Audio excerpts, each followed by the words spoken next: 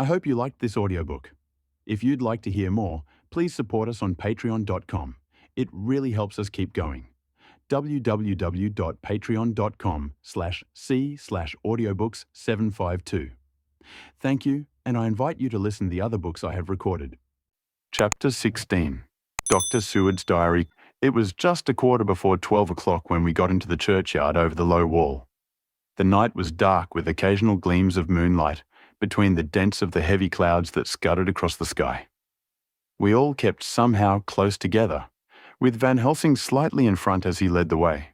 When we had come close to the tomb, I looked well at Arthur, for I feared the proximity to a place laden with so sorrowful a memory would upset him, but he bore himself well. I took it that the very mystery of the proceeding was in some way a counteractant to his grief. The professor unlocked the door, and seeing a natural hesitation amongst us, for various reasons, solved the difficulty by entering first himself. The rest of us followed, and he closed the door. He then lit a dark lantern and pointed to a coffin. Arthur stepped forward hesitatingly. Van Helsing said to me, "You were with me here yesterday. Was the body of Miss Lucy in that coffin?" "It was." The professor turned to the rest, saying, "You hear? And yet there is no one who does not believe with me." He took his screwdriver and again took off the lid of the coffin. Arthur looked on, very pale but silent. When the lid was removed, he stepped forward.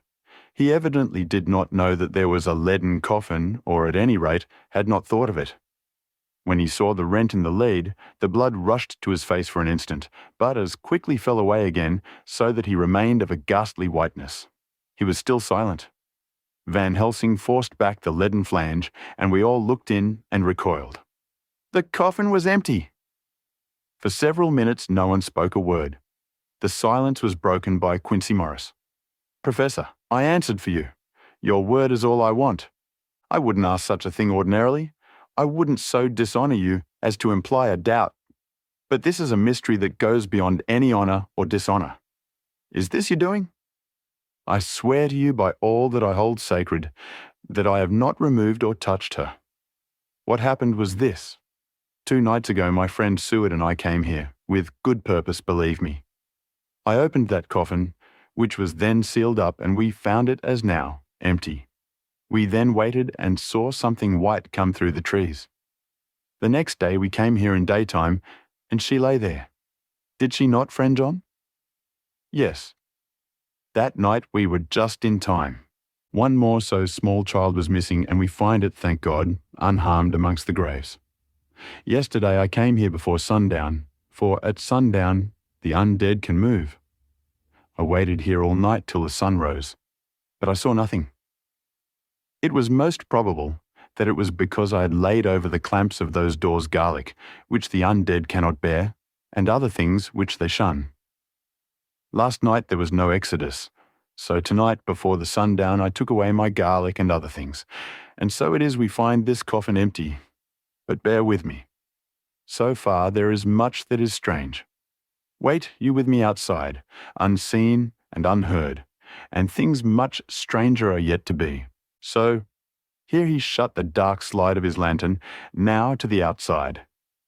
He opened the door and we filed out, he coming last and locking the door behind him. Oh, but it seemed fresh and pure in the night air after the terror of that vault. How sweet it was to see the clouds race by, and the passing gleams of the moonlight between the scudding clouds crossing and passing, like the gladness and sorrow of a man's life.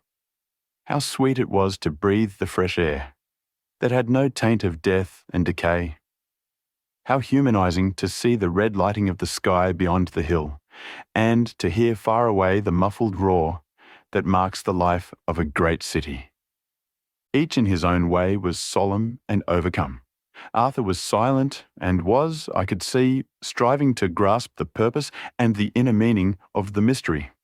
I was myself tolerably patient, and half inclined again to throw aside doubt and to accept Van Helsing's conclusions. Quincy Morris was phlegmatic in the way of a man who accepts all things, and accepts them in the spirit of cool bravery, with hazard of all he has at stake. Not being able to smoke, he cut himself a good-sized plug of tobacco, and began to chew. As to Van Helsing, he was employed in a definite way. First, he took from his bag a mass of what looked like thin, wafer-like biscuit, which was carefully rolled up in a white napkin. Next, he took out a double handful of some whitish stuff like dough or putty.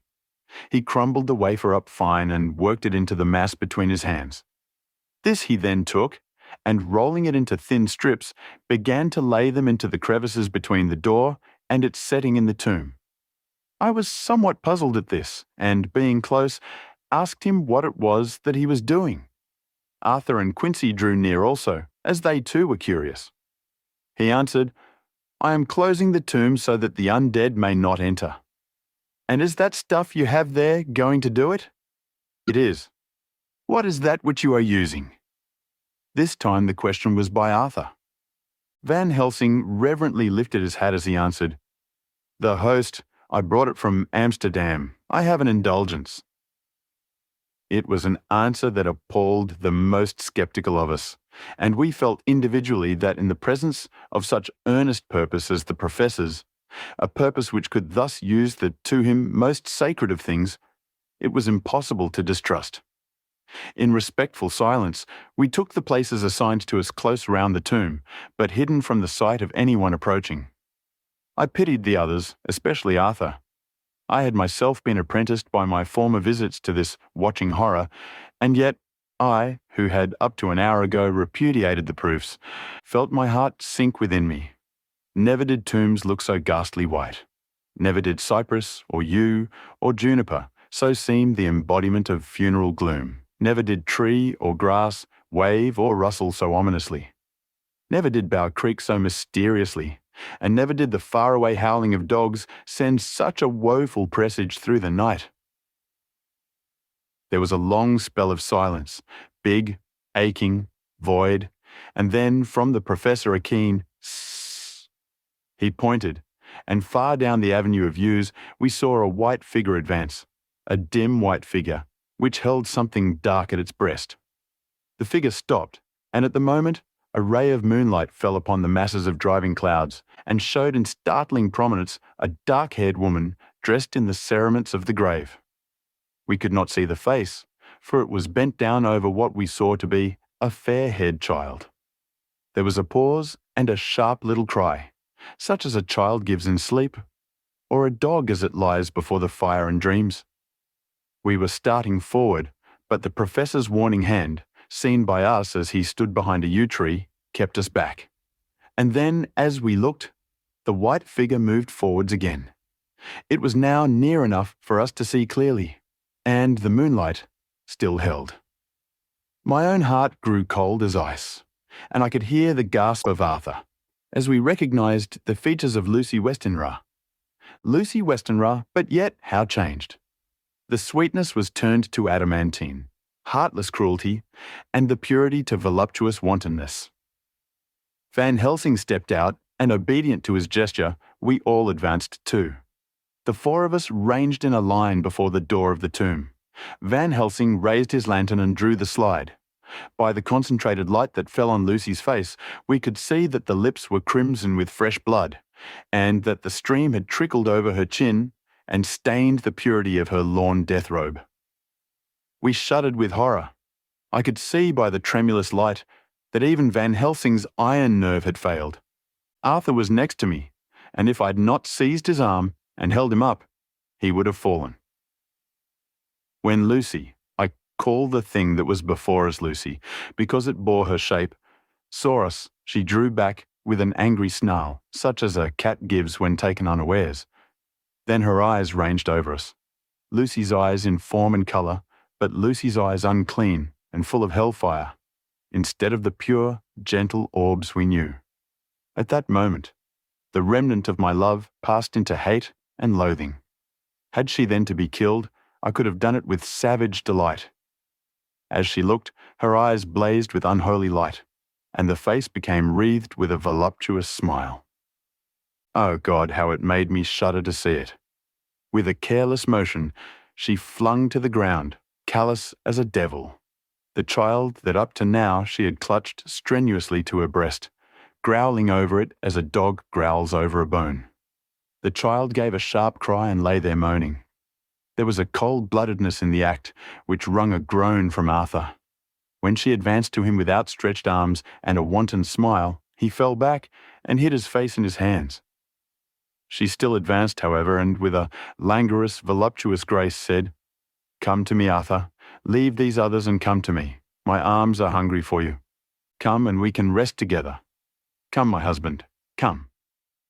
There was something diabolically sweet in her tones, something of the tinkling of glass when struck, which rang through the brains even of us who heard the words addressed to another. As for Arthur, he seemed under a spell.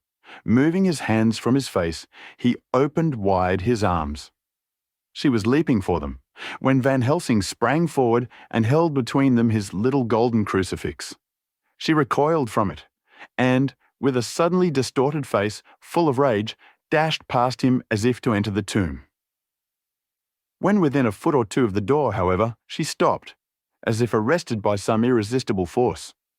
Then she turned, and her face was shown in the clear burst of moonlight, and by the lamp, which had now no quiver from Van Helsing's nerves.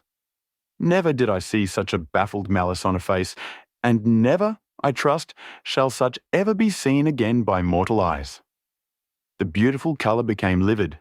The eyes seemed to throw out sparks of hellfire. The brows were wrinkled as though the folds of flesh were the coils of Medusa's snakes, and the lovely, blood-stained mouth grew to an open square, as in the passion masks of the Greeks and Japanese. If ever a face meant death, if looks could kill, we saw it at that moment. And so, for full half a minute, which seemed an eternity, she remained between the lifted crucifix and the sacred closing of her means of entry. Van Helsing broke the silence by asking Arthur, "Answer me, O my friend. Am I to proceed in my work?" "Do as you will, friend, do as you will. There can be no horror like this ever any more." And he groaned in spirit. Quincy and I simultaneously moved towards him and took his arms. We could hear the click of the closing lantern as Van Helsing held it down. Coming close to the tomb, he began to remove from the chinks some of the sacred emblem which he had placed there. We all looked on with horrified amazement as we saw, when he stood back, the woman, with a corporeal body as real at that moment as our own, pass through the interstice where scarce a knife blade could have gone. We all felt a glad sense of relief when we saw the professor calmly restoring the strings of putty to the edges of the door. When this was done, he lifted the child and said, "Come now, my friends. We can do no more till tomorrow. There is a funeral at noon, so here we shall all come before long after that. The friends of the dead will all be gone by 2, and when the sexton locks the gate, we shall remain. Then there is more to do, but not like this of tonight. As for this little one, he is not much harmed, and by tomorrow night he shall be well. We shall leave him where the police will find him, as on the other night, and then to home." Coming close to Arthur, he said, "My friend Arthur, you have had a sore trial, but after, when you look back, you will see how it was necessary. You are now in the bitter waters, my child. By this time tomorrow you will, please God, have passed them, and have drunk of the sweet waters. So do not mourn overmuch. Till then I shall not ask you to forgive me."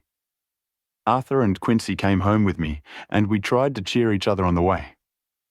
We had left behind the child in safety and were tired, so we all slept with more or less reality of sleep. The 29th of September night. A little before 12 o'clock, we 3, Arthur, Quincy Morris, and myself, called for the professor. It was odd to notice that, by common consent, we had all put on black clothes. Of course, Arthur wore black, for he was in deep mourning, but the rest of us wore it by instinct.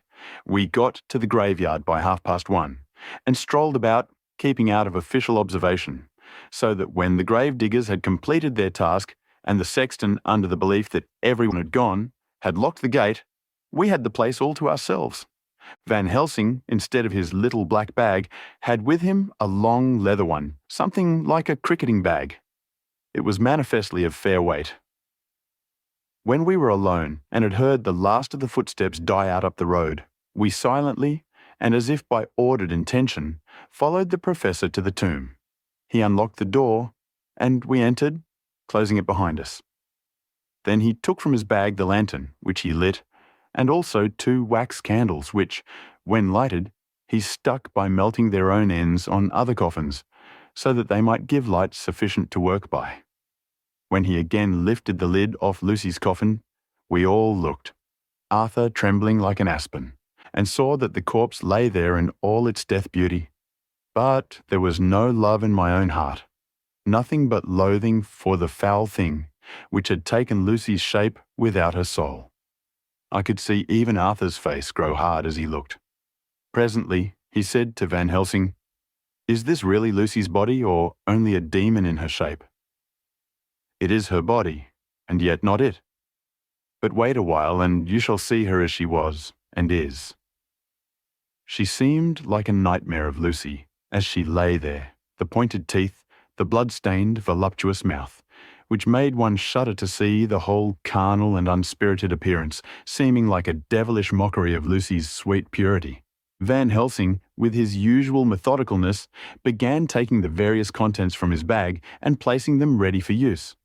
First he took out a soldering iron and some plumbing solder, and then small oil lamp, which gave out, when lit in a corner of the tomb, gas which burned at a fierce heat with a blue flame. Then his operating knives, which he placed to hand, and last, a round wooden stake, some 2.5 or 3 inches thick, and about 3 feet long. One end of it was hardened by charring in the fire, and was sharpened to a fine point. With this stake came a heavy hammer, such as in households is used in the coal cellar for breaking the lumps. To me, a doctor's preparations for work of any kind are stimulating and bracing. But the effect of these things on both Arthur and Quincy was to cause them a sort of consternation. They both, however, kept their courage and remained silent and quiet. When all was ready, Van Helsing said, "Before we do anything, let me tell you this. It is out of the law and experience of the ancients and of all those who have studied the powers of the undead. When they become such, there comes with the change the curse of immortality. They cannot die, but must go on age after age, adding new victims and multiplying the evils of the world. For all that die from the preying of the undead become themselves undead, and prey on their kind. And so the circle goes on ever widening, like as the ripples from a stone thrown in the water. Friend Arthur, if you had met that kiss which you know of before poor Lucy died, or again last night when you opened your arms to her, you would in time, when you had died, have become Nosferatu, as they call it in Eastern Europe, and would for all time make more of those undeads that so have filled us with horror. The career of this so unhappy dear lady is but just begun. Those children whose blood she sucked are not as yet so much the worse, but if she lives on, undead, more and more they lose their blood, and by her power over them they come to her, and so she draw their blood with that so wicked mouth. But if she die in truth, then all cease. The tiny wounds of the throats disappear, and they go back to their play unknowing ever of what has been. But of the most blessed of all, when this now undead be made to rest as true dead, then the soul of the poor lady whom we love shall again be free. Instead of working wickedness by night and growing more debased in the assimilating of it by day, she shall take her place with the other angels. So that, my friend, it will be a blessed hand for her that shall strike the blow that sets her free. To this I'm willing, but is there none amongst us who has a better right? Will it be no joy to think of hereafter in the silence of the night when sleep is not? It was my hand that sent her to the stars. It was the hand of him that loved her best, the hand that of all she would herself have chosen, had it been to her to choose. Tell me if there be such a one amongst us. We all looked at Arthur. He saw too what we all did, the infinite kindness which suggested that his should be the hand which would restore Lucy to us as a holy and not an unholy memory. He stepped forward and said bravely, though his hand trembled and his face was as pale as snow, "My true friend, from the bottom of my broken heart I thank you. Tell me what I am to do, and I shall not falter." Van Helsing laid a hand on his shoulder and said, "Brave lad, a moment's courage, and it is done. This stake must be driven through her. It will be a fearful ordeal, be not deceived in that, but it will be only a short time, and you will then rejoice more than your pain was great. From this grim tomb you will emerge as though you tread on air. But you must not falter when once you have begun. Only think that we, your true friends, are around you, and that we pray for you all the time." "Go on," said Arthur hoarsely. "Tell me what I am to do." "Take this stake in your left hand, ready to place to the point over the heart, and the hammer in your right. Then when we begin our prayer for the dead, I shall read him. I have here the book, and the others shall follow. Strike in God's name, that so all may be well with the dead, that we love, and that the undead pass away." Arthur took the stake and the hammer, and when once his mind was set on action, his hands never trembled, nor even quivered. Van Helsing opened his missal and began to read, and Quincy and I followed as well as we could. Arthur placed the point over the heart, and as I looked, I could see its dint in the white flesh. Then he struck with all his might. The thing in the coffin writhed, and a hideous blood-curdling screech came from the opened red lips. The body shook and quivered and twisted in wild contortions. The sharp white teeth champed together till the lips were cut, and the mouth was smeared with a crimson foam. But Arthur never faltered. He looked like a figure of Thor, as his untrembling arm rose and fell, driving deeper and deeper the mercy-bearing stake, whilst the blood from the pierced heart welled and spurted up around it. His face was set, and high duty seemed to shine through it. The sight of it gave us courage, so that our voices seemed to ring through the little vault. And then the writhing and quivering of the body became less, and the teeth seemed to champ, and the face to quiver. Finally, it lay still. The terrible task was over. The hammer fell from Arthur's hand. He reeled and would have fallen had we not caught him. The great drops of sweat sprang from his forehead, and his breath came in broken gasps. It had indeed been an awful strain on him, and had he not been forced to his task by more than human considerations, he could never have gone through with it. For a few minutes we were so taken up with him that we did not look towards the coffin. When we did, however, a murmur of startled surprise ran from one to the other of us. We gazed so eagerly that Arthur rose, for he had been seated on the ground, and came and looked too, and then a glad, strange light broke over his face and dispelled altogether the gloom of horror that lay upon it.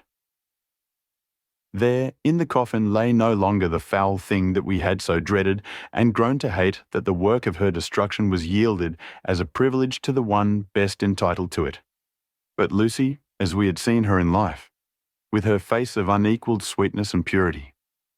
True that there were there, as we had seen them in life, the traces of care and pain and waste. But these were all dear to us, for they marked her truth to what we knew. One and all, we felt that the holy calm that lay like sunshine over the wasted face and form was only an earthly token and symbol of the calm that was to reign forever. Van Helsing came and laid his hand on Arthur's shoulder and said to him, "And now, Arthur, my friend, dear lad, am I not forgiven?" The reaction of the terrible strain came as he took the old man's hand in his, and raising it to his lips, pressed it and said, "Forgiven. God bless you that you have given my dear one her soul again, and me peace." He put his hands on the professor's shoulder, and, laying his head on his breast, cried for a while silently whilst we stood unmoving. When he raised his head, Van Helsing said to him, "And now, my child, you may kiss her. Kiss her dead lips if you will, as she would have you too, if for her to choose. For she is not a grinning devil now, not any more a foul thing for all eternity. No longer she is the devil's undead. She is God's true dead, whose soul is with him." Arthur bent and kissed her, and then we sent him and Quincy out of the tomb. The professor and I sawed the top off the stake, leaving the point of it in the body. Then we cut off the head and filled the mouth with garlic. We soldered up the leaden coffin, screwed on the coffin lid, and gathering up our belongings, came away. When the professor locked the door, he gave the key to Arthur. Outside, the air was sweet. The sun shone and the birds sang, and it seemed as if all nature were tuned to a different pitch. There was gladness and mirth and peace everywhere, for we were at rest ourselves on one account, and we were glad, though it was with a tempered joy. Before we moved away, Van Helsing said, "Now, my friends, one step of our work is done, one the most harrowing to ourselves. But there remains a greater task to find out the author of all this or sorrow, and to stamp him out. I have clues which we can follow, but it is a long task, and a difficult one, and there is danger in it, and pain. Shall you not all help me? We have learned to believe, all of us, is it not so? And since so, do we not see our duty? Yes, and do we not promise to go on to the bitter end?" Each in turn, we took his hand, and the promise was made. Then said the professor as we moved off, "2 nights hence you shall meet with me and dine together at 7 of the clock with friend John. I shall entreat 2 others, 2 that you know not as yet, and I shall be ready to all our work show and our plans unfold. Friend John, you come with me home, for I have much to consult you about and you can help me. Tonight I leave for Amsterdam, but shall return tomorrow night, and then begins our great quest. But first I shall have much to say, so that you may know what to do and to dread. Then our promise shall be made to each other anew, for there is a terrible task before us, and once our feet are on the ploughshare, we must not draw back." Chapter 17. Dr. Seward's Diary Contum. When we arrived at the Berkeley Hotel, Van Helsing found a telegram waiting for him. "Am coming up by train. Jonathan at Whitby. Important news. Mina Harker." The professor was delighted. "Ah, that wonderful Madam Mina," he said. "Pearl among women. She arrive, but I cannot stay. She must go to your house, friend John. You must meet her at the station. Telegraph her en route so that she may be prepared." When the wire was dispatched, he had a cup of tea. Over it, he told me of a diary kept by Jonathan Harker when abroad, and gave me a typewritten copy of it, as also of Mrs. Harker's diary at Whitby. "Take these," he said, "and study them well. When I have returned, you will be master of all the facts, and we can then better enter on our inquisition. Keep them safe, for there is in them much of treasure. You will need all your faith, even you who have had such an experience as that of today." What is here told? He laid his hand heavily and gravely on the packet of papers as he spoke. May be the beginning of the end to you and me, and many another. Or it may sound the knell of the undead who walk the earth. Read all, I pray you, with the open mind. And if you can add in any way to the story here told, do so, for it is all important. You have kept a diary of all these so strange things, is it not so? Yes. Then we shall go through all these together when we meet. He then made ready for his departure, and shortly drove off to Liverpool Street. I took my way to Paddington, where I arrived about 15 minutes before the train came in. The crowd melted away, after the bustling fashion common to arrival platforms, and I was beginning to feel uneasy, lest I might miss my guest, when a sweet-faced, dainty-looking girl stepped up to me, and after a quick glance said, "Dr. Seward, is it not?" "And you are Mrs. Harker," I answered at once, whereupon she held out her hand. "I knew you from the description of poor dear Lucy, but—" She stopped suddenly, and a quick blush overspread her face. The blush that rose to my own cheeks somehow set us both at ease, for it was a tacit answer to her own. I got her luggage, which included a typewriter, and we took the Underground to Fenchurch Street after I'd sent a wire to my housekeeper to have a sitting room and a bedroom prepared at once for Mrs. Harker. In due time we arrived. She knew, of course, that the place was a lunatic asylum, but I could see that she was unable to repress a shudder when we entered. She told me that, if she might, she would come presently to my study, as she had much to say. So here I am finishing my entry in my phonograph diary whilst I await her. As yet, I have not had the chance of looking at the papers which Van Helsing left with me, though they lie open before me. I must get her interested in something so that I may have an opportunity of reading them. She does not know how precious time is, or what a task we have in hand. I must be careful not to frighten her. Here she is. Mina Harker's journal, the 29th of September. After I had tidied myself, I went down to Dr. Seward's study. At the door I paused a moment, for I thought I heard him talking with someone. As, however, he had pressed me to be quick, I knocked at the door, and on his calling out, "Come in," I entered. To my intense surprise, there was no one with him. He was quite alone, and on the table opposite him was what I knew at once from the description to be a phonograph. I had never seen one, and was much interested. "I hope I did not keep you waiting," I said, "but I stayed at the door as I heard you talking, and thought there was someone with you." "Oh," he replied with a smile. "I was only entering my diary." "Your diary?" I asked him in surprise. "Yes," he answered. "I keep it in this." As he spoke, he laid his hand on the phonograph. I felt quite excited over it and blurted out, "Why, this beats even shorthand. May I hear it say something?" "Certainly," he replied with alacrity, and stood up to put it in train for speaking.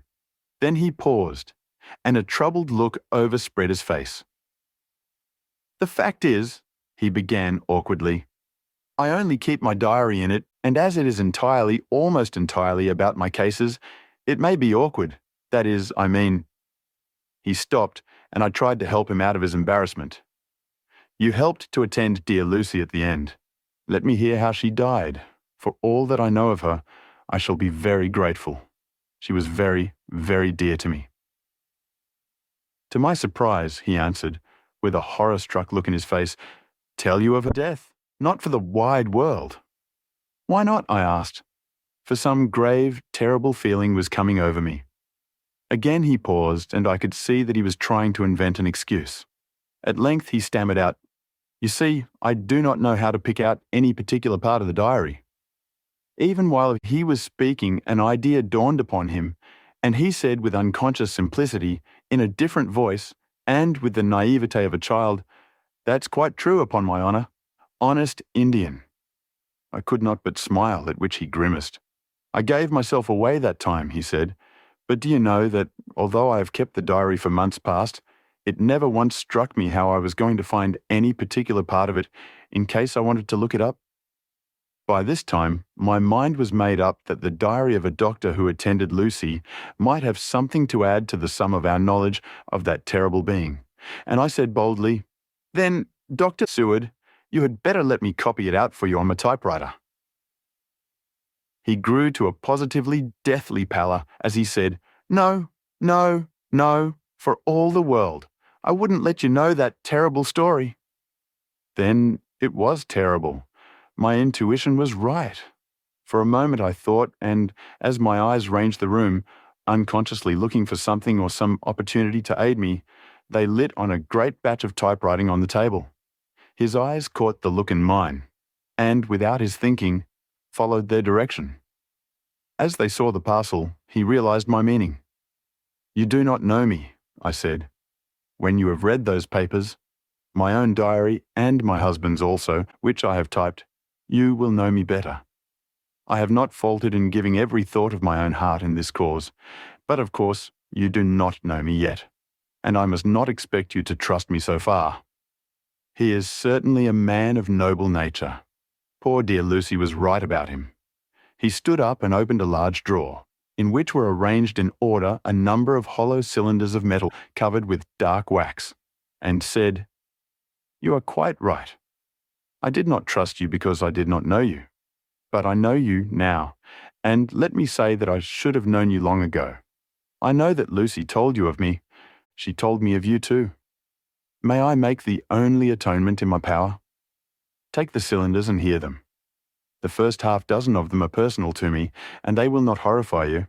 Then you will know me better. Dinner will by then be ready. In the meantime, I shall read over some of these documents, and shall be better able to understand certain things.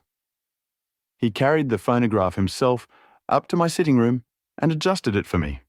Now I shall learn something pleasant, I'm sure, for it will tell me the other side of a true love episode of which I know one side already. Dr. Seward's diary, the 29th of September. I was so absorbed in that wonderful diary of Jonathan Harker and that other of his wife that I let the time run on without thinking. Mrs. Harker was not down when the maid came to announce dinner, so I said, "She is possibly tired.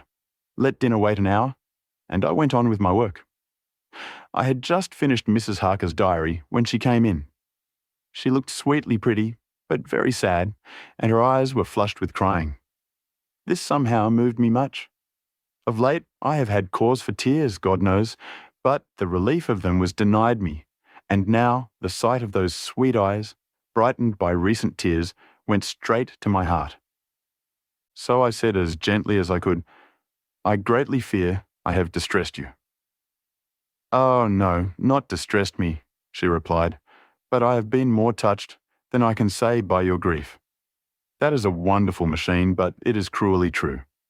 It told me in its very tones the anguish of your heart. It was like a soul crying out to Almighty God. No one must hear them spoken ever again. See, I have tried to be useful. I have copied out the words on my typewriter, and none other need now hear your heartbeat, as I did. No one need ever know, shall ever know, I said in a low voice.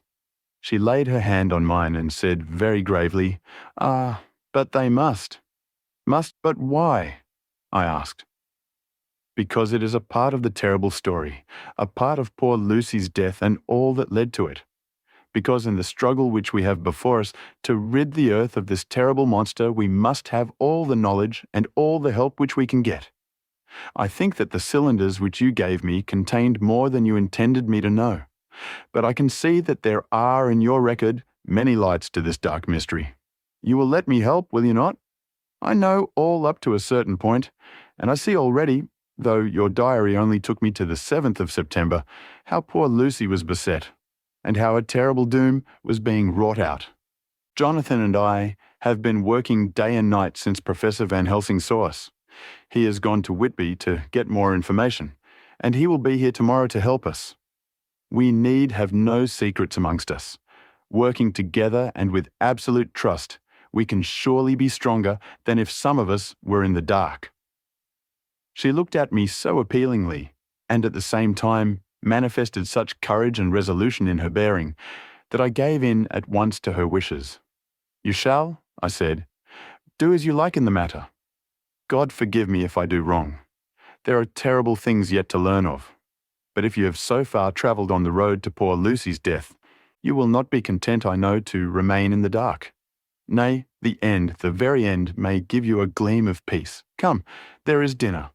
We must keep one another strong for what is before us. We have a cruel and dreadful task. When you have eaten, you shall learn the rest, and I shall answer any questions you ask, if there be anything which you do not understand, though it was apparent to us who were present." Minor Harker's Journal, the 29th of September. After dinner, I came with Dr. Seward to his study. He brought back the phonograph from my room, and I took a chair and arranged the phonograph so that I could touch it without getting up, and showed me how to stop it in case I should want to pause. Then he very thoughtfully took a chair, with his back to me, so that I might be as free as possible, and began to read. I put the forked metal to my ears and listened.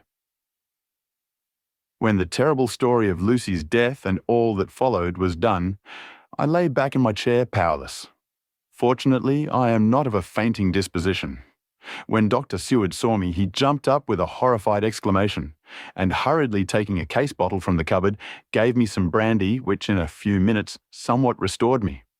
My brain was all in a whirl, and only that there came through all the multitude of horrors the holy ray of light that my dear Lucy was at last at peace. I do not think I could have borne it without making a scene.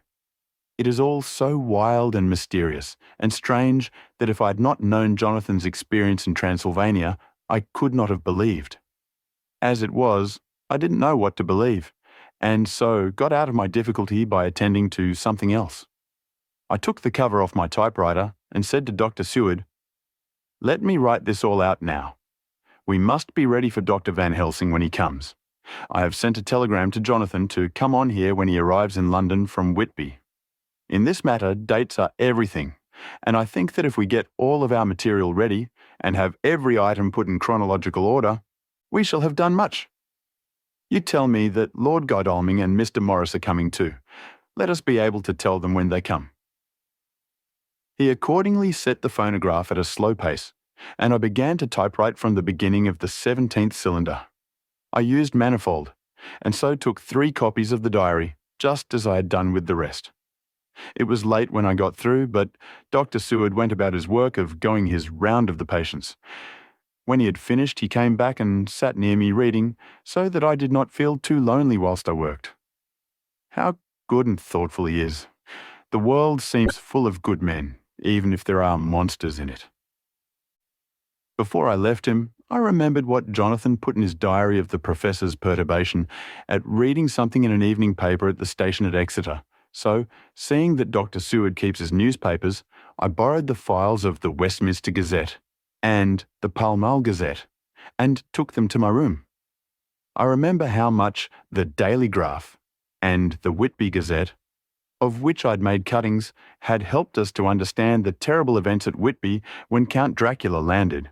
So I shall look through the evening papers since then, and perhaps I shall get some new light. I'm not sleepy, and the work will help to keep me quiet. Dr. Seward's Diary, the 30th of September. Mr. Harker arrived at 9 o'clock. He got his wife's wire just before starting. He is uncommonly clever, if one can judge from his face, and full of energy. If this journal be true, and judging by one's own wonderful experiences it must be, he is also a man of great nerve.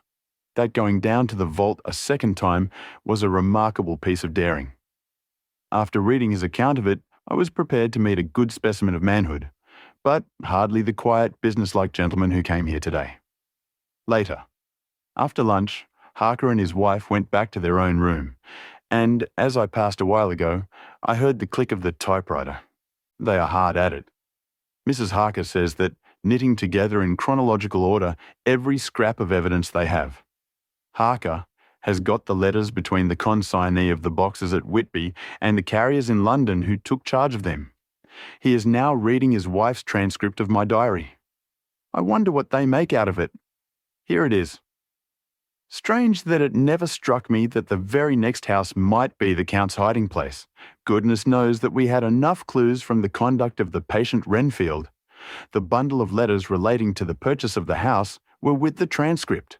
Oh, if we had only had them earlier, we might have saved poor Lucy. Stop! That way madness lies. Harker has gone back, and is again collecting material. He says that by dinner time they will be able to show a whole connected narrative. He thinks that in the meantime I should see Renfield, as hitherto he has been a sort of index to the coming and going of the Count. I hardly see this yet, but when I get at the dates, I suppose I shall. What a good thing that Mrs. Harker put my cylinders into type. We never could have found the dates otherwise. I found Renfield sitting placidly in his room, with his hands folded, smiling benignly. At the moment, he seemed as sane as anyone I ever saw. I sat down and talked with him on a lot of subjects, all of which he treated naturally. He then, of his own accord, spoke of going home, a subject he has never mentioned to my knowledge during his sojourn here. In fact, he spoke quite confidently of getting his discharge at once. I believe that, had I not had the chat with Harker and read the letters and the dates of his outbursts, I should have been prepared to sign for him after a brief time of observation. As it is, I'm darkly suspicious. All those outbreaks were in some way linked with the proximity of the Count. What then does this absolute content mean? Can it be that his instinct is satisfied as to the vampire's ultimate triumph? Stay. He is himself Zophagus, and in his wild ravings outside the chapel door of the deserted house, he always spoke of Master. This all seems confirmation of our idea. However, after a while I came away. My friend is just a little too sane at present to make it safe to probe him too deep with questions. He might begin to think, and then, so I came away. I mistrust these quiet moods of his, so I've given the attendant a hint to look closely after him and to have a straight waistcoat ready in case of need. Jonathan Harker's journal, the 29th of September, in train to London. When I received Mr. Billington's courteous message that he would give me any information in his power, I thought it best to go down to Whitby and make, on the spot, such inquiries as I wanted. It was now my object to trace that horrid cargo of the Count's to its place in London. Later, we may be able to deal with it. Billington Jr., a nice lad, met me at the station and brought me to his father's house, where they had decided that I must spend the night. They are hospitable, with true Yorkshire hospitality, give a guest everything and leave him to do as he likes. They all knew that I was busy and that my stay was short, and Mr. Billington had ready in his office all the papers concerning the consignment of boxes. It gave me almost a turn to see again one of the letters which I had seen on the Count's table before I knew of his diabolical plans. Everything had been carefully thought out and done systematically and with precision. He seemed to have been prepared for every obstacle which might be placed by accident in the way of his intentions being carried out. To use an Americanism, he had taken no chances, and the absolute accuracy with which his instructions were fulfilled was simply the logical result of his care. I saw the invoice and took note of it. 50 cases of common earth to be used for experimental purposes. Also the copy of the letter to Carter Patterson and their reply. Of both these, I got copies. This was all the information Mr. Billington could give me, so I went down to the port and saw the Coast Guards, the customs officers and the harbour master, who kindly put me in communication with the men who had actually received the boxes. Their tally was exact with the list, and they had nothing to add to the simple description 50 cases of common earth, except that the boxes were main and mortal heavy, and that shifting them was dry work. One of them added that it was hard lines, that there wasn't any gentleman such like as like yourself, Squire, to show some sort of appreciation of their efforts in a liquid form. Another put in a rider that the thirst then generated was such that even the time which had elapsed had not completely allayed it. Needless to add, I took care before leaving to lift, forever and adequately, this source of reproach. The 30th of September. The station master was good enough to give me a line to his old companion, the station master at King's Cross, so that when I arrived there in the morning, I was able to ask him about the arrival of the boxes. He, too, put me at once in communication with the proper officials, and I saw that their tally was correct with the original invoice. The opportunities of acquiring an abnormal thirst had been here limited. A noble use of them had, however, been made, and again I was compelled to deal with the result in ex post facto manner. From thence I went to Carter Patterson's central office, where I met with the utmost courtesy. They looked up the transaction in their day book and letter book, and at once telephoned to their King's Cross office for more details. By good fortune, the men who did the teaming were waiting for work, and the official at once sent them over, sending also by one of them the way-bill and all the papers connected with the delivery of the boxes at Carfax. Here again, I found the tally agreeing exactly. The carrier's men were able to supplement the paucity of the written words with a few more details. These were, I shortly found, connected almost solely with the dusty nature of the job and the consequent thirst engendered in the operators. On my affording an opportunity, through the medium of the currency of the realm, of the allaying at a later period this beneficial evil, one of the men remarked, "That 'er house, governor, is the rummiest I ever was in. Blime, but it ain't been touched since 100 years. There was dust that thick in the place that you might have slept on it without hurtin' of your bones. And the place was that neglected that you might have smelled old Jerusalem in it. But the old chapel, that took the kick, that did. Me and my mate, we thought we wouldn't never get out quick enough. Lor, I wouldn't take less nor a quid a moment to stay there arter dark." Having been in the house, I could well believe him, but if he knew what I know, he would, I think, have raised his terms. Of one thing I am now satisfied. that all those boxes which arrived at Whitby from Varna in the Demeter were safely deposited in the old chapel at Carfax. There should be 50 of them there, unless any have since been removed, as from Dr. Seward's diary, I fear. Later. Mina and I have worked all day, and we have put all the papers into order. Mina Harker's journal, the 30th of September. I am so glad that I hardly know how to contain myself. It is, I suppose, the reaction from the haunting fear which I've had that this terrible affair and the reopening of his old wound might act detrimentally on Jonathan. I saw him leave for Whitby with as brave a face as could, but I was sick with apprehension. The effort has, however, done him good. He was never so resolute, never so strong, never so full of volcanic energy as at present. It is just as that dear good Professor Van Helsing said, he is true grit, and he improves under strain that would kill a weaker nature. He came back full of life and hope and determination. We have got everything in order for tonight. I feel myself quite wild with excitement. I suppose one ought to pity anything so hunted as the Count. That is just it. This thing is not human, not even a beast. To read Dr. Seward's account of poor Lucy's death and what followed is enough to dry up the springs of pity in one's heart. Later, Lord Godalming and Mr. Morris arrived earlier than we expected. Dr. Seward was out on business and had taken Jonathan with him, so I had to see them. It was to me a painful meeting, for it brought back all poor dear Lucy's hopes of only a few months ago. Of course, they had heard Lucy speak of me, and it seemed that Dr. Van Helsing too had been quite blowing my trumpet, as Mr. Morris expressed it. Poor fellows, neither of them is aware that I know all about the proposals they made to Lucy. They did not quite know what to say or do, as they were ignorant of the amount of my knowledge, so they had to keep on neutral subjects. However, I thought the matter over, and came to the conclusion that the best thing I could do would be to post them on affairs right up to date.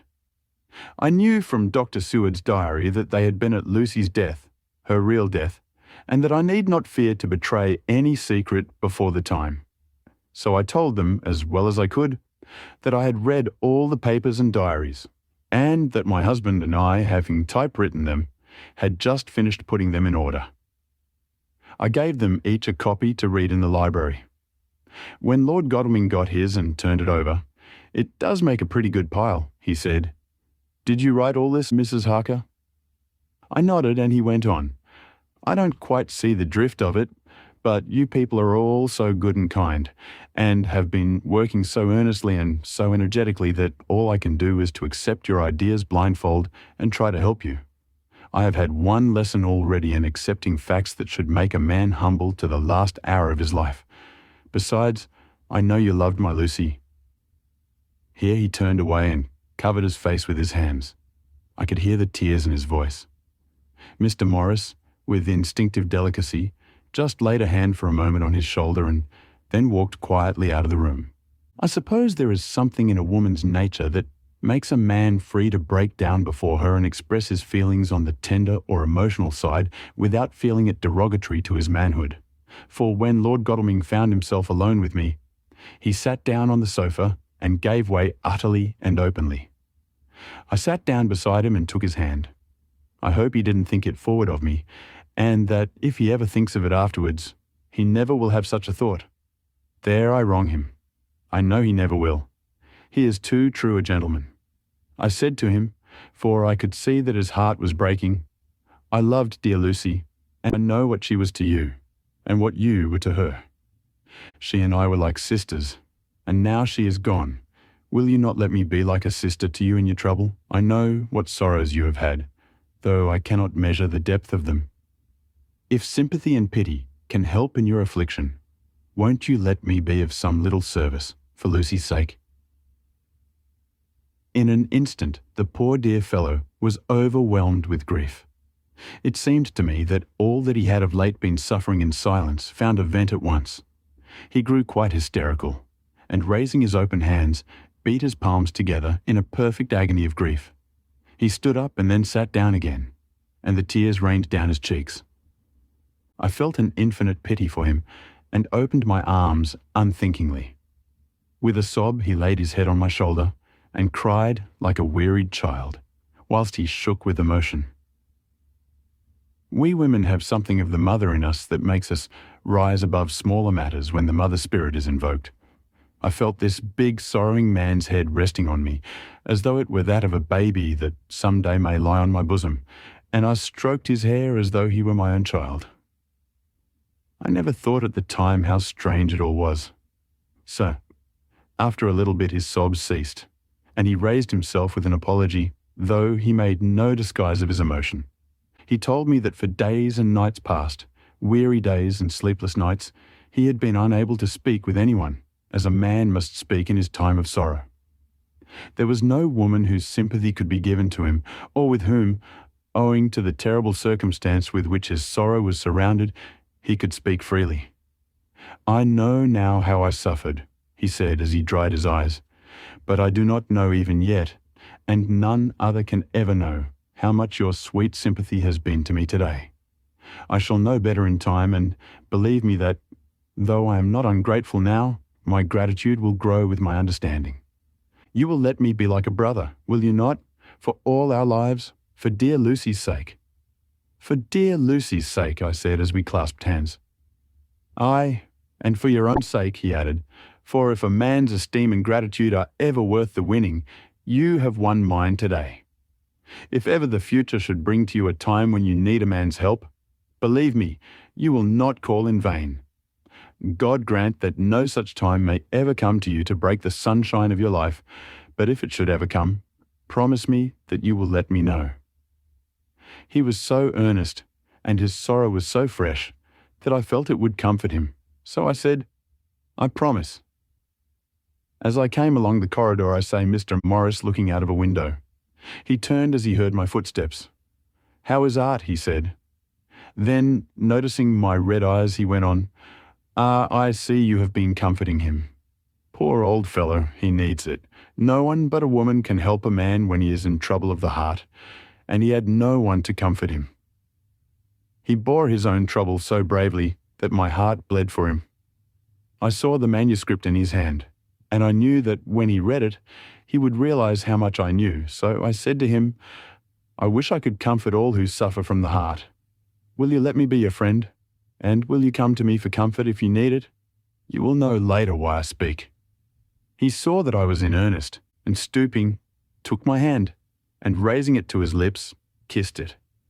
It seemed but poor comfort to so brave and unselfish a soul, and impulsively I bent over and kissed him. The tears rose in his eyes, and there was a momentary choking in his throat. He said quite calmly, "Little girl, you will never forget that true-hearted kindness, so long as ever you live." Then he went into the study to his friend. Little girl. The very words he had used to Lucy, and, oh, but he proved himself a friend. Chapter 18. Dr. Seward's Diary, the 30th of September. I got home at 5 o'clock, and found that Godalming and Morris had not only arrived, but had already studied the transcript of the various diaries and letters which Harker had not yet returned from his visit to the carrier's men, of whom Dr. Hennessy had written to me. Mrs. Harker gave us a cup of tea, and I can honestly say that, for the first time since I have lived in it, this old house seemed like home. When we had finished, Mrs. Harker said, "Dr. Seward, may I ask a favour? I want to see your patient, Mr. Renfield. Do let me see him. What you have said of him in your diary interests me so much." She looked so appealing and so pretty that I could not refuse her, and there was no possible reason why I should, so I took her with me. When I went into the room, I told the man that a lady would like to see him, to which he simply answered, "Why?" "She is going through the house and wants to see everyone in it," I answered. "Oh, very well," he said. "Let her come in by all means, but just wait a minute till I tidy up the place." His method of tidying was peculiar. He simply swallowed all the flies and spiders in the boxes before I could stop him. It was quite evident that he feared, or was jealous of, some interference. When he had got through his disgusting task, he said cheerfully, "Let the lady come in, and sat down on the edge of his bed with his head down, but with his eyelids raised so that he could see her as she entered. For a moment, I thought that he might have some homicidal intent. I remembered how quiet he had been just before he attacked me in my own study, and I took care to stand where I could seize him at once if he attempted to make a spring at her. She came into the room with an easy gracefulness which would at once command the respect of any lunatic, for easiness is one of the qualities mad people most respect. She walked over to him, smiling pleasantly, and held out her hand. "Good evening, Mr. Renfield," said she. "You see, I know you, for Dr. Seward has told me of you." He made no immediate reply, but eyed her all over intently with a set frown on his face. This look gave way to one of wonder, which merged in doubt. Then, to my intense astonishment, he said, "You're not the girl the doctor wanted to marry, are you? You can't be, you know, for she's dead." Mrs. Harker smiled sweetly as she replied, "Oh no, I have a husband of my own, to whom I was married before I ever saw Dr. Seward, or he me. I am Mrs. Harker." "Then what are you doing here?" "My husband and I are staying on a visit with Dr. Seward." "Then don't stay." "But why not?" I thought that this style of conversation might not be pleasant to Mrs. Harker any more than it was to me, so I joined in. "How did you know I wanted to marry anyone?" His reply was simply contemptuous, given in a pause in which he turned his eyes from Mrs. Harker to me, instantly turning them back again. "What an asinine question!" "I don't see that at all, Mr. Renfield," said Mrs. Harker, at once championing me. He replied to her with as much courtesy and respect as he had shown contempt to me. "You will, of course, understand, Mrs. Harker, that when a man is so loved and honoured as our host is, everything regarding him is of interest in our little community. Dr. Seward is loved not only by his household and his friends, but even by his patients, who, being some of them hardly in mental equilibrium, are apt to distort causes and effects. Since I myself have been an inmate of a lunatic asylum, I cannot but notice that the sophistic tendencies of some of its inmates lean towards the errors of non causa and ignoratio elenche. I positively opened my eyes at this new development. Here was my own pet lunatic, the most pronounced of his type that I had ever met with, talking elemental philosophy, and with the manner of a polished gentleman. I wonder if it was Mrs. Harker's presence which had touched some chord in his memory. If this new phase was spontaneous, or in any way due to her unconscious influence, she must have some rare gift or power. We continued to talk for some time, and seeing that he was seemingly quite reasonable, she ventured, looking at me questioningly as she began, to lead him to his favourite topic. I was again astonished, for he addressed himself to the question with the impartiality of the completest sanity. He even took himself as an example when he mentioned certain things. Why, I myself am an instance of a man who had a strange belief. Indeed, it was no wonder that my friends were alarmed and insisted on my being put under control. I used to fancy that life was a positive and perpetual entity, and that by consuming a multitude of live things, no matter how low in the scale of creation, one might indefinitely prolong life. At times I held the belief so strongly that I actually tried to take human life. The doctor here will bear me out, that on one occasion I tried to kill him for the purpose of strengthening my vital powers by the assimilation with my own body of his life through the medium of his blood, relying, of course, upon the scriptural phrase, "For the blood is the life." Though, indeed, the vendor of a certain nostrum has vulgarized the truism to the very point of contempt. Isn't that true, Doctor? I nodded assent, for I was so amazed that I hardly knew what to either think or say. It was hard to imagine that I had seen him eat up his spiders and flies not 5 minutes before. Looking at my watch, I saw that I should go to the station to meet Van Helsing, so I told Mrs. Harker that it was time to leave. She came at once, after saying pleasantly to Mr. Renfield, "Goodbye, and I hope I may see you often, under auspices pleasanter to yourself." To which, to my astonishment, he replied, "Goodbye, my dear. I pray God I may never see your sweet face again. May He bless and keep you." When I went to the station to meet Van Helsing, I left the boys behind me. Poor Art seemed more cheerful than he has been since Lucy first took ill, and Quincy is more like his own bright self than he has been for many a long day.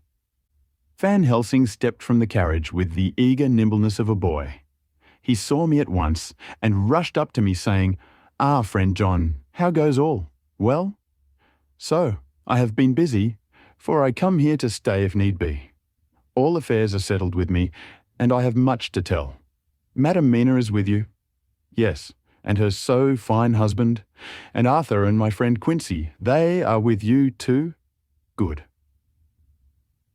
As I drove to the house, I told him of what had passed, and of how my own diary had come to be of some use through Mrs. Harker's suggestion, at which the Professor interrupted me. "Ah, that wonderful Madam Mina. She has man's brain, a brain that a man should have were he much gifted, and a woman's heart. The good God fashioned her for a purpose, believe me, when he made that so good combination. Friend John, up to now, fortune has made that woman of help to us. After tonight, she must not have to do with this so terrible affair. It is not good that she run a risk so great. We men are determined, nay, are we not pledged, to destroy this monster? But it is no part for a woman. Even if she be not harmed, her heart may fail her in so much and so many horrors, and hereafter she may suffer, both in waking, from her nerves, and in sleep, from her dreams. And besides, she is a young woman and not so long married. There may be other things to think of some time, if not now. You tell me she has wrote all. Then she must consult with us, but tomorrow she say goodbye to this work, and we go alone." I agreed heartily with him, and then I told him what we had found in his absence, that the house which Dracula had bought was the very next one to my own. He was amazed, and a great concern seemed to come on him.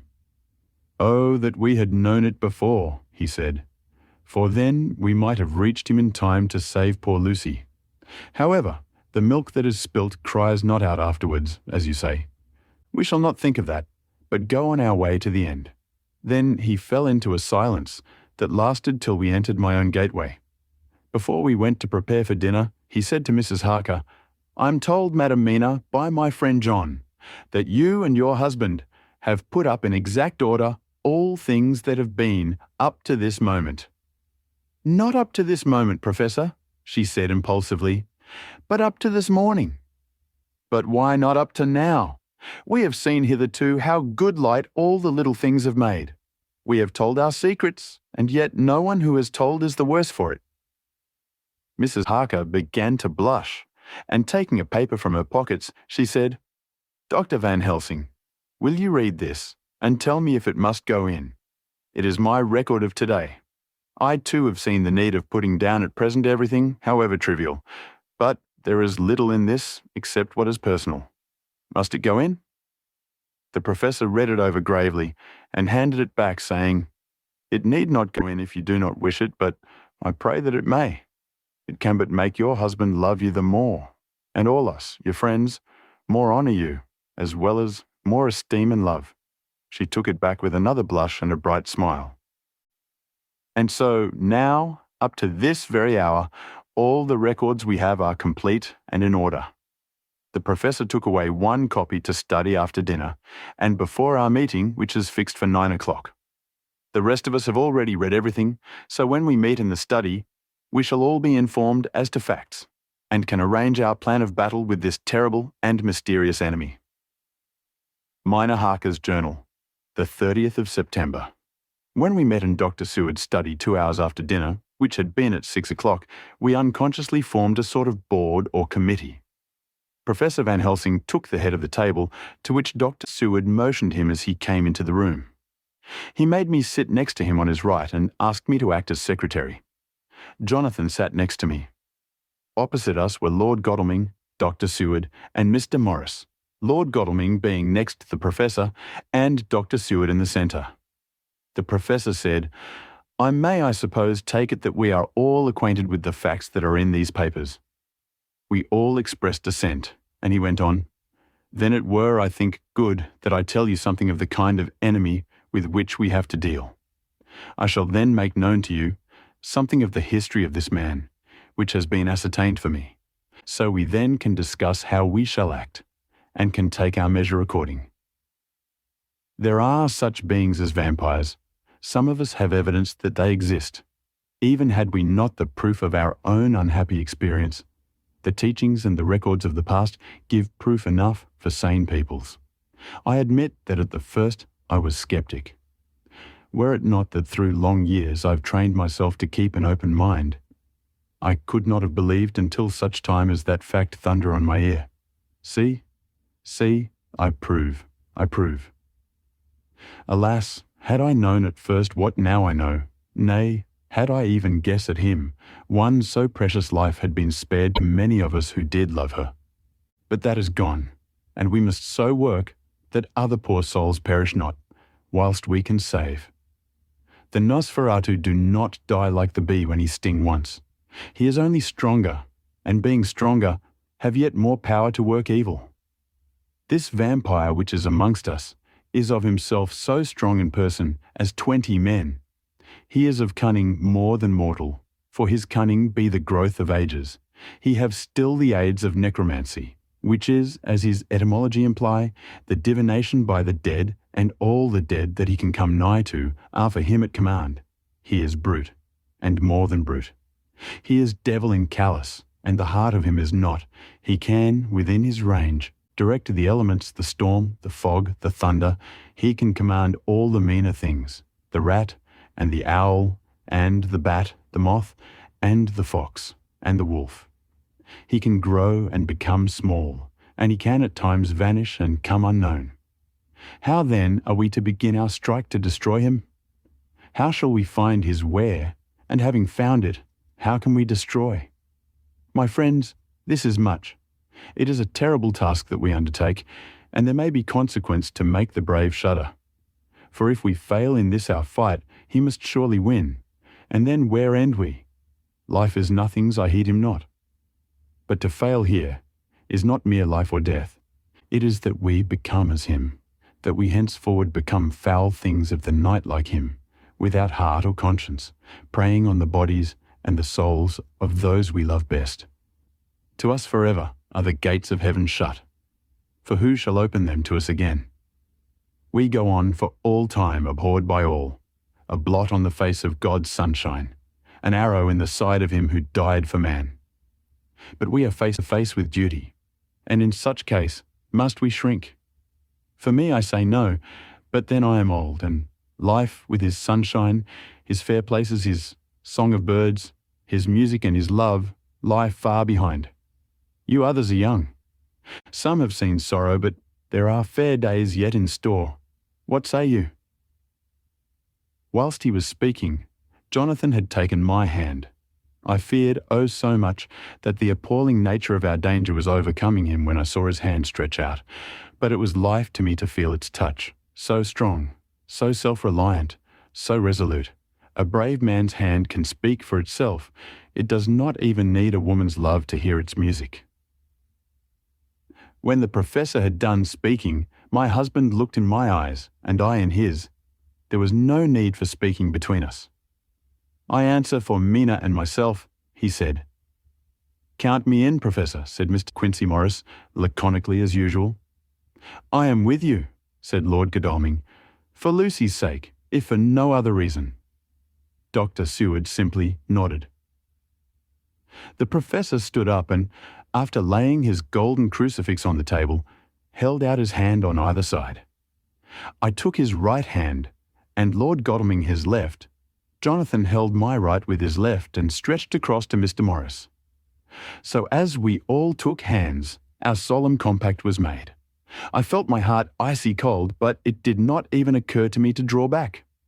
We resumed our places, and Dr. Van Helsing went on with a sort of cheerfulness which showed that the serious work had begun. It was to be taken as gravely and in as businesslike a way as any other transaction of life. Well, you know what we have to contend against, but we too are not without strength. We have on our side power of combination, a power denied to the vampire kind. We have sources of science. We are free to act and think, and the hours of the day and the night are ours equally. In fact, so far as our powers extend, they are unfettered, and we are free to use them. We have self-devotion in a cause and an end to achieve which is not a selfish one. These things are much. Now, let us see how far the general powers arrayed against us are restrict, and how the individual cannot. In fine, let us consider the limitations of the vampire in general, and of this one in particular. All we have to go upon are traditions and superstitions. These do not at the first appear much, when the matter is one of life and death, nay, of more than either life or death. Yet must we be satisfied in the first place because we have to be, no other means is at our control, and secondly, because, after all these things, tradition and superstition are everything. Does not the belief in vampires rest for others, though not, alas, for us, on them? A year ago, which of us would have received such a possibility? In the midst of our scientific, skeptical, matter-of-fact 19th century, we even scouted a belief that we saw justified under our very eyes. Take it then that the vampire and the belief in his limitations and his cure rest for the moment on the same base. For let me tell you, he is known everywhere that men have been. In old Greece, in old Rome, he flourished in Germany all over, in France, in India, even in the Chemoses and in China, so far from us in all ways, there even is he, and the peoples for him at this day. He have followed the wake of the berserker Icelander, the devil-begotten Hun, the Slav, the Saxon, the Magyar.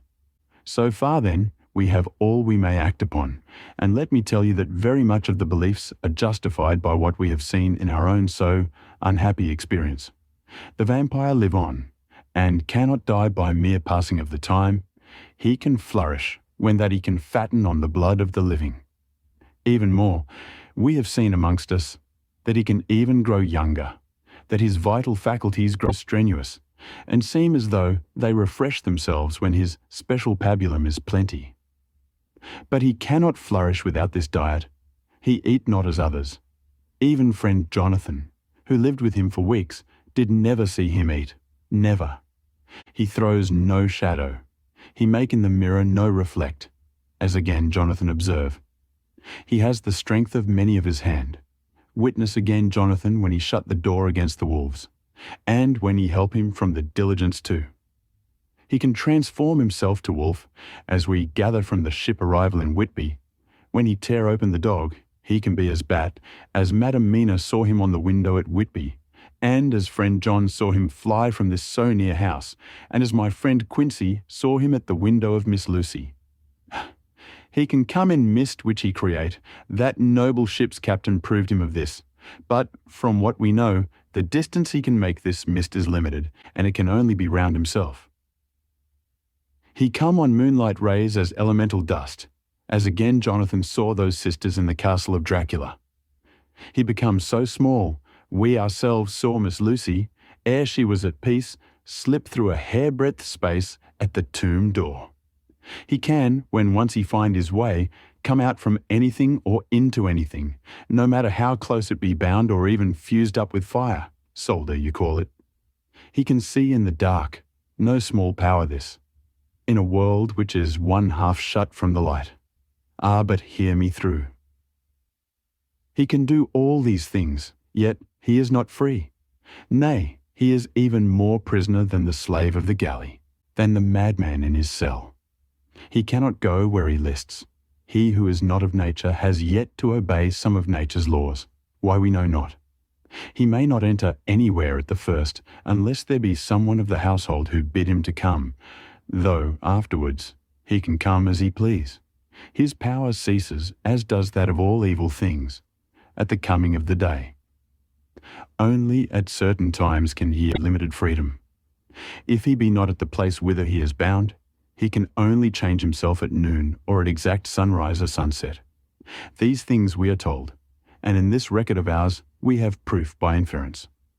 Thus, whereas he can do as he will within his limit, when he have his earth home, his coffin home, his hell home, the place unhallowed, as we saw when he went to the grave of the suicide at Whitby, still at other time he can only change when the time come. It is said, too, that he can only pass running water at the slack or the flood of the tide.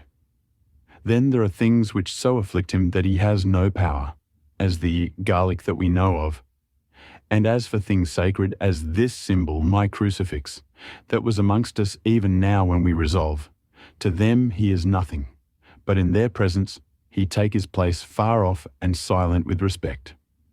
There are others too which I shall tell you of, lest in our seeking we may need them. The branch of wild rose on his coffin keep him that he move not from it. A sacred bullet fired into the coffin kill him so that he be true dead. And as for the stake through him, we know already of its peace, or the cut-off head that giveth rest. We have seen it with our eyes. Thus, when we find the habitation of this man that was, we can confine him to his coffin and destroy him if we obey what we know. But he is clever. I have asked my friend Arminius of Budapest University to make his record, and from all the means that are, he tell me of what he has been. He must indeed have been that voivode Dracula who won his name against the Turk over the great river on the very frontier of Turkeyland. If it be so, then was he no common man, for in that time, and for centuries after, he was spoken of as the cleverest and the most cunning, as well as the bravest of the sons of the land beyond the forest. That mighty brain and that iron resolution went with him to his grave, and are even now arrayed against us. The Draculas were, says Arminius, a great and noble race, though now and again were scions who were held by their coevals to have had dealings with the evil one. They learned his secrets in the Scholomance, amongst the mountains over Lake Hermannstadt, where the devil claims the 10th scholar as his due. In the records are such words as Dragoica witch, Iru or dog, and Pokol Satan and hell. And in one manuscript this very Dracula is spoken of as Wampir, which we all understand too well. There have been from the loins of this very one great men and good women, and their graves make sacred the earth where alone this foulness can dwell. For it is not the least of its terrors that this evil thing is rooted deep in all good. In soil barren of holy memories, it cannot rest. Whilst they were talking, Mr. Morris was looking steadily at the window, and he now got up quietly and went out of the room. There was a little pause, and then the professor went on. And now we must settle what we do.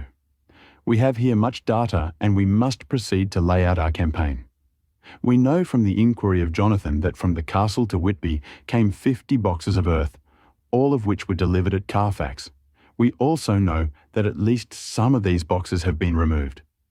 It seems to me that our first step should be to ascertain whether all the rest remain in the house beyond that wall where we look today, or whether any more have been removed. If the latter, we must trace. Here we were interrupted in a very startling way. Outside the house came the sound of a pistol shot. The glass of the window was shattered with a bullet, which, ricocheting from the top of the embrasure, struck the far wall of the room. I'm afraid I am at heart a coward, for I shrieked out. The men all jumped to their feet. Lord Godalming flew over to the window and threw up the sash. As he did so, we heard Mr. Morris's voice without, "Sorry, I fear I have alarmed you. I shall come in and tell you about it." A minute later he came in and said, "It was an idiotic thing of me to do, and I ask your pardon, Mrs. Harker. Most sincerely, I fear I must have frightened you terribly. But the fact is that whilst the professor was talking, there came a big bat and sat on the windowsill. I have got such a horror of the damned brutes from recent events that I cannot stand them, and I went out to have a shot, as I've been doing of late of evenings, whenever I have seen one. You used to laugh at me for it then, Art." "Did you hit it?" asked Dr. Van Helsing. "I don't know, I fancy not, for it flew away into the wood." Without saying any more, he took his seat, and the professor began to resume his statement. "We must trace each of these boxes, and when we are ready, we must either capture or kill this monster in his lair, or we must, so to speak, sterilize the earth, so that no more he can seek safety in it. Thus, in the end, we may find him in his form of man between the hours of noon and sunset, and so engage with him when he is at his most weak. And now for you, Madam Mina, This night is the end until all be well. You are too precious to us to have such risk. When we part tonight, you no more must question. We shall tell you all in good time. We are men and are able to bear, but you must be our star and our hope. And we shall act all the more free that you are not in the danger such as we are. All the men, even Jonathan, seemed relieved, but it did not seem to me good that they should brave danger and perhaps lessen their safety, strength being the best safety, through care of me. But their minds were made up, and though it was a bitter pill for me to swallow, I could say nothing, save to accept their chivalrous care of me. Mr. Morris resumed the discussion. As there is no time to lose, I vote we have a look at his house right now. Time is everything with him, and swift action on our part may save another victim. I own that my heart began to fail me when the time for action came so close, but I did not say anything, for I had a greater fear that if I appeared as a drag or a hindrance to their work, they might even leave me out of their counsels altogether. They have now gone off to Carfax, with means to get into the house. Manlike, they had told me to go to bed and sleep, as if a woman can sleep when those she loves are in danger. I shall lie down and pretend to sleep, lest Jonathan have added anxiety about me when he returns. Dr. Seward's diary. The 1st of October, 4 a.m. Just as we were about to leave the house, an urgent message was brought to me from Renfield to know if I would see him at once, as he had something of the utmost importance to say to me. I told the messenger to say that I would attend to his wishes in the morning. I was busy just at the moment. The attendant added, "He seems very importunate, sir. I have never seen him so eager. I don't know, but what, if you don't see him soon, he will have one of his violent fits." I knew the man would not have said this without some cause, so I said, "All right, I'll go now," and I asked the others to wait a few minutes for me, as I had to go and see my patient. "Take me with you, friend John," said the professor. "His case in your diary interests me much, and it had bearing too, now and again, on our case. I should much like to see him, and especially when his mind is disturbed." "May I come also?" asked Lord Godalming. "Me too," said Quincy Morris. "May I come?" said Harker. I nodded, and we all went down the passage together. We found him in a state of considerable excitement, but far more rational in his speech and manner than I had ever seen him. There was an unusual understanding of himself, which was unlike anything I had ever met with in a lunatic, and he took it for granted that his reasons would prevail with others, entirely sane. We all five went into the room, but none of the others at first said anything. His request was that I would at once release him from the asylum and send him home. This he backed up with arguments regarding his complete recovery, and adduced his own existing sanity. "I appeal to your friends," he said. "They will perhaps not mind sitting in judgment on my case. By the way, you have not introduced me." I was so much astonished that the oddness of introducing a madman in an asylum did not strike me at the moment, and besides, there was a certain dignity in the man's manner, so much of the habit of equality, that I at once made the introduction. "Lord Godalming, Professor Van Helsing, Mr. Quincy Morris of Texas, Mr. Jonathan Harker, Mr. Renfield." He shook hands with each of them, saying in turn, "Lord Godalming, I had the honour of seconding your father at the Wyndham. I grieve to know, by your holding the title, that he is no more.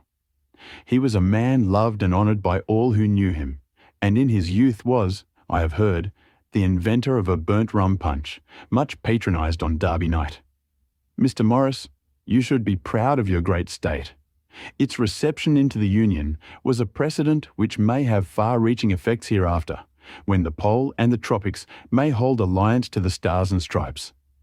The power of treaty may yet prove a vast engine of enlargement, when the Monroe Doctrine takes its true place as a political fable. What shall any man say of his pleasure at meeting Van Helsing? Sir, I make no apology for dropping all forms of conventional prefix.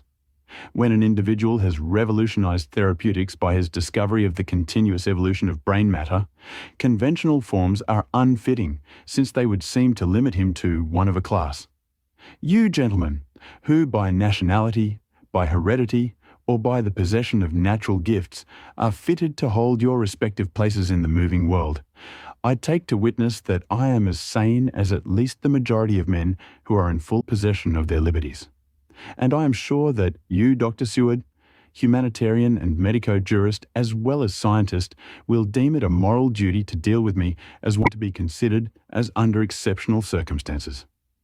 He made this last appeal with a courtly air of conviction, which was not without its own charm. I think we were all staggered. For my own part, I was under the conviction, despite my knowledge of the man's character and history, that his reason had been restored, and I felt under a strong impulse to tell him that I was satisfied as to his sanity, and would see about the necessary formalities for his release in the morning. I thought it better to wait, however, before making so grave a statement, for of old I knew the sudden changes to which this particular patient was liable. So I contented myself with making a general statement that he appeared to be improving very rapidly, that I would have a longer chat with him in the morning, and would then see what I could do in the direction of meeting his wishes. This did not at all satisfy him, for he said quickly, "But I fear, Dr. Seward, that you hardly apprehend my wish. I desire to go at once, here, now, this very hour, this very moment, if I may.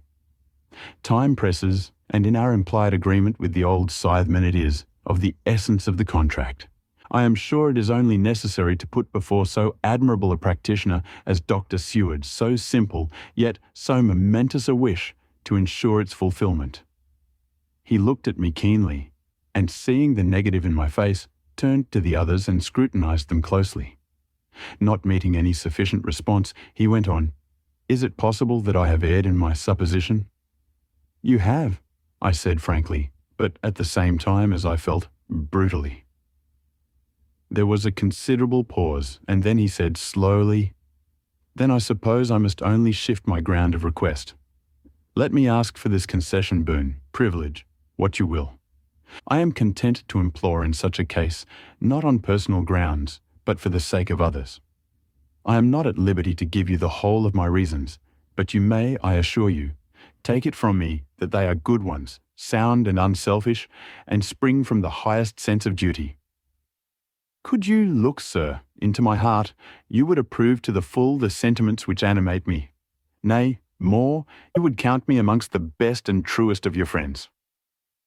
Again, he looked at us all keenly.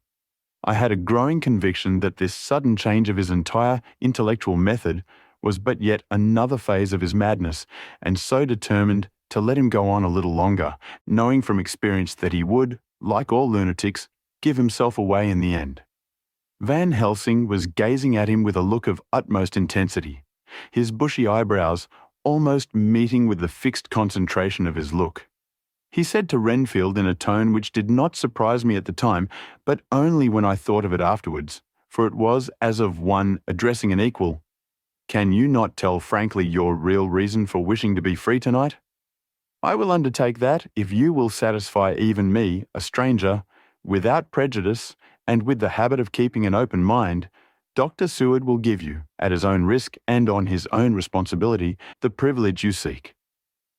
He shook his head sadly, and with a look of poignant regret on his face. The professor went on, "Come, sir, bethink yourself. You claim the privilege of reason in the highest degree, since you seek to impress us with your complete reasonableness. You do this, whose sanity we have reason to doubt, since you are not yet released from medical treatment for this very defect.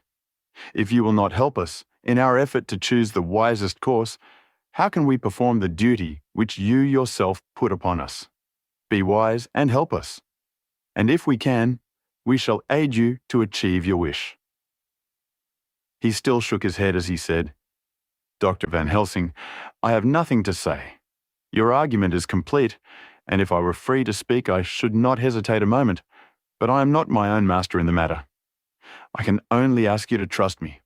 If I am refused, the responsibility does not rest with me." I thought it was now time to end the scene, which was becoming too comically grave, so I went towards the door, simply saying, "Come, friends, we have work to do. Good night." As, however, I got near the door, a new change came over the patient.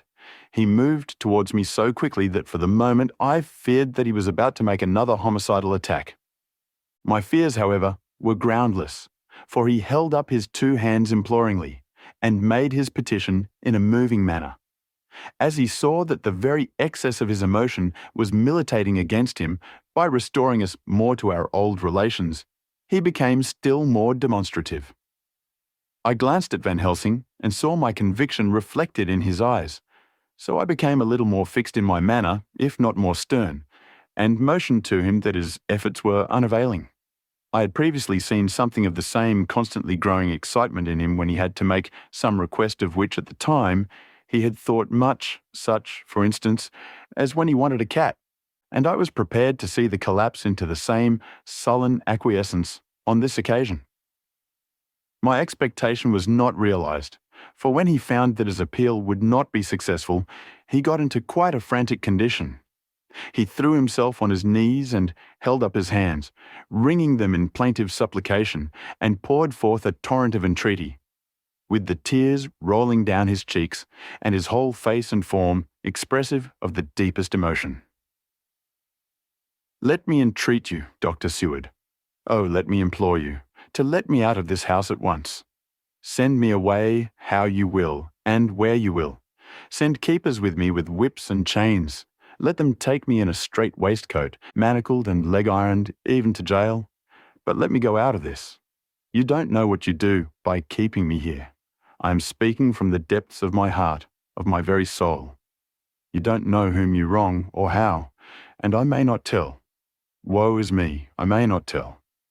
By all you hold sacred, by all you hold dear, by your love that is lost, by your hope that lives, for the sake of the Almighty, take me out of this and save my soul from guilt. Can't you hear me, man? Can't you understand?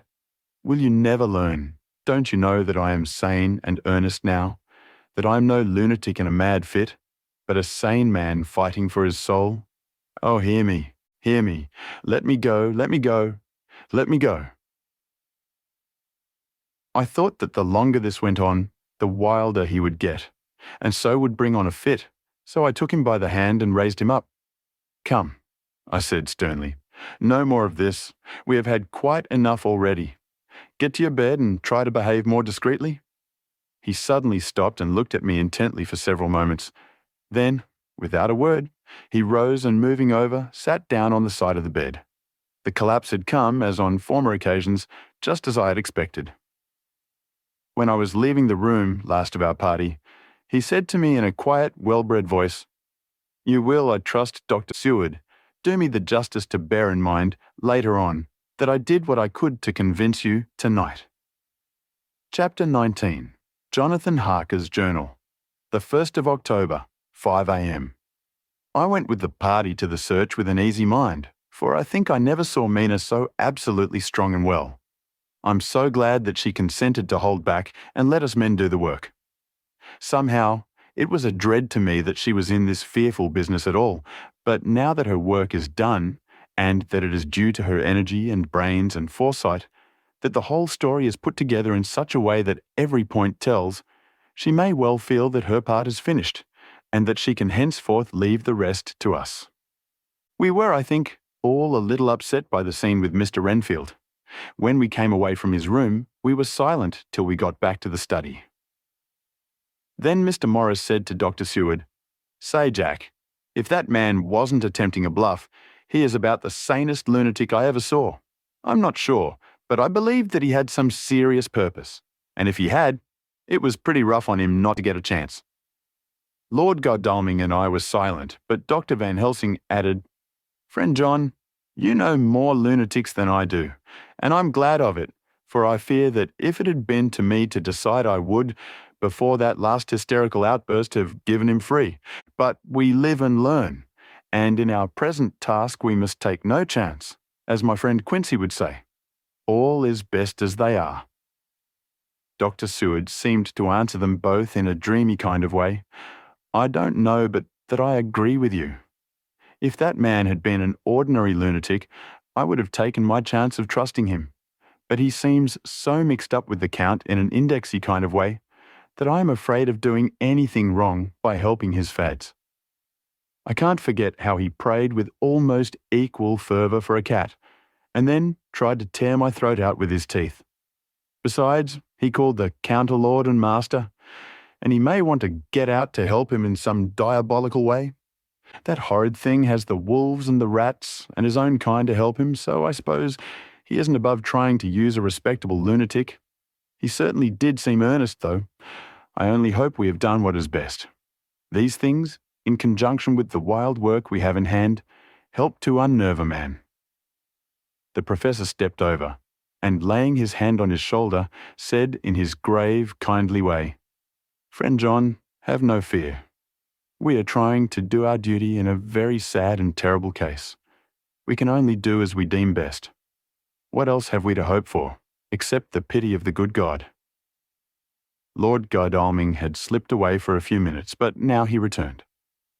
He held up a little silver whistle as he remarked, "That old place may be full of rats, and if so, I've got an antidote on call." Having passed the wall, we took our way to the house, taking care to keep in the shadows of the trees on the lawn when the moonlight shone out.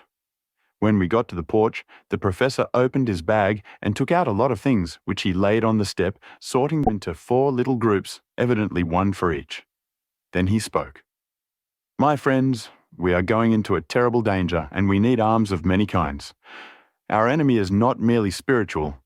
Remember that he has the strength of 20 men, and that, though our necks or our windpipes are of the common kind, and therefore breakable or crushable, his are not amenable to mere strength. A stronger man, or a body of men more strong in all than him, can at certain times hold him, but they cannot hurt him as we can be hurt by him. We must, therefore, guard ourselves from his touch. Keep this near your heart." As he spoke, he lifted a little silver crucifix and held it out to me, I being nearest to him. "Put these flowers round your neck." Here he handed to me a wreath of withered garlic blossoms. For other enemies more mundane, this revolver and this knife, and for aid in all, these so small electric lamps, which you can fasten to your breast, and for all, and above all at the last, this, which we must not desecrate needless. This was a portion of sacred wafer, which he put in an envelope and handed to me. Each of the others was similarly equipped. "Now," he said, "Friend John, where are the skeleton keys? If so that we can open the door, we need not break house by the window as before at Miss Lucy's." Dr. Seward tried 1 or 2 skeleton keys, his mechanical dexterity as a surgeon standing him in good stead. Presently he got one to suit. After a little play back and forward, the bolt yielded, and with a rusty clang, shot back. We pressed on the door. The rusty hinges creaked, and it slowly opened. It was startlingly like the image conveyed to me in Dr. Seward's diary of the opening of Miss Westenra's tomb. I fancy that the same idea seemed to strike the others, for with one accord they shrank back. The professor was the first to move forward, and stepped into the open door. "In manis tuas, Domine," he said, crossing himself as he passed over the threshold. We closed the door behind us, lest when we should have lit our lamps we should possibly attract attention from the road. The professor carefully tried the lock, lest we might not be able to open it from within, should we be in a hurry making our exit. Then we all lit our lamps and proceeded on our search. The light from the tiny lamps fell in all sorts of odd forms, as the rays crossed each other, or the opacity of our bodies threw great shadows. I could not for my life get away from the feeling that there was someone else amongst us. I suppose it was the recollection, so powerfully brought home to me by the grim surroundings, of that terrible experience in Transylvania. I think the feeling was common to us all, for I noticed that the others kept looking over their shoulders at every sound and every new shadow, just as I felt myself doing. The whole place was thick with dust.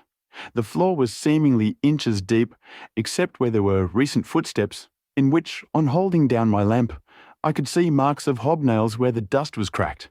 The walls were fluffy and heavy with dust, and in the corners were masses of spiders' webs, whereon the dust had gathered till they looked like old tattered rags, as the weight had torn them partly down.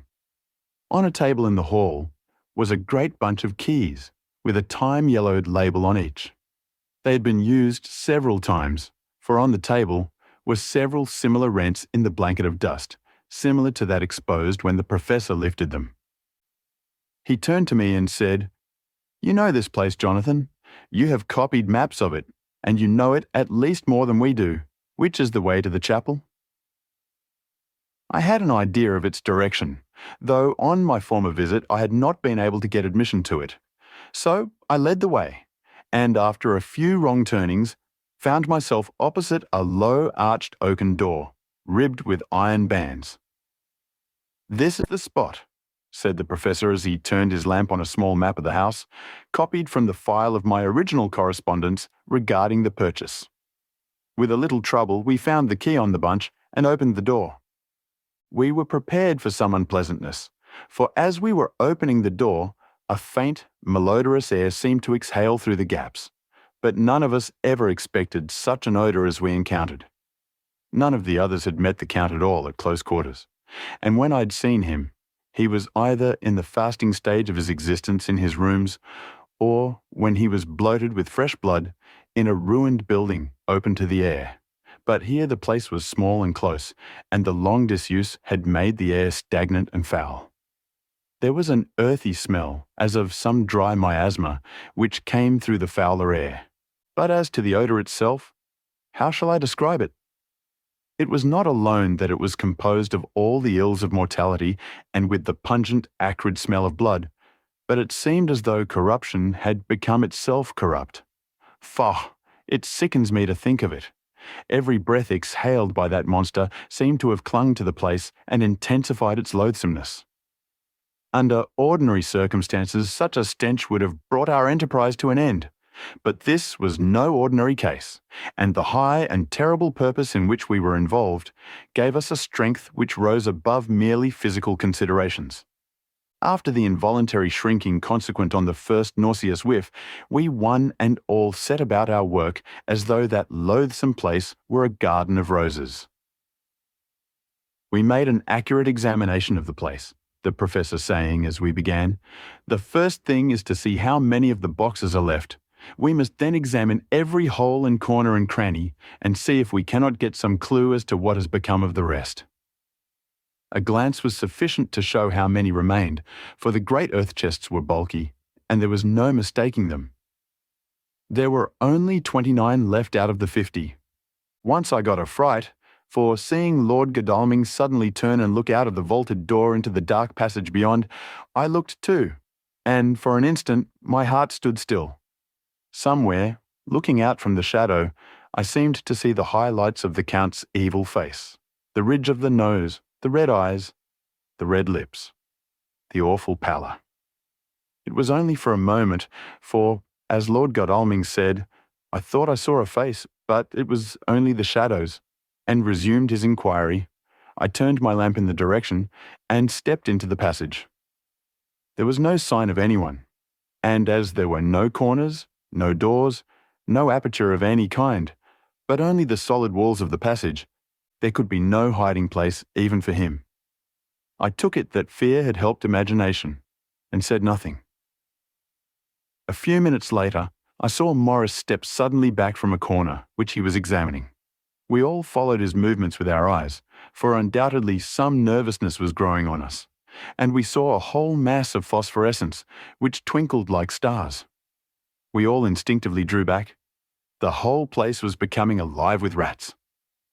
For a moment or two, we stood appalled, all save Lord Godalming, who was seemingly prepared for such an emergency, rushing over to the great iron-bound oaken door, which Dr. Seward had described from the outside, and which I had seen myself. He turned the key in the lock, drew the huge bolts, and swung the door open. Then, taking his little silver whistle from his pocket, he blew a low, shrill call. It was answered from behind Dr. Seward's house by the yelping of dogs, and after about a minute, 3 terriers came dashing round the corner of the house. Unconsciously, we had all moved towards the door, and as we moved, I noticed that the dust had been much disturbed. The boxes which had been taken out had been brought this way. But even in the minute that had elapsed, the number of the rats had vastly increased. They seemed to swarm over the place all at once, till the lamplight, shining on their moving dark bodies and glittering baleful eyes, made the place look like a bank of earth set with fireflies. The dogs dashed on, but at the threshold suddenly stopped and snarled, and then, simultaneously lifting their noses, began to howl in most lugubrious fashion. The rats were multiplying in thousands, and we moved out. Lord Godalming lifted one of the dogs and, carrying him in, placed him on the floor. The instant his feet touched the ground, he seemed to recover his courage and rushed at his natural enemies. They fled before him so fast that before he had shaken the life out of a score, the other dogs, who had by now been lifted in the same manner, had but small prey ere the whole mass had vanished. With their going, it seemed as if some evil presence had departed, for the dogs frisked about and barked merrily as they made sudden darts at their prostrate foes, and turned them over and over, and tossed them in the air with vicious shakes. We all seemed to find our spirits rise. Whether it was the purifying of the deadly atmosphere by the opening of the chapel door, or the relief which we experienced by finding ourselves in the open, I know not, but most certainly the shadow of dread seemed to slip from us like a robe, and the occasion of our coming lost something of its grim significance, though we did not slacken a whit in our resolution. We closed the outer door and barred and locked it, and bringing the dogs with us, began our search of the house. We found nothing throughout except dust in extraordinary proportions, and all untouched save for my own footsteps when I'd made my first visit. Never once did the dogs exhibit any symptom of uneasiness, and even when we returned to the chapel, they frisked about as though they had been rabbit hunting in a summer wood. The morning was quickening in the east when we emerged from the front. Dr. Van Helsing had taken the key of the hall door from the bunch and locked the door in orthodox fashion, putting the key into his pocket when he had done. "So far," he said, "our night has been eminently successful. No harm has come to us such as I feared might be, and yet we have ascertained how many boxes are missing. More than all do I rejoice that this, our first, and perhaps our most difficult and dangerous step, has been accomplished without the bringing thereinto our most sweet Madam Mina, or troubling her waking or sleeping thoughts with sights and sounds and smells of horror, which she might never forget. One lesson, too, we have learned, if it be allowable to argue, a particulari, that the brute beasts which are to the Count's command are yet themselves not amenable to his spiritual power. For look, these rats that would come to his call, just as from his castle top he summoned the wolves to your going and to that poor mother's cry. Though they come to him, they run pell-mell from the so little dogs of my friend Arthur. We have other matters before us, other dangers, other fears, and that monster. He has not used his power over the brute world for the only or the last time tonight. So be it that he has gone elsewhere. Good. It has given us opportunity to cry check in some ways in this chess game which we play for the stake of human souls. And now, let us go home. The dawn is close at hand, and we have reason to be content with our first night's work. It may be ordained that we have many nights and days to follow if full of peril, but we must go on, and from no danger shall we shrink. The house was silent when we got back, save for some poor creature who was screaming away in one of the distant wards, and a low, moaning sound from Renfield's room. The poor wretch was doubtless torturing himself, after the manner of the insane, with needless thoughts of pain. I came tiptoe into our own room, and found Mina asleep, breathing so softly that I had to put my ear down to hear it. She looks paler than usual. I hope the meeting tonight has not upset her. I am truly thankful that she is to be left out of our future work, and even of our deliberations. It is too great a strain for a woman to bear. I did not think so at first, but I know better now. Therefore, I am glad that it is settled. There may be things which would frighten her to hear, and yet to conceal them from her might be worse than to tell her if once she suspected that there was any concealment. Henceforth, our work is to be a sealed book to her, till at least such time as we can tell her that all is finished, and the earth free from a monster of the nether world. I dare say It will be difficult to begin to keep silence after such confidence as ours, but I must be resolute, and tomorrow I shall keep dark over tonight's doings, and shall refuse to speak of anything that has happened. I rest on the sofa so as not to disturb her. The 1st of October later. I suppose it was natural that we should have all overslept ourselves, for the day was a busy one, and the night had no rest at all. Even Mina must have felt its exhaustion, for though I slept till the sun was high, I was awake before her and had to call 2 or 3 times before she awoke. Indeed, she was so sound asleep that for a few seconds she did not recognize me, but looked at me with a sort of blank terror, as one looks who has been waked out of a bad dream. She complained a little of being tired, and I let her rest till later in the day. We now know of 21 boxes having been removed, and if it be that several were taken in any of these removals, we may be able to trace them all. Such will, of course, immensely simplify our labour, and the sooner the matter is attended to, the better. I shall look up Thomas Snelling today. Dr. Seward's diary, the 1st of October. It was towards noon when I was awakened by the professor walking into my room. He was more jolly and cheerful than usual, and it is quite evident that last night's work has helped to take some of the brooding weight off his mind. After going over the adventure of the night, he suddenly said, "Your patient interests me much. May it be that with you I visit him this morning, or if that you are too occupied, I can go alone if it may be. It is a new experience to me to find a lunatic who talk philosophy and reason so sound." I had some work to do which pressed, so I told him that if he would go alone, I would be glad, as then I should not have to keep him waiting. So I called an attendant and gave him the necessary instructions. Before the professor left the room, I cautioned him against getting any false impression from my patient. "But," he answered, "I want him to talk of himself and of his delusion as to consuming live things. He said to Madam Mina, as I see in your diary of yesterday, that he had once had such a belief. Why do you smile, friend John?" "Excuse me," I said, "but the answer is here." I laid my hand on the typewritten matter. When our sane and learned lunatic made that very statement of how he used to consume life, his mouth was actually nauseous with the flies and spiders which he had eaten just before Mrs. Harker entered the room. Van Helsing smiled in turn. "Good," he said. "Your memory is true, friend John. I should have remembered. And yet, it is this very obliquity of thought and memory which makes mental disease such a fascinating study. Perhaps I may gain more knowledge out of the folly of this madman than I shall from the teaching of the most wise. Who knows?"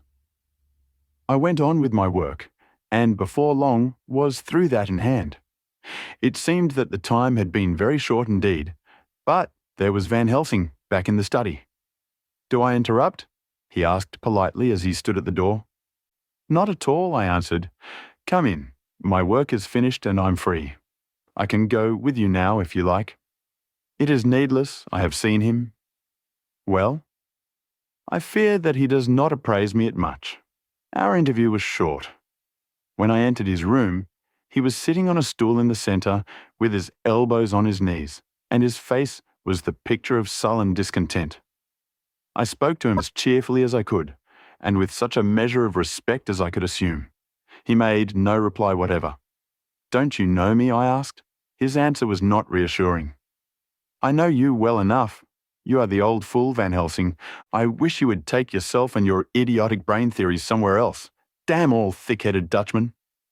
Not a word more would he say, but sat in his implacable sullenness, as indifferent to me as though I had not been in the room at all. Thus departed for this time my chance of much learning from this so clever lunatic, so I shall go, if I may, and cheer myself with a few happy words with that sweet soul, Madam Mina. Friend John, it does rejoice me unspeakable that she is no more to be pained, no more to be worried with our terrible things. Though we shall much miss her help, it is better so.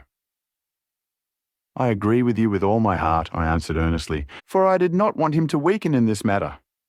Mrs. Harker is better out of it. Things are quite bad enough for us, all men of the world, and who have been in many tight places in our time, but it is no place for a woman, and if she had remained in touch with the affair, it would in time infallibly have wrecked her. So Van Helsing has gone to confer with Mrs. Harker, and Harker, Quincy and Art are all out following up the clues as to the earth boxes. I shall finish my round of work, and we shall meet tonight. Mina Harker's journal, the 1st of October. It is strange to me to be kept in the dark as I am today, after Jonathan's full confidence for so many years, to see him manifestly avoid certain matters and those the most vital of all. This morning I slept late after the fatigues of yesterday, and though Jonathan was late too, he was the earlier. He spoke to me before he went out, never more sweetly or tenderly, but he never mentioned a word of what had happened in the visit to the Count's house. And yet, he must have known how terribly anxious I was. Poor dear fellow. I suppose it must have distressed him even more than it did me. They all agreed that it was best that I should not be drawn further into this awful work, and I acquiesced. But to think that he keeps anything from me, and now I am crying like a silly fool when I know it comes from my husband's great love and from the good wishes of those other strong men. That has done me good. Well, some day Jonathan will tell me all, and lest it should ever be that he should think for a moment that I kept anything from him, I still keep my journal as usual. Then if he is feared of my trust, I shall show it to him, with every thought of my heart put down for his dear eyes to read. I feel strangely sad and low-spirited today. I suppose it is the reaction from the terrible excitement. Last night I went to bed when the men had gone, simply because they told me to. I didn't feel sleepy, and I did feel full of devouring anxiety.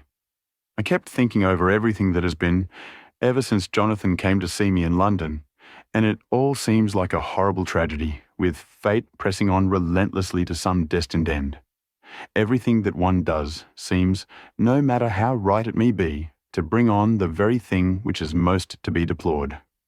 If I hadn't gone to Whitby, perhaps poor dear Lucy would be with us now. She hadn't taken to visiting the churchyard till I came, and if she hadn't come there in the daytime with me, she wouldn't have walked in her sleep. And if she hadn't gone there at night and asleep, that monster couldn't have destroyed her as he did. Oh, why did I ever go to Whitby? There now, crying again. I wonder what has come over me today. I must hide it from Jonathan, for if he knew that I'd been crying twice in one morning, I, who never cried on my own account, and whom he has never caused to shed a tear, the dear fellow would fret his heart out. I shall put a bold face on, and if I do feel weepy, he shall never see it. I suppose it is just one of the lessons that we poor women have to learn. I can't quite remember how I fell asleep last night.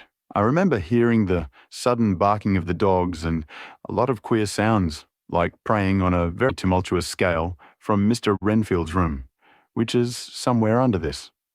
And then there was silence over everything, silence so profound that it startled me, and I got up and looked out of the window. All was dark and silent, the black shadows thrown by the moonlight seeming full of a silent mystery of their own. Not a thing seemed to be stirring, but all to be grim and fixed as death or fate, so that a thin streak of white mist that crept with almost imperceptible slowness across the grass towards the house seemed to have a sentience and a vitality of its own. I think that the digression of my thoughts must have done me good, for when I got back to bed, I found a lethargy creeping over me. I lay a while but could not quite sleep, so I got out and looked out of the window again. The mist was spreading, and was now close up to the house, so that I could see it lying thick against the wall, as though it was stealing up to the windows. The poor man was more loud than ever, and though I could not distinguish a word he said, I could in some way recognize in his tones some passionate entreaty on his part.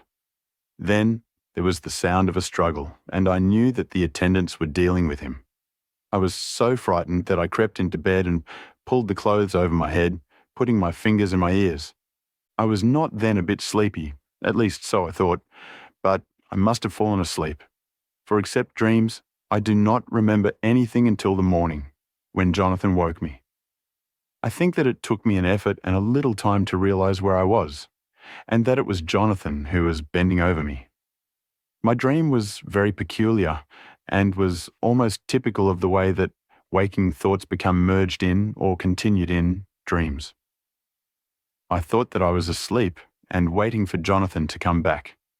I was very anxious about him, and I was powerless to act. My feet and my hands and my brain were weighted so that nothing could proceed at the usual pace. And so I slept uneasily and thought. Then it began to dawn upon me that the air was heavy and dank and cold. I put back the clothes from my face and found, to my surprise, that all was dim around. The gaslight which I'd left lit for Jonathan, but turned down, came only like a tiny red spark through the fog, which had evidently grown thicker and poured into the room. Then it occurred to me that I had shut the window before I had come to bed. I would have got out to make certain on the point, but some leaden lethargy seemed to chain my limbs and even my will. I lay still and endured. That was all. I closed my eyes, but could still see through my eyelids. It is wonderful what tricks our dreams play us and how conveniently we can imagine. The mist grew thicker and thicker, and I could see now how it came in, for I could see it like smoke, or with the white energy of boiling water pouring in, not through the window, but through the joinings of the door. It got thicker and thicker, till it seemed as if it became concentrated into a sort of pillar of cloud in the room, through the top of which I could see the light of the gas shining like a red eye. Things began to whirl through my brain, just as the cloudy column was now whirling in the room, and through it all came the scriptural words, "A pillar of cloud by day and of fire by night." Was it indeed such spiritual guidance that was coming to me in my sleep?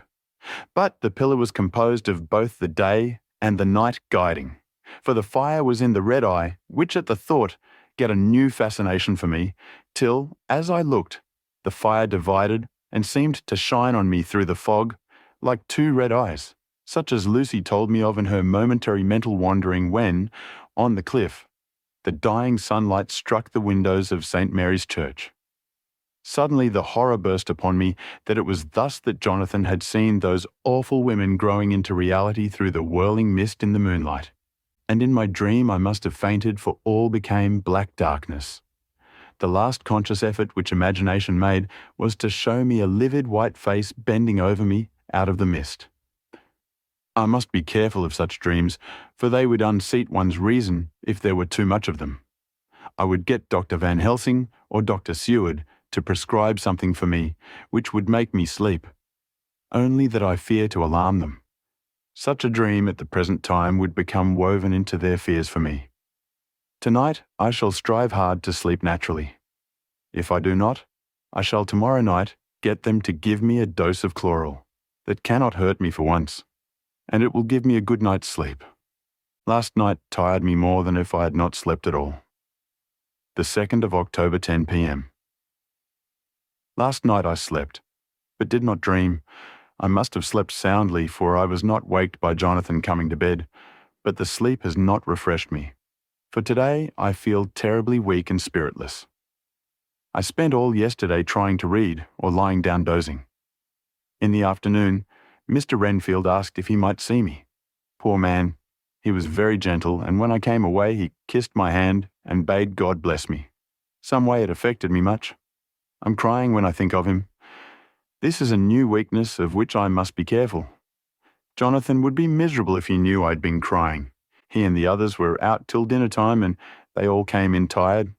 I did what I could to brighten them up, and I suppose that the effort did me good, for I forgot how tired I was. After dinner they sent me to bed and all went off to smoke together, as they said. But I knew that they wanted to tell each other of what had occurred to each during the day. I could see from Jonathan's manner that he had something important to communicate. I was not so sleepy as I should have been, so before they went I asked Dr. Seward to give me a little opiate of some kind, as I had not slept well the night before. He very kindly made me up a sleeping draught, which he gave to me, telling me that it would do me no harm, as it was very mild. I have taken it and am waiting for sleep, which still keeps aloof. I hope I have not done wrong, for as sleep begins to flirt with me, a new fear comes that I may have been foolish in thus depriving myself of the power of waking. I might want it. Here comes sleep. Good night. Chapter 20. Jonathan Harker's Journal. The 1st of October evening. I found Thomas Snelling in his house at Bethnal Green, but unhappily he was not in a condition to remember anything. The very prospect of beer which my expected coming had opened to him had proved too much, and he had begun too early on his expected debauch. I learned, however, from his wife, who seemed a decent poor soul, that he was only the assistant of Smollett, who of the two mates was the responsible person. So off I drove to Walworth and found Mr. Joseph Smollett at home, and in his shirt sleeves, taking a late tea out of a saucer. He is a decent, intelligent fellow, distinctly a good, reliable type of workman, and with a headpiece of his own. He remembered all about the incident of the boxes, and from a wonderful dog-eared notebook, which he produced from some mysterious receptacle about the seat of his trousers, and which had hieroglyphical entries in thick, half-obliterated pencil, he gave me the destinations of the boxes. There were, he said, 6 in the cartload which he took from Carfax and left at 197 Chicksand Street, Mile End, Newtown, and another 6 which he deposited at Jamaica Lane, Bermondsey. If then the Count meant to scatter these ghastly refuges of his over London, these places were chosen as the first of delivery, so that later he might distribute more fully. The systematic manner in which this was done made me think that he could not mean to confine himself to 2 sides of London. He was now fixed on the far east, on the northern shore, on the east of the southern shore, and on the south. The north and west were surely never meant to be left out of his diabolical scheme, let alone the city itself, and the very heart of fashionable London in the southwest and west. I went back to Smollett and asked him if he could tell us if any other boxes had been taken from Carfax. He replied, "Well, Governor, you've treated me very handsome." I had given him half a sovereign. "And I'll tell you all I know. I heard a man by the name of Bloxham say 4 nights ago in the R&Owns, in Pincher's Alley, as how he and his mate had had a rare dusty job in our old house at Purfleet.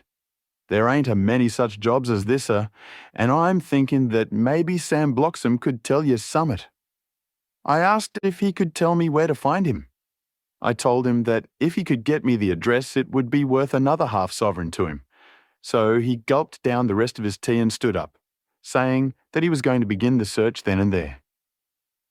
At the door, he stopped and said, "Look here, Governor, there ain't no sense in me a-keeping your... I may find Sam soon, or I mayn't, but anyhow, he ain't like to be in a way to tell you much tonight. Sam is a rare one when he starts on the booze. If you can give me an envelope with a stamp on it and put your address on it, I'll find out where Sam is to be found and post it you tonight. But you'd better be up arter and soon in the morning, never mind the booze the night afore." This was all practical, so one of the children went off with a penny to buy an envelope and a sheet of paper, and to keep the change. When she came back, I addressed the envelope and stamped it, and when Smollett had again faithfully promised to post the address when found, I took my way to home. We're on the track anyhow. I'm tired tonight and I want to sleep. Mina's fast asleep and looks a little too pale. Her eyes look as though she had been crying. Poor dear. I've no doubt it frets her to be kept in the dark, and it may make her doubly anxious about me and the others. But it is best as it is. It is better to be disappointed and worried in such a way now than to have her nerve broken. The doctors were quite right to insist on her being kept out of this dreadful business. I must be firm, for on me this particular burden of silence must rest. I shall not ever enter on the subject with her under any circumstances. Indeed, it may not be a hard task, after all, for she herself has become reticent on the subject, and has not spoken of the Count or his doings ever since we told her of our decision. The 2nd of October evening, a long and trying and exciting day. By the first post, I got my directed envelope with a dirty scrap of paper enclosed, on which was written with a carpenter's pencil in a sprawling hand, "Sam Bloxham, Corcrans, 4 Poters Court, Bartell Street, Walworth. Ask for the Deepite." I got the letter in bed, and rose without waking Mina. She looked heavy and sleepy, and pale and far from well. I determined not to wake her, but that when I should return from this new search, I would arrange for her going back to Exeter. I think she would be happier in our own home, with her daily tasks to interest her, than in being here amongst us and in ignorance. I only saw Dr. Seward for a moment and told him where I was off to, promising to come back and tell the rest so soon as I should have found out anything. I drove to Walworth and found, with some difficulty, Potter's Court. Mr. Smollett's spelling misled me, as I asked for Potter's Court instead of Potter's Court. However, when I had found the court, I had no difficulty in discovering Corcoran's lodging house. When I asked the man who came to the door for the depite, he shook his head and said, "I don't know him. There ain't no such a person here. I never heard of him in all my bloomin' days. Don't believe there ain't nobody of that kind living here or anywheres." I took out Smollett's letter, and as I read it, it seemed to me that the lesson of the spelling of the name of the court might guide me. "What are you?" I asked. "I'm the deputy," he answered. I saw at once that I was on the right track. Phonetic spelling had again misled me.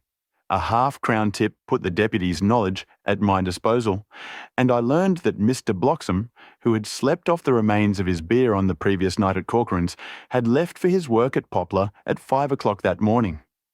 He could not tell me where the place of work was situated, but he had a vague idea that it was some kind of a newfangled warris, and with this slender clue, I had to start for Poplar. It was 12 o'clock before I got any satisfactory hint of such a building, and this I got at a coffee shop, where some workmen were having their dinner.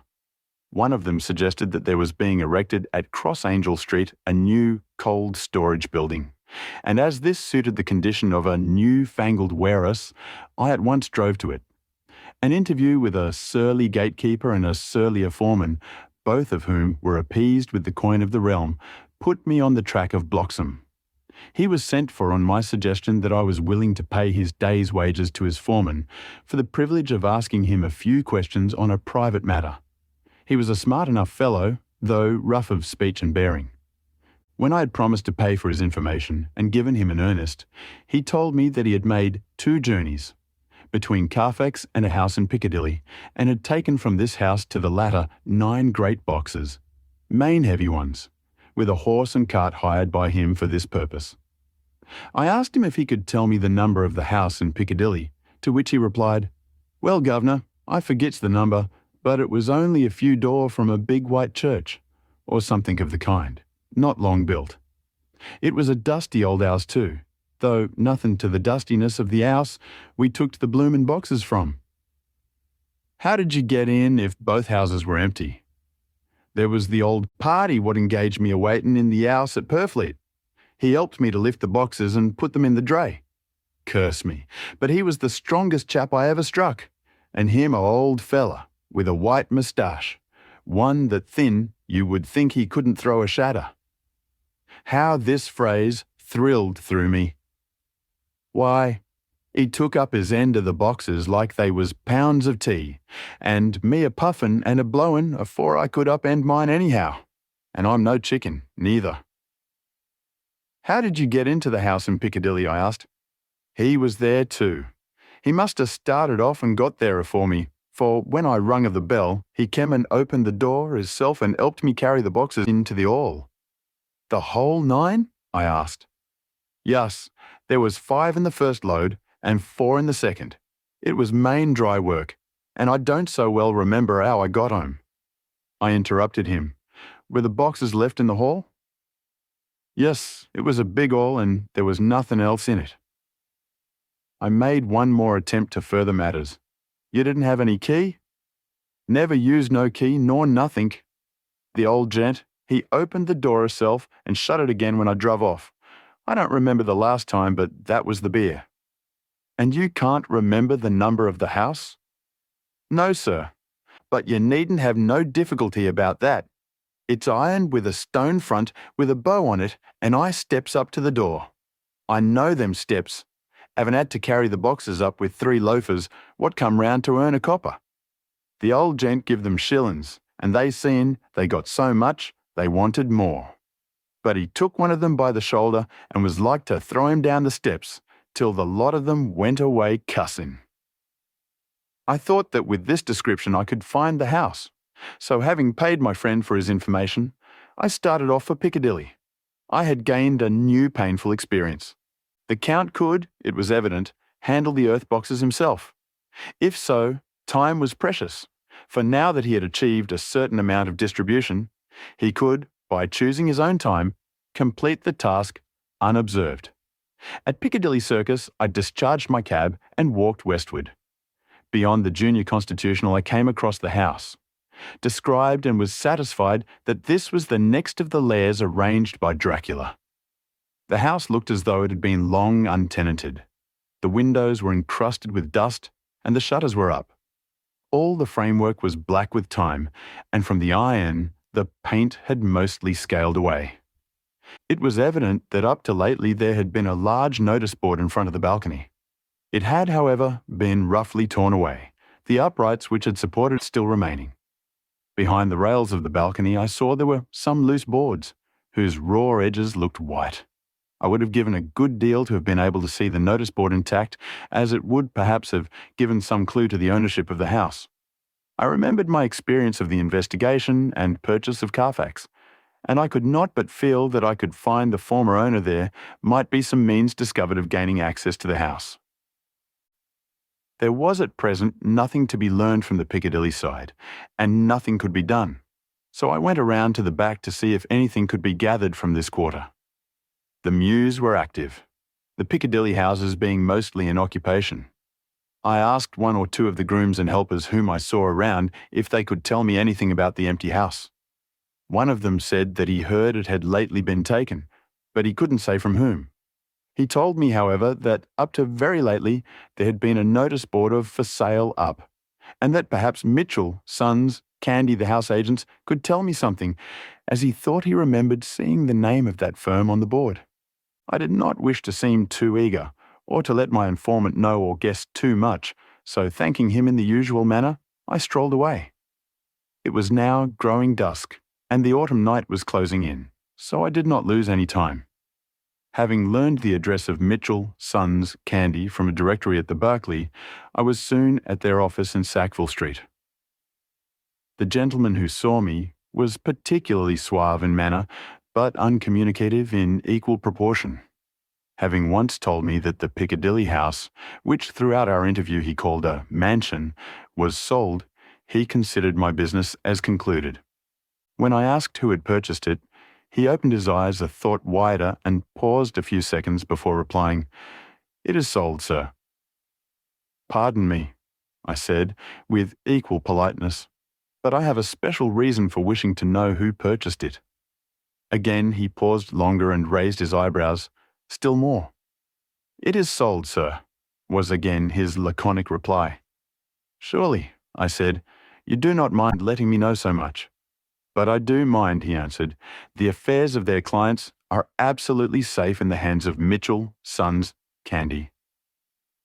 This was manifestly a prig of the first water, and there was no use arguing with him. I thought I had best meet him on his own ground, so I said, "Your clients, sir, are happy in having so resolute a guardian of their confidence. I am myself a professional man." Here I handed him my card. In this instance, I am not prompted by curiosity. I act on the part of Lord Godalming, who wishes to know something of the property which was, he understood, lately for sale. These words put a different complexion on affairs. He said, "I would like to oblige you if I could, Mr. Harker, and especially would I like to oblige his lordship. We once carried out a small matter of renting some chambers for him when he was the Honourable Arthur Holmwood. If you will let me have his lordship's address, I will consult the house on the subject, and will, in any case, communicate with his lordship by tonight's post. It will be a pleasure if we can so far deviate from our rules as to give the required information to his lordship." I wanted to secure a friend and not to make an enemy, so I thanked him, gave the address at Dr. Seward's, and came away. It was now dark, and I was tired and hungry. I got a cup of tea at the Aerated Bread Company and came down to Purfleet by the next train. I found all the others at home. Mina was looking tired and pale, but she made a gallant effort to be bright and cheerful. It wrung my heart to think that I had had to keep anything from her, and so caused her inquietude. Thank God, this will be the last night of her looking on at our conferences and feeling the sting of our not showing our confidence. It took all my courage to hold to the wise resolution of keeping her out of our grim task. She seems somehow more reconciled, or else the very subject seems to have become repugnant to her, for when any accidental allusion is made, she actually shudders. I am glad we made our resolution in time, as with such a feeling as this, our growing knowledge would be torture to her. I could not tell the others of the day's discovery till we were alone, so after dinner, followed by a little music to save appearances even amongst ourselves, I took Mina to her room and left her to go to bed. The dear girl was more affectionate with me than ever and clung to me as though she would detain me, but there was much to be talked of and I came away. Thank God, the ceasing of telling things has made no difference between us. When I came down again, I found the others all gathered round the fire in the study.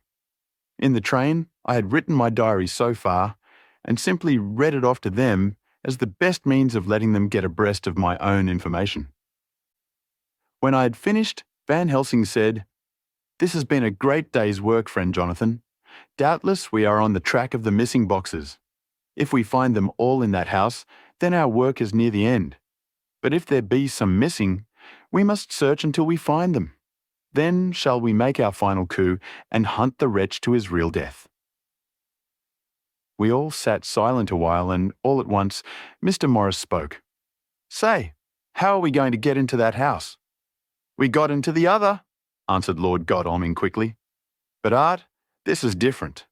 We broke house at Carfax, but we had night and a walled park to protect us. It will be a mighty different thing to commit burglary in Piccadilly, either by day or night. I confess, I don't see how we are going to get in unless that agency duck can find us a key of some sort." Lord Godalming's brows contracted, and he stood up and walked about the room. By and by he stopped and said, turning from one to another of us, "Quincy's head is level. This burglary business is getting serious. We got off once all right, but we have now a rare job on hand, unless we can find the Count's key basket." As nothing could well be done before morning, and as it would be at least advisable to wait till Lord Godalming should hear from Mitchell's, we decided not to take any active step before breakfast time. For a good while we sat and smoked, discussing the matter in its various lights and bearings. I took the opportunity of bringing this diary right up to the moment. I'm very sleepy and shall go to bed. Just a line. Mina sleeps soundly and her breathing is regular. Her forehead is puckered up into little wrinkles, as though she thinks even in her sleep. She is still too pale, but does not look so haggard as she did this morning. Tomorrow will, I hope, mend all this. She will be herself at home in Exeter. Oh, but I am sleepy. Dr. Seward's Diary, the 1st of October. I am puzzled afresh about Renfield. His moods change so rapidly that I find it difficult to keep touch of them, and as they always mean something more than his own well-being, they form a more than interesting study.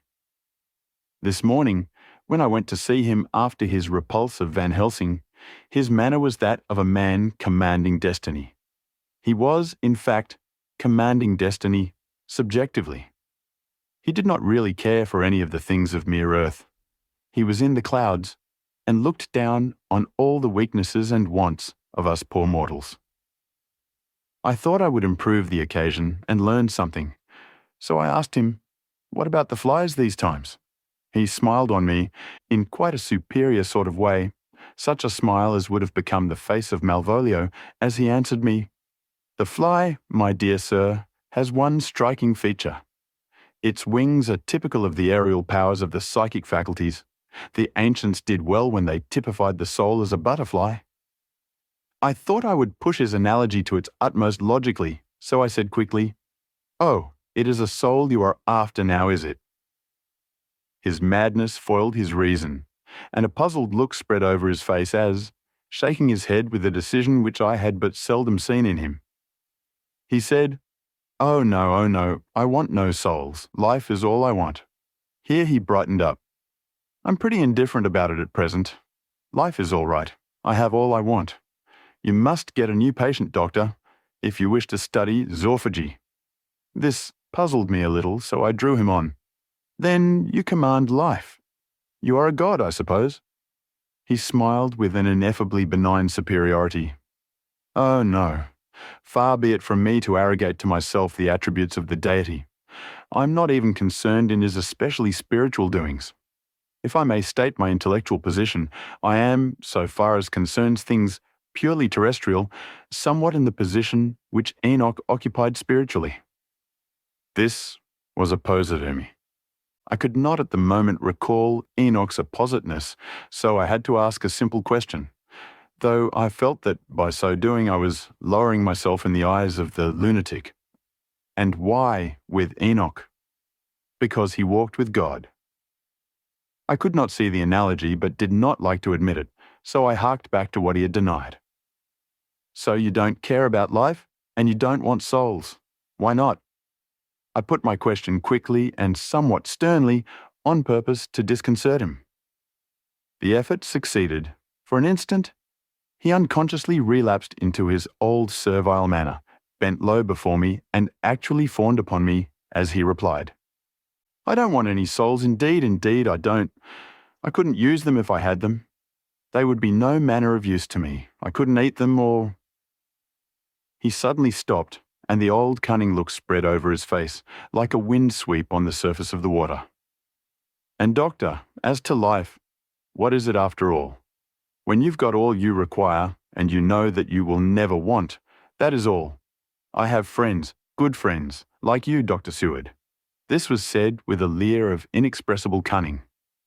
I know that I shall never lack the means of life.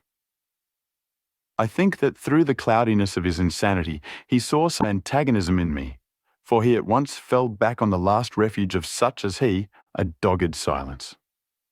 After a short time, I saw that for the present it was useless to speak to him. He was sulky, and so I came away. Later in the day, he sent for me. Ordinarily, I would not have come without special reason, but just at present I am so interested in him that I would gladly make an effort.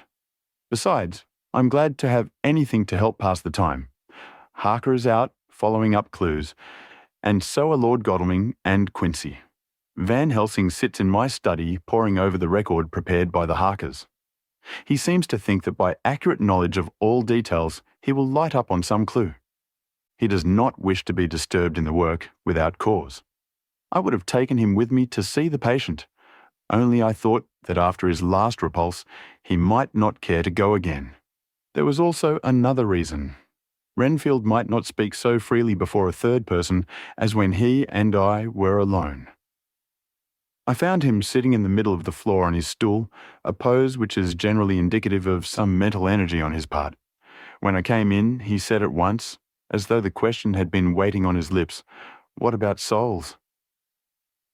It was evident then that my surmise had been correct. Unconscious cerebration was doing its work, even with the lunatic. I determined to have the matter out. "What about them yourself?"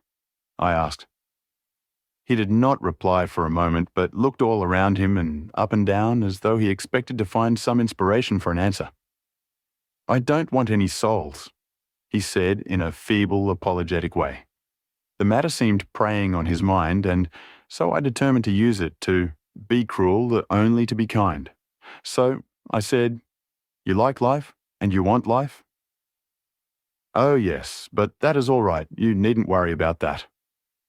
"But," I asked, "how are we to get the life without getting the soul also?"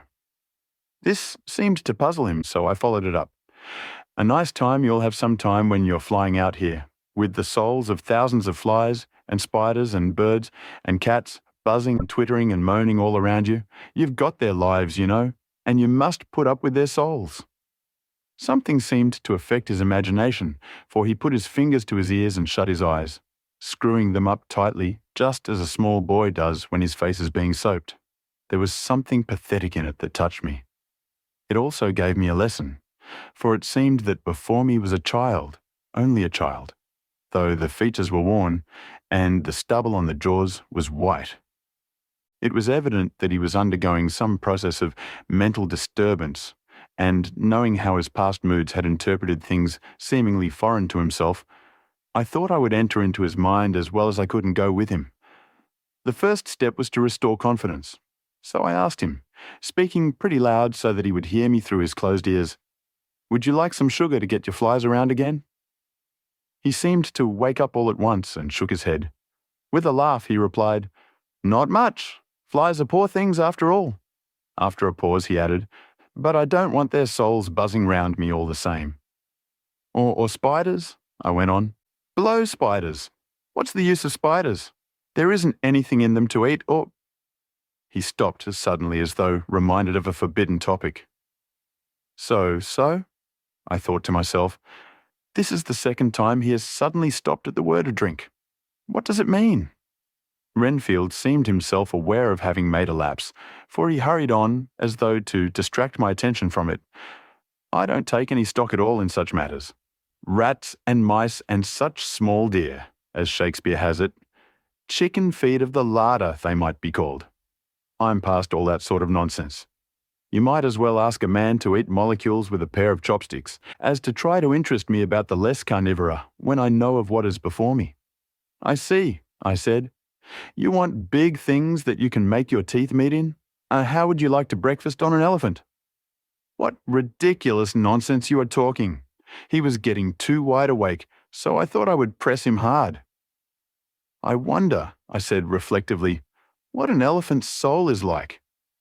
The effect I desired was obtained, for he at once fell from his high horse and became a child again. "I don't want an elephant's soul, or any soul at all," he said. For a few moments he sat despondently. Suddenly he jumped to his feet, with his eyes blazing and all the signs of intense cerebral excitement. "To hell with you and your souls," he shouted. "Why do you plague me about souls? Haven't I got enough to worry and pain, to distract me already, without thinking of souls?" He looked so hostile that I thought he was in for another homicidal fit, so I blew my whistle. The instant, however, that I did so, he became calm, and said apologetically, "Forgive me, doctor. I forgot myself. You do not need any help. I am so worried in my mind that I am apt to be irritable. If you only knew the problem I have to face, and that I am working out, you would pity and tolerate and pardon me. Pray do not put me in a strait waistcoat. I want to think, and I cannot think freely when my body is confined. I'm sure you will understand." He had evidently self-control, so when the attendants came I told them not to mind, and they withdrew. Renfield watched them go. When the door was closed, he said with considerable dignity and sweetness, "Dr. Seward, you have been very considerate towards me. Believe me that I am very, very grateful to you." I thought it well to leave him in this mood, and so I came away. There is certainly something to ponder over in this man's state. Several points seem to make what the American interviewer calls a story, if one could only get them in proper order. Here they are. Will not mention drinking. Fears the thought of being burdened with the soul of anything. Has no dread of wanting life in the future. Despises the meaner forms of life altogether, though he dreads being haunted by their souls. Logically, all these things point one way. He has assurance of some kind that he will acquire some higher life. He dreads the consequence, the burden of a soul. Then it is a human life he looks to. And the assurance, merciful God. The Count has been to him, and there is some new scheme of terror afoot. Later, I went after my round to Van Helsing and told him my suspicion. He grew very grave, and after thinking the matter over for a while, asked me to take him to Renfield. I did so. As we came to the door, we heard the lunatic within singing gaily, as he used to do in the time which now seems so long ago. When we entered, we saw with amazement that he had spread out his sugar as of old. The flies, lethargic with the autumn, were beginning to buzz into the room. We tried to make him talk of the subject of our previous conversation, but he would not attend. He went on with his singing, just as though we had not been present. He had got a scrap of paper and was folding it into a notebook. We had to come away as ignorant as we went in. His is a curious case indeed. We must watch him tonight. Letter, Mitchell, Son's Candy to Lord Godalming, Fot, the 1st of October. My Lord, we are at all times only too happy to meet your wishes. We beg, with regard to the desire of your Lordship, expressed by Mr. Harker on your behalf, to supply the following information concerning the sale and purchase of Nun 347 Piccadilly. The original vendors are the executors of the late Mr. Archibald Winter Suffield. The purchaser is a foreign nobleman, Count de Ville, who effected the purchase himself, paying the purchase money in notes over the counter, if your Lordship will pardon us using so vulgar an expression. Beyond this we know nothing whatever of him. We are, my Lord, your Lordship's humble servants. Mitchell, Son's Candy. Dr. Seward's Diary, the 2nd of October. I placed a man in the corridor last night and told him to make an accurate note of any sound he might hear from Renfield's room, and gave him instructions that if there should be anything strange, he was to call me. After dinner, when we had all gathered round the fire in the study, Mrs. Harker having gone to bed, we discussed the attempts and discoveries of the day. Harker was the only one who had any result, and we are in great hopes that his clue may be an important one. Before going to bed, I went round to the patient's room and looked in through the observation trap. He was sleeping soundly. His heart rose and fell with regular respiration. This morning, the man on duty reported to me that a little after midnight he was restless and kept saying his prayers somewhat loudly. I asked him if that was all. He replied that it was all he heard. There was something about his manner so suspicious that I asked him point blank if he had been asleep. He denied sleep, but admitted to having dozed for a while. It is too bad that men cannot be trusted unless they are watched. Today, Harker is out following up his clue, and Art and Quincy are looking after horses. Godalming thinks that it will be well to have horses always in readiness, for when we get the information which we seek, there will be no time to lose. We must sterilize all the imported earth between sunrise and sunset. We shall thus catch the Count at his weakest, and without a refuge to fly to. Van Helsing is off to the British Museum, looking up some authorities on ancient medicine. The old physicians took account of things which their followers do not accept, and the professor is searching for witch and demon cures which may be useful to us later. I sometimes think we must be all mad and that we shall wake to sanity in strait waistcoats. Later, we have met again. We seem at last to be on the track, and our work of tomorrow may be the beginning of the end. I wonder if Renfield's quiet has anything to do with this. His moods have so followed the doings of the Count that the coming destruction of the monster may be carried to him some subtle way. If we could only get some hint as to what passed in his mind between the time of my argument with him today and his resumption of fly-catching, it might afford us a valuable clue. He is now seemingly quiet for a spell. Is he? That wild yell seemed to come from his room. The attendant came bursting into my room and told me that Renfield had somehow met with some accident. He had heard him yell, and when he went to him, found him lying on his face on the floor, all covered with blood. I must go at once. Chapter 21. Dr. Seward's Diary, the 3rd of October. Let me put down with exactness all that happened, as well as I can remember since last I made an entry. Not a detail that I can recall must be forgotten. In all calmness, I must proceed. When I came to Renfield's room, I found him lying on the floor on his left side, in a glittering pool of blood. When I went to move him, it became at once apparent that he had received some terrible injuries. There seemed none of the unity of purpose between the parts of the body which marks even lethargic sanity. As the face was exposed, I could see that it was horribly bruised, as though it had been beaten against the floor. Indeed, it was from the face wounds that the pool of blood originated. The attendant who was kneeling beside the body said to me as we turned him over, "I think, sir, his back is broken. See, both his right arm and leg and the whole side of his face are paralyzed." How such a thing could have happened puzzled the attendant beyond measure. He seemed quite bewildered, and his brows were gathered in as he said, I can't understand the two things. He could mark his face like that by beating his own head on the floor. I saw a young woman do it once at the Eversfield Asylum before anyone could lay hands on her. And I suppose he might have broken his neck by falling out of bed if he got in an awkward kink. But for the life of me, I can't imagine how the two things occurred.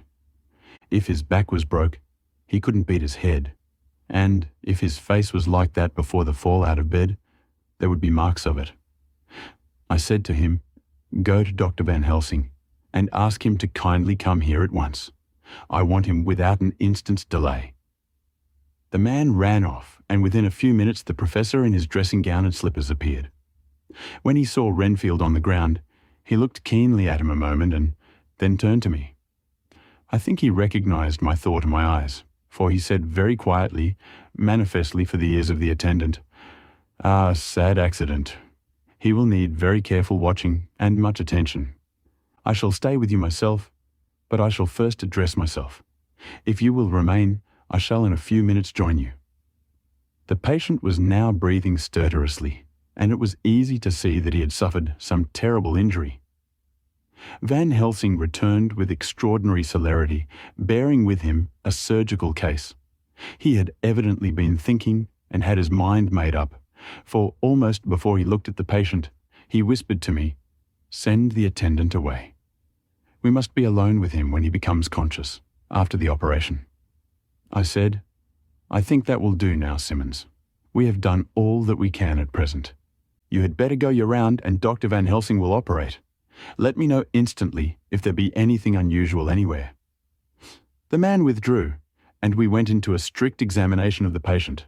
The wounds of the face were superficial. The real injury was a depressed fracture of the skull, extending right up through the motor area. The professor thought a moment and said, "We must reduce the pressure and get back to normal conditions as far as can be. The rapidity of the suffusion shows the terrible nature of his injury. The whole motor area seems affected. The suffusion of the brain will increase quickly, so we must trephine at once or it may be too late." As he was speaking, there was a soft tapping at the door. I went over and opened it and found in the corridor without, Arthur and Quincy in pyjamas and slippers. The former spoke. "I heard your man call up Dr. Van Helsing and tell him of an accident. So I woke Quincy, or rather, called for him as he was not asleep. Things are moving too quickly and too strangely for sound sleep for any of us these times. I've been thinking that tomorrow night we'll not see things as they have been. We'll have to look back and forward a little more than we have done. May we come in?" I nodded and held the door open till they had entered. Then I closed it again. When Quincy saw the attitude and state of the patient and noted the horrible pool on the floor, he said softly, "My God, what has happened to him? Poor, poor devil." I told him briefly and added that we expected he would recover consciousness after the operation, for a short time at all events. He went at once and sat down on the edge of the bed with Godalming beside him. We all watched in patience. "We shall wait," said Van Helsing, "just long enough to fix the best spot for trephining, so that we may most quickly and perfectly remove the blood clot, for it is evident that the hemorrhage is increasing." The minutes during which we waited passed with fearful slowness. I had a horrible sinking in my heart, and from Van Helsing's face I gathered that he felt some fear or apprehension as to what was to come. I dreaded the words Renfield might speak.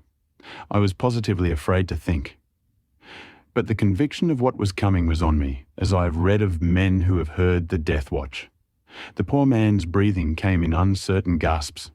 Each instant he seemed as though he would open his eyes and speak, but then would follow a prolonged, stertorous breath, and he would relapse into a more fixed insensibility. Inured as I was to sick beds and death, this suspense grew and grew upon me. I could almost hear the beating of my own heart, and the blood surging through my temples sounded like blows from a hammer. The silence finally became agonizing. I looked at my companions, one after another, and saw from their flushed faces and damp brows that they were enduring equal torture. There was a nervous suspense over us all, as though overhead some dread bell would peal out powerfully when we should least expect it. Huh. At last there came a time when it was evident that the patient was sinking fast. He might die at any moment. I looked up at the professor and caught his eyes fixed on mine. His face was sternly set as he spoke. There is no time to lose. His words may be worth many lives. I have been thinking so as I stood here. It may be there is a soul at stake. We shall operate just above the ear. Without another word, he made the operation. For a few moments, the breathing continued to be stertorous. Then there came a breath so prolonged that it seemed as though it would tear open his chest. Suddenly his eyes opened and became fixed in a wild, helpless stare. This was continued for a few moments, then it was softened into a glad surprise, and from his lips came a sigh of relief. He moved convulsively, and as he did so, said, "I'll be quiet, doctor. Tell them to take off the straight waistcoat. I have had a terrible dream, and it has left me so weak that I cannot move. What's wrong with my face? It feels all swollen, and it smarts dreadfully." He tried to turn his head, but even with the effort, his eyes seemed to grow glassy again, so I gently put it back.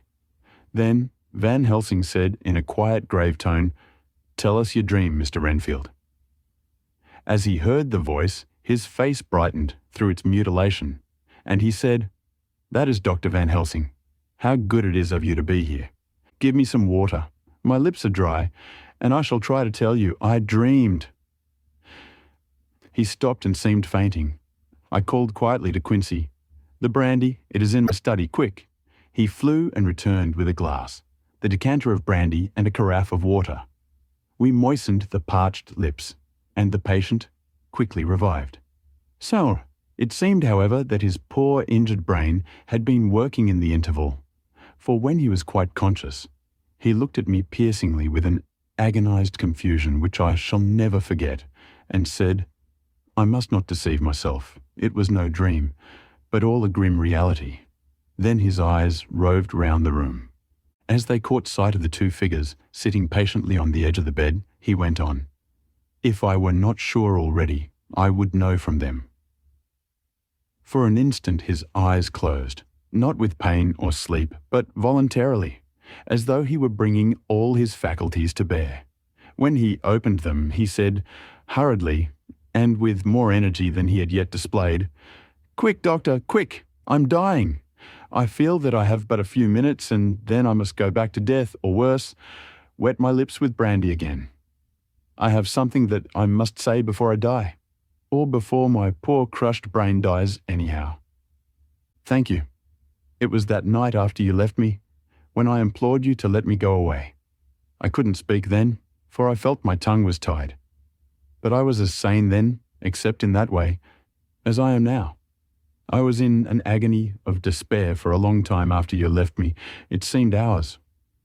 Then there came a sudden peace to me. My brain seemed to become cool again, and I realized where I was. I heard the dogs bark behind our house, but not where he was." As he spoke, Van Helsing's eyes never blinked, but his hand came out and met mine and gripped it hard. He did not, however, betray himself. He nodded slightly and said, "Go on," in a low voice. Renfield proceeded.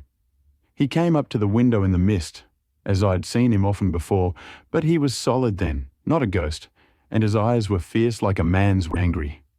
He was laughing with his red mouth. The sharp white teeth glinted in the moonlight when he turned to look back over the belt of trees to where the dogs were barking.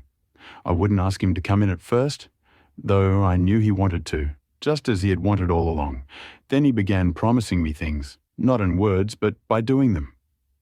He was interrupted by a word from the professor. How? By making them happen, just as he used to send in the flies when the sun was shining. Great big fat ones with steel and sapphire on their wings, and big moths, in the night, with skull and crossbones on their backs. Van Helsing nodded to him as he whispered to me unconsciously, "The Acherontia atropus of the Sphinx, what you call the death's head moth." The patient went on without stopping. Then he began to whisper, "Rats, rats, rats, hundreds, thousands, millions of them, and every one alive, and dogs to eat them, and cats, too. All lives, all red blood, with years of life in it and not merely buzzing flies. I laughed at him, for I wanted to see what he could do. Then the dogs howled away beyond the dark trees in his house. He beckoned me to the window. I got up and looked out, and he raised his hands and seemed to call out without using any words. A dark mass spread over the grass, coming on like the shape of a flame of fire.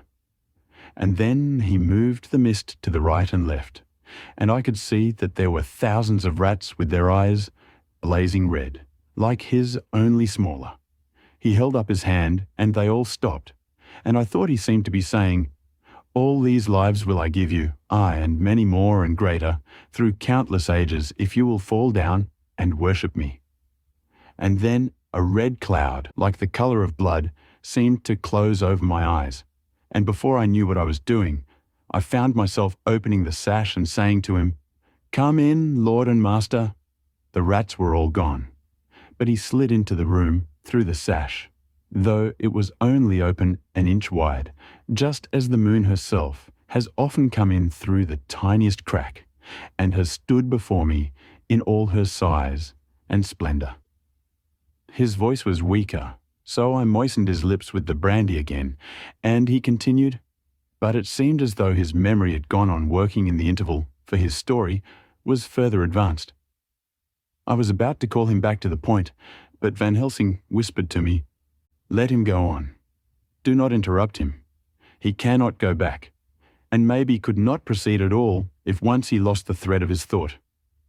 He proceeded, "All day I waited to hear from him, but he did not send me anything, not even a blowfly. And when the moon got up, I was pretty angry with him. When he did slide in through the window, though it was shut and did not even knock, I got mad with him.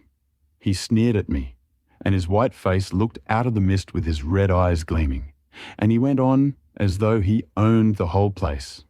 And I was no one. He didn't even smell the same as he went by me. I couldn't hold him. I thought that somehow Mrs. Harker had come into the room. The two men sitting on the bed stood up and came over, standing behind him so that he could not see them, but where they could hear better. They were both silent, but the professor started and quivered.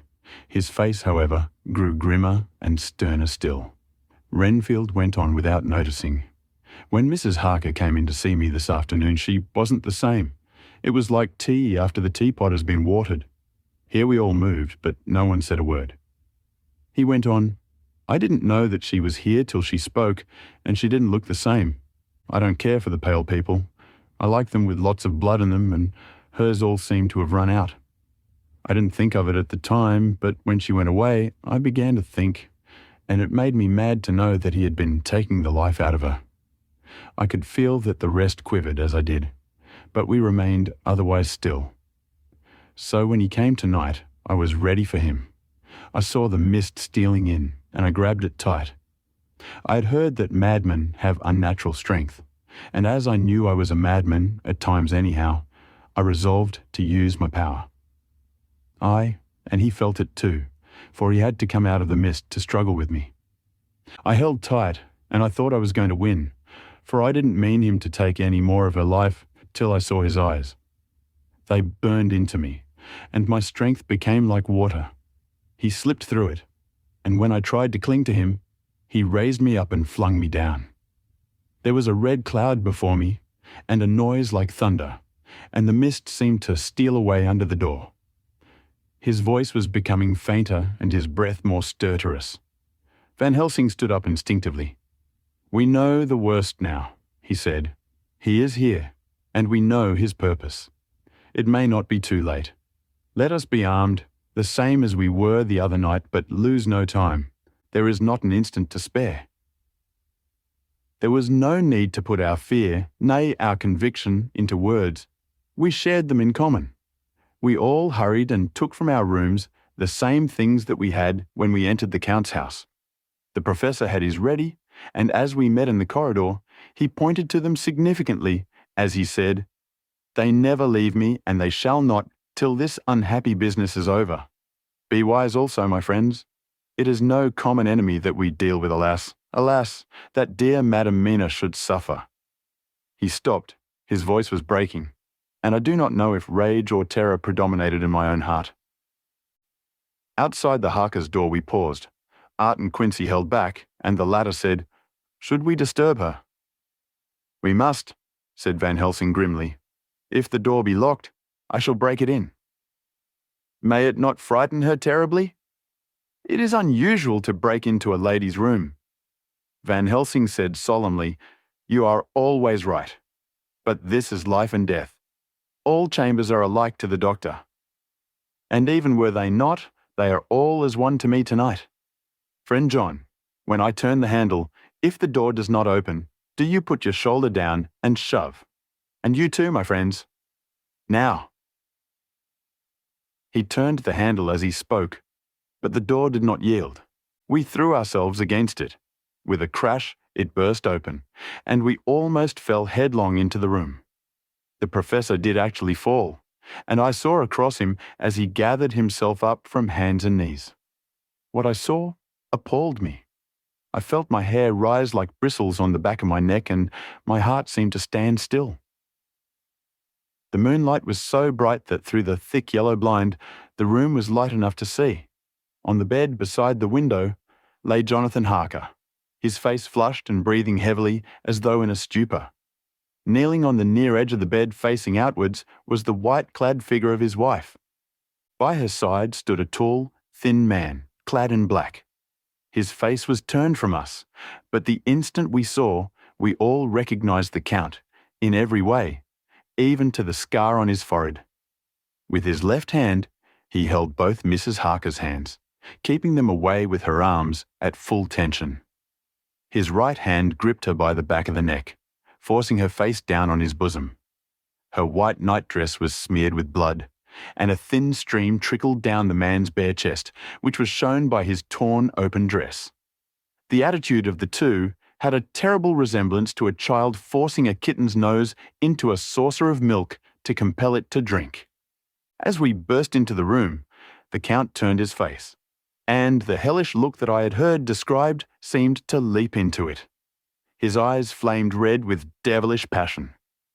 The great nostrils of the white aquiline nose opened wide and quivered at the edge, and the white sharp teeth, behind the full lips of the blood-dripping mouth, clamped together like those of a wild beast. With a wrench which threw his victim back upon the bed as though hurled from a height, he turned and sprang at us. But by this time the professor had gained his feet and was holding towards him the envelope which contained the sacred wafer. The Count suddenly stopped, just as poor Lucy had done outside the tomb, and cowered back. Further and further back he cowered as we, lifting our crucifixes, advanced. The moonlight suddenly failed as a great black cloud sailed across the sky. And when the gaslight sprang up under Quincy's match, we saw nothing but a faint vapour. This, as we looked, trailed under the door, which, with the recoil from its bursting open, had swung back to its old position. Van Helsing, Art, and I moved forward to Mrs. Harker, who by this time had drawn her breath and, with it, had given a scream so wild, so ear-piercing, so despairing, that it seems to me now that it will ring in my ears till my dying day. For a few seconds she lay in her helpless attitude and disarray. Her face was ghastly, with a pallor which was accentuated by the blood which smeared her lips and cheeks and chin. From her throat trickled a thin stream of blood. Her eyes were mad with terror. Then she put before her face her poor crushed hands, which bore on their whiteness the red mark of the Count's terrible grip, and from behind them came a low, desolate wail, which made the terrible scream seem only the quick expression of an endless grief. Van Helsing stepped forward and drew the coverlet gently over her body, whilst Art, after looking at her face for an instant despairingly, ran out of the room. Van Helsing whispered to me, "Jonathan is in a stupor, such as we know the vampire can produce. We can do nothing with poor Madam Mina for a few moments till she recovers herself. I must wake him." He dipped the end of a towel in cold water, and with it began to flick him on the face, his wife all the while holding her face between her hands and sobbing in a way that was heartbreaking to hear. I raised the blind and looked out of the window. There was much moonshine, and as I looked I could see Quincy Morris run across the lawn and hide himself in the shadow of a great yew tree. It puzzled me to think why he was doing this, but at the instant I heard Harker's quick exclamation as he woke to partial consciousness and turned to the bed. On his face, as there might well be, was a look of wild amazement. He seemed dazed for a few seconds, and then full consciousness seemed to burst upon him all at once, and he started up.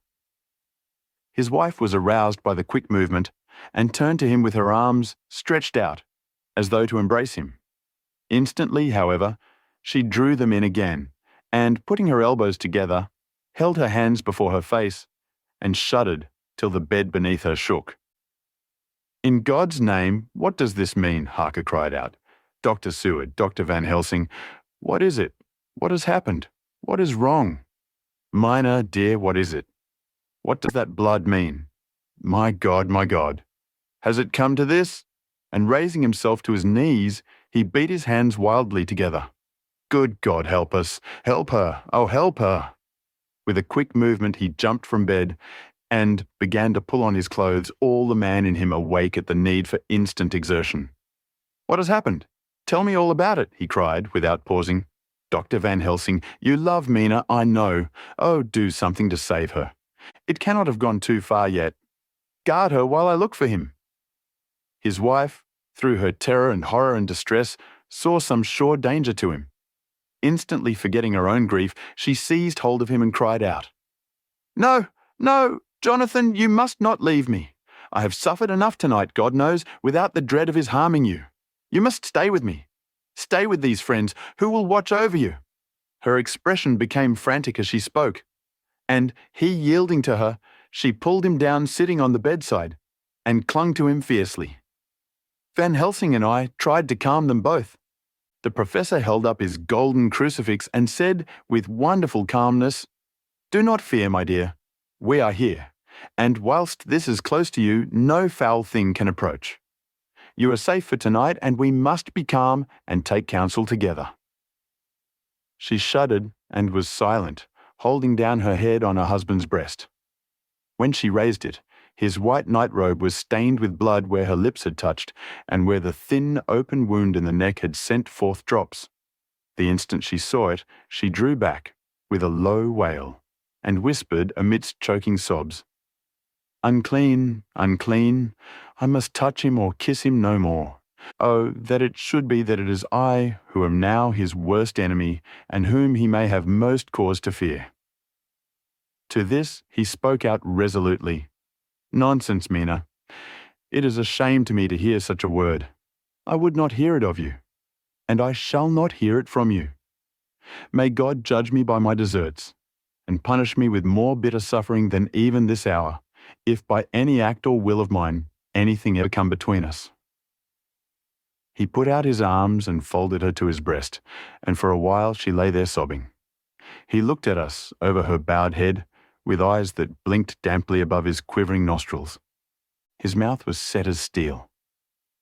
After a while her sobs became less frequent and more faint, and then he said to me, speaking with a studied calmness which I felt tried his nervous power to the utmost, "And now, Dr. Seward, tell me all about it. Too well, I know the broad fact. Tell me all that has been." I told him exactly what had happened, and he listened with seeming impassiveness, but his nostrils twitched and his eyes blazed as I told how the ruthless hands of the Count had held his wife in that terrible and horrid position, with her mouth to the open wound in his breast. It interested me, even at that moment, to see that whilst the face of white-set passion worked convulsively over the bowed head, the hands tenderly and lovingly stroked the ruffled hair. Just as I had finished, Quincy and Godalming knocked at the door. They entered in obedience to our summons. Van Helsing looked at me questioningly. I understood him to mean if we were to take advantage of their coming, to divert, if possible, the thoughts of the unhappy husband and wife from each other and from themselves. So, on nodding acquiescence to him, he asked them what they had seen or done, to which Lord Godalming answered, "I could not see him anywhere in the passage, or in any of our rooms. I looked in the study, but, though he had been there, he had gone. He had, however, He stopped suddenly, looking at the poor drooping figure on the bed. Van Helsing said gravely, "Go on, friend Arthur. We want here no more concealments. Our hope now is in knowing all. Tell freely." So Art went on. He had been there, and though it could only have been for a few seconds, he made rare hay of the place. All the manuscript had been burned, and the blue flames were flickering amongst the white ashes. The cylinders of your phonograph too were thrown on the fire, and the wax had helped the flames. Here I interrupted. "Thank God there is the other copy in the safe." His face lit for a moment, but fell again as he went on. I ran downstairs then, but could see no sign of him. I looked into Renfield's room, but there was no trace there except— Again he paused. "Go on," said Harker hoarsely. So he bowed his head, and moistening his lips with his tongue, added, "Except that the poor fellow is dead." Mrs. Harker raised her head. Looking from one to the other of us, she said solemnly, "God's will be done." I could not but feel that Art was keeping back something. But as I took it that it was with a purpose, I said nothing. Van Helsing turned to Morris and asked, "And you, friend Quincy, have you any to tell?" "A little," he answered. "It may be much eventually, but at present I can't say. I thought it well to know if possible where the Count would go when he left the house. I did not see him, but I saw a bat rise from Renfield's window and flap westward. I expected to see him in some shape go back to Carfax, but he evidently sought some other lair. He will not be back tonight, for the sky is reddening in the east, and the dawn is close. We must work tomorrow." He said the latter words through his shut teeth. For a space of perhaps a couple of minutes there was silence, and I could fancy that I could hear the sound of our hearts beating. Then Van Helsing said, placing his hand tenderly on Mrs. Harker's head, "And now, Madam Mina, poor dear, dear Madam Mina, tell us exactly what happened. God knows that I do not want that you be pained, but it is need that we know all. For now, more than ever, has all work to be done quick and sharp, and in deadly earnest. The day is close to us that must end all, if it may be so, and now is the chance that we may live and learn." The poor dear lady shivered, and I could see the tension of her nerves as she clasped her husband closer to her and bent her head lower and lower still on his breast. Then she raised her head proudly and held out one hand to Van Helsing, who took it in his, and after stooping and kissing it reverently, held it fast. The other hand was locked in that of her husband, who held his other arm thrown round her protectingly.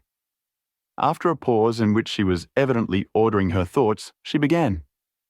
"I took the sleeping draught, which you had so kindly given me, but for a long time it did not act. I seemed to become more wakeful, and myriads of horrible fancies began to crowd in upon my mind, all of them connected with death and vampires, with blood and pain and trouble."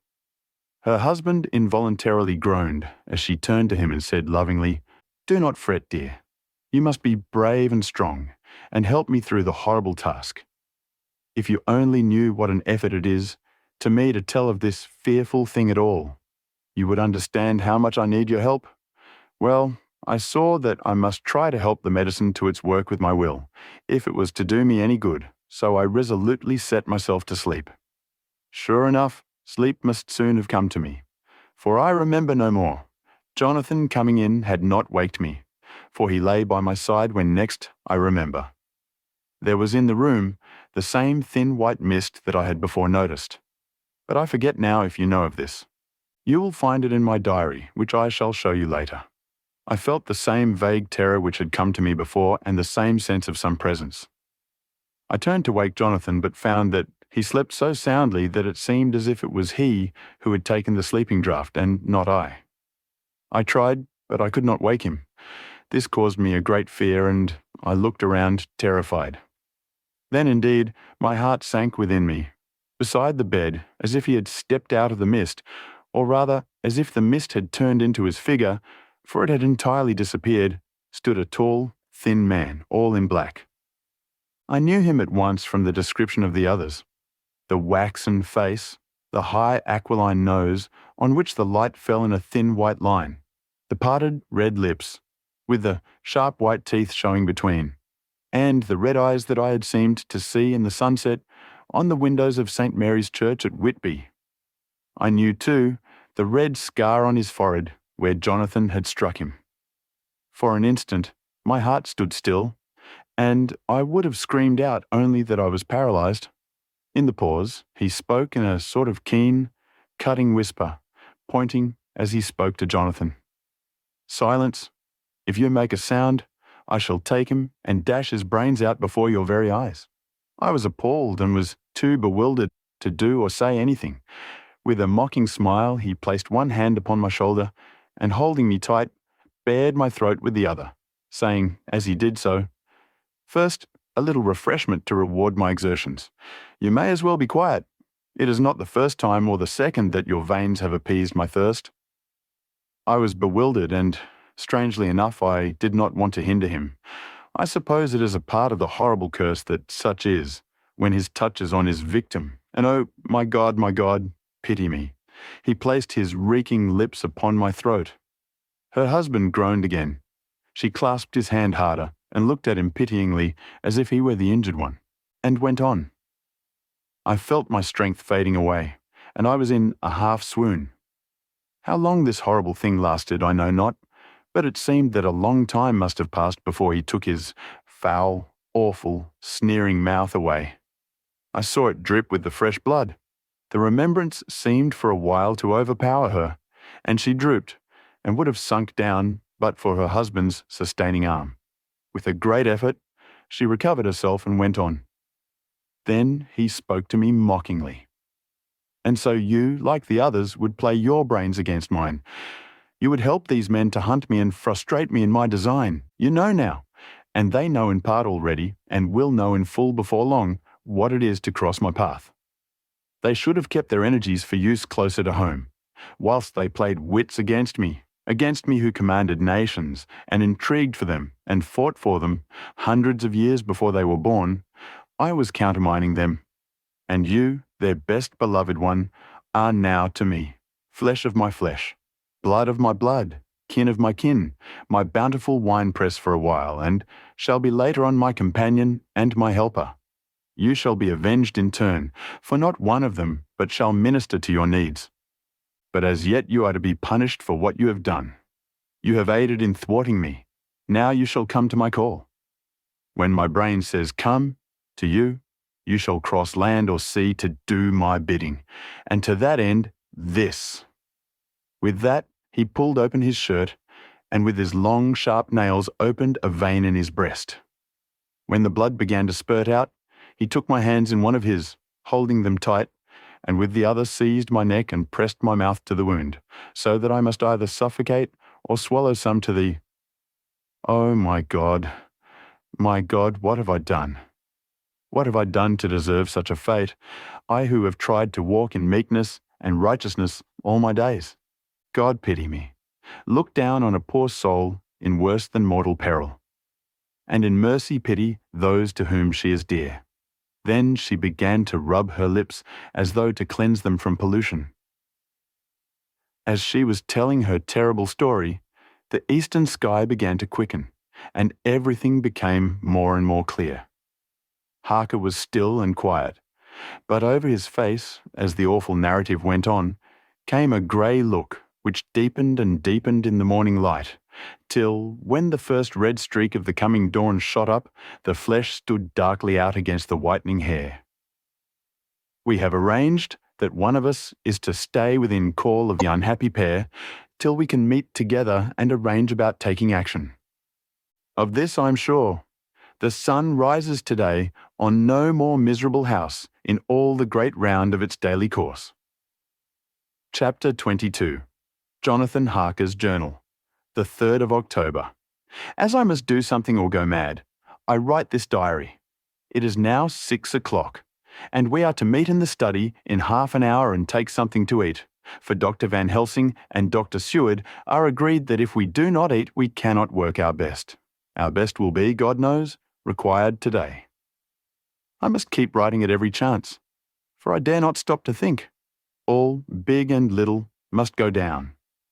Perhaps at the end, The little things may teach us most. The teaching, big or little, could not have landed Mina or me anywhere worse than we are today. However, we must trust and hope. Poor Mina told me just now, with the tears running down her dear cheeks, that it is in trouble and trial that our faith is tested, that we must keep on trusting, and that God will aid us up to the end. The end. Oh my God, what end? To work, to work. When Dr. Van Helsing and Dr. Seward had come back from seeing poor Renfield, we went gravely into what was to be done. First, Dr. Seward told us that when he and Dr. Van Helsing had gone down to the room below, they had found Renfield lying on the floor, all in a heap. His face was all bruised and crushed in, and the bones of the neck were broken. Dr. Seward asked the attendant who was on duty in the passage if he had heard anything. He said that he had been sitting down, he confessed to half-dozing, when he heard loud voices in the room, and then Renfield had called out loudly several times, "God! God! God!" After that, there was a sound of falling, and when he entered the room, he found him lying on the floor, face down, just as the doctors had seen him. Van Helsing asked if he had heard voices or a voice, and he said he could not say. That at first it had seemed to him as if there were two, but as there was no one in the room, it could have been only one. He could swear to it, if required, that the word God was spoken by the patient. Dr. Seward said to us, when we were alone, that he did not wish to go into the matter. The question of an inquest had to be considered, and it would never do to put forward the truth, as no one would believe it. As it was, he thought that on the attendant's evidence he could give a certificate of death by misadventure in falling from bed. In case the coroner should demand it, there would be a formal inquest, necessarily to the same result.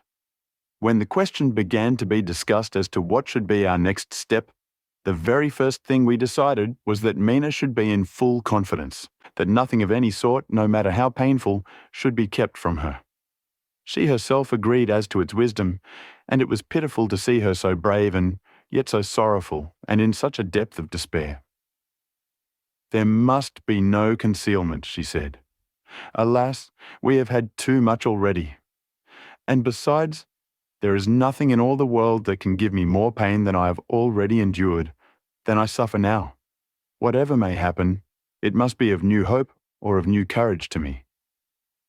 Van Helsing was looking at her fixedly as she spoke, and said, suddenly but quietly, "But dear Madam Mina, are you not afraid, not for yourself, but for others from yourself, after what has happened?"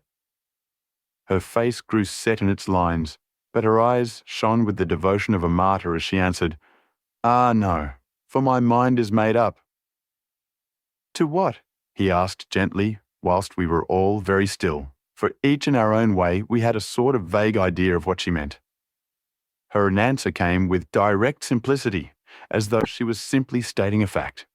"Because if I find in myself, and I shall watch keenly for it, a sign of harm to any that I love, I shall die." "You would not kill yourself?" he asked hoarsely. "I would, if there were no friend who loved me, who would save me such a pain and so desperate an effort." She looked at him meaningly as she spoke. He was sitting down, but now he rose and came close to her and put his hand on her head, as he said solemnly, "My child, there is such an one, if it were for your good. For myself, I could hold it in my account with God, to find such an euthanasia for you, even at this moment if it were best.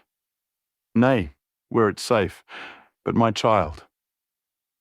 For a moment he seemed choked, and a great sob rose in his throat. He gulped it down and went on, "There are here some who would stand between you and death. You must not die. You must not die by any hand, but least of all your own. Until the other, who has fouled your sweet life, is true dead, you must not die. For if he is still with the quick undead, your death would make you even as he is. No, you must live. You must struggle and strive to live, though death would seem a boon unspeakable. You must fight death himself, though he come to you in pain or in joy, by the day or the night, in safety or in peril. On your living soul I charge you that you do not die, nay, nor think of death, till this great evil be past." The poor dear grew white as death, and shook and shivered as I have seen a quicksand shake and shiver at the incoming of the tide. We were all silent. We could do nothing.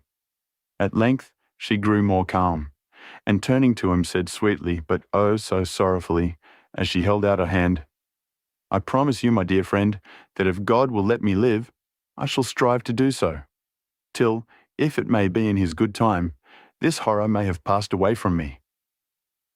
She was so good and brave that we all felt that our hearts were strengthened to work and endure for her, and we began to discuss what we were to do. I told her that she was to have all the papers in the safe, and all the papers or diaries and phonographs we might hereafter use, and was to keep the record as she had done before. She was pleased with the prospect of anything to do, if pleased could be used in connection with so grim an interest. As usual, Van Helsing had thought ahead of everyone else, and was prepared with an exact ordering of our work.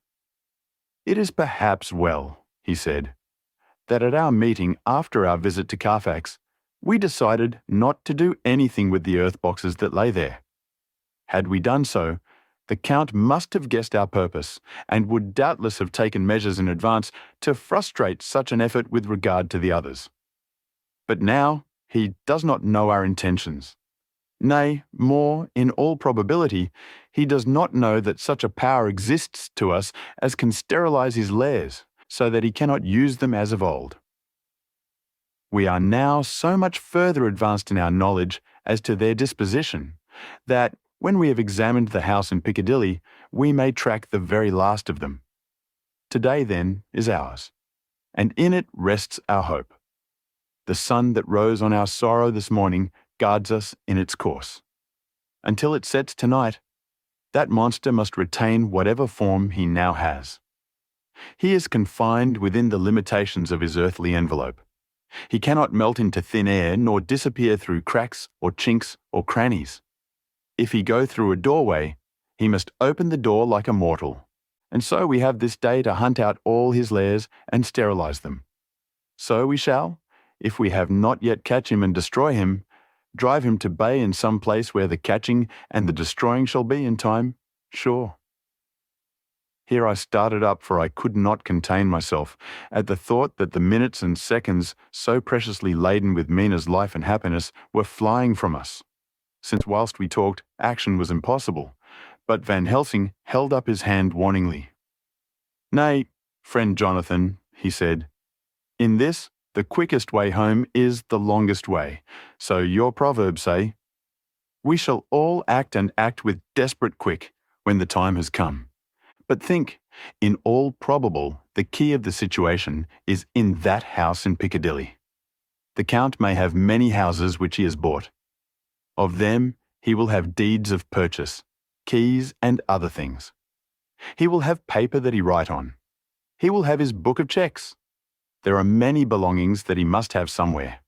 Why not in this place so central, so quiet, where he come and go by the front or the back at all hours, when in the very vast of the traffic there is none to notice? We shall go there and search that house, and when we learn what it holds, then we do what our friend Arthur call, in his phrases of hunts top the earths, and so we run down our old fox. So, is it not?" "Then let us come at once," I cried. "We are wasting the precious, precious time." The professor did not move, but simply said, "And how are we to get into that house in Piccadilly?" "Anyway," I cried, "we shall break in if need be." "And your police? Where will they be, and what will they say?" I was staggered, but I knew that if he wished to delay, he had a good reason for it. So I said, as quietly as I could, "Don't wait more than need be. You know, I'm sure, what torture I'm in." "Ah, my child, that I do. And indeed, there is no wish of me to add to your anguish. But just think, what can we do until all the world be at movement? Then will come our time. I have thought, and it seems to me that the simplest way is the best of all. Now we wish to get into the house, but we have no key. Is it not so?" I nodded. "Now suppose that you were, in truth, the owner of that house and could not still get in. and think there was to you no conscience of the housebreaker, what would you do? I should get a respectable locksmith and set him to work to pick the lock for me. And your police, they would interfere, would they not? Ah, no, not if they knew the man was properly employed. Then he looked at me as keenly as he spoke. All that is in doubt is the conscience of the employer, and the belief of your policeman as to whether or not that employer has a good conscience or a bad one. Your police must indeed be zealous men, and clever, oh so clever, in reading the heart, that they trouble themselves in such matter. No, my friend Jonathan, you go take the lock off 100 empty houses in this your London, or of any city in the world, and if you do it as such things are rightly done, and at the time such things are rightly done, no one will interfere. I have read of a gentleman who owned a so fine house in London, and when he went for months of summer to Switzerland and lock up his house, some burglar come and broke window at back and got in. Then he went and made open the shutters in front and walk out and in through the door before the very eyes of the police. Then he have an auction in that house and advertise it and put up big notice. And when the day come, he sell off by a great auctioneer all the goods of that other man who owned them. Then he go to a builder, and he sell him that house, making an agreement that he pull it down and take all away within a certain time. And your police and other authority help him all they can. And when that owner come back from his holiday in Switzerland, he find only an empty hole where his house had been. This was all done en règle, and in our work we shall be en règle too. We shall not go so early that the policemen who have then little to think of shall deem it strange. But we shall go after 10 o'clock, when there are many about, and such things would be done were we indeed owners of the house. I could not but see how right he was, and the terrible despair of Mina's face became relaxed in thought. There was hope in such good counsel. Van Helsing went on, "When once within that house we may find more clues. At any rate, some of us can remain there whilst the rest find the other places where there be more earth boxes at Bermondsey and Mile End." Lord Godalming stood up. "I can be of some use here," he said. "I shall wire to my people to have horses and carriages where they will be most convenient." "Look here, old fellow," said Morris. "It is a capital idea to have all ready in case we want to go horsebacking, but don't you think that one of your snappy carriages with its heraldic adornments in a byway of Walworth or Mile End would attract too much attention for our purpose? It seems to me that we ought to take cabs when we go south or east, and even leave them somewhere near the neighbourhood we are going to."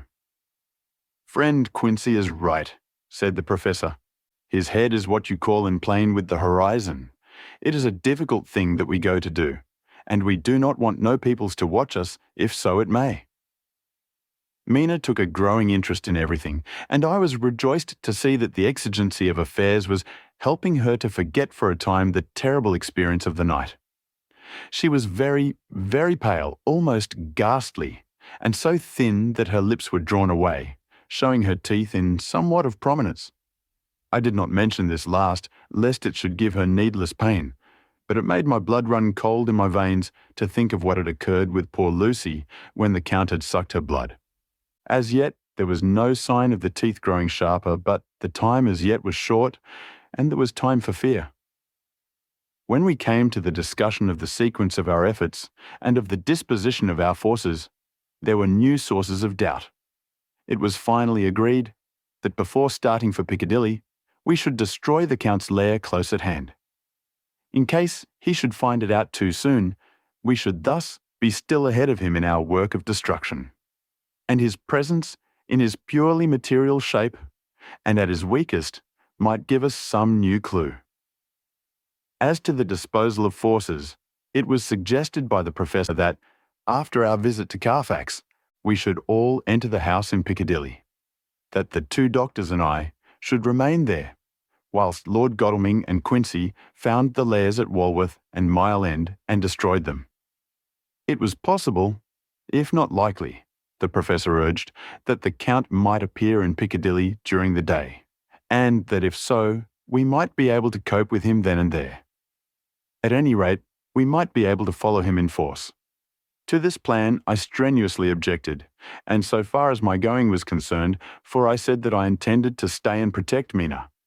I thought that my mind was made up on the subject, but Mina would not listen to my objection.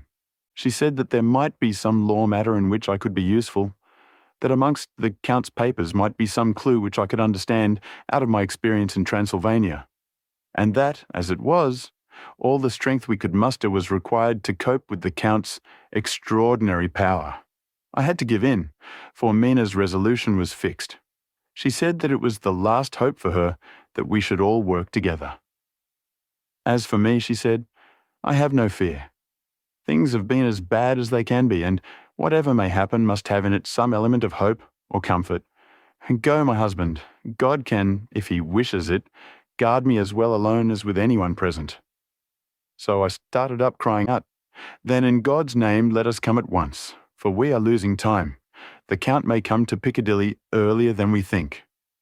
Not so, said Van Helsing, holding up his hand. But why? I asked.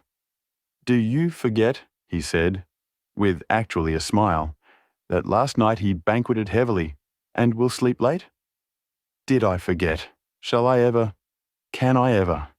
Can any of us ever forget that terrible scene? Mina struggled hard to keep her brave countenance, but the pain overmastered her, and she put her hands before her face and shuddered whilst she moaned.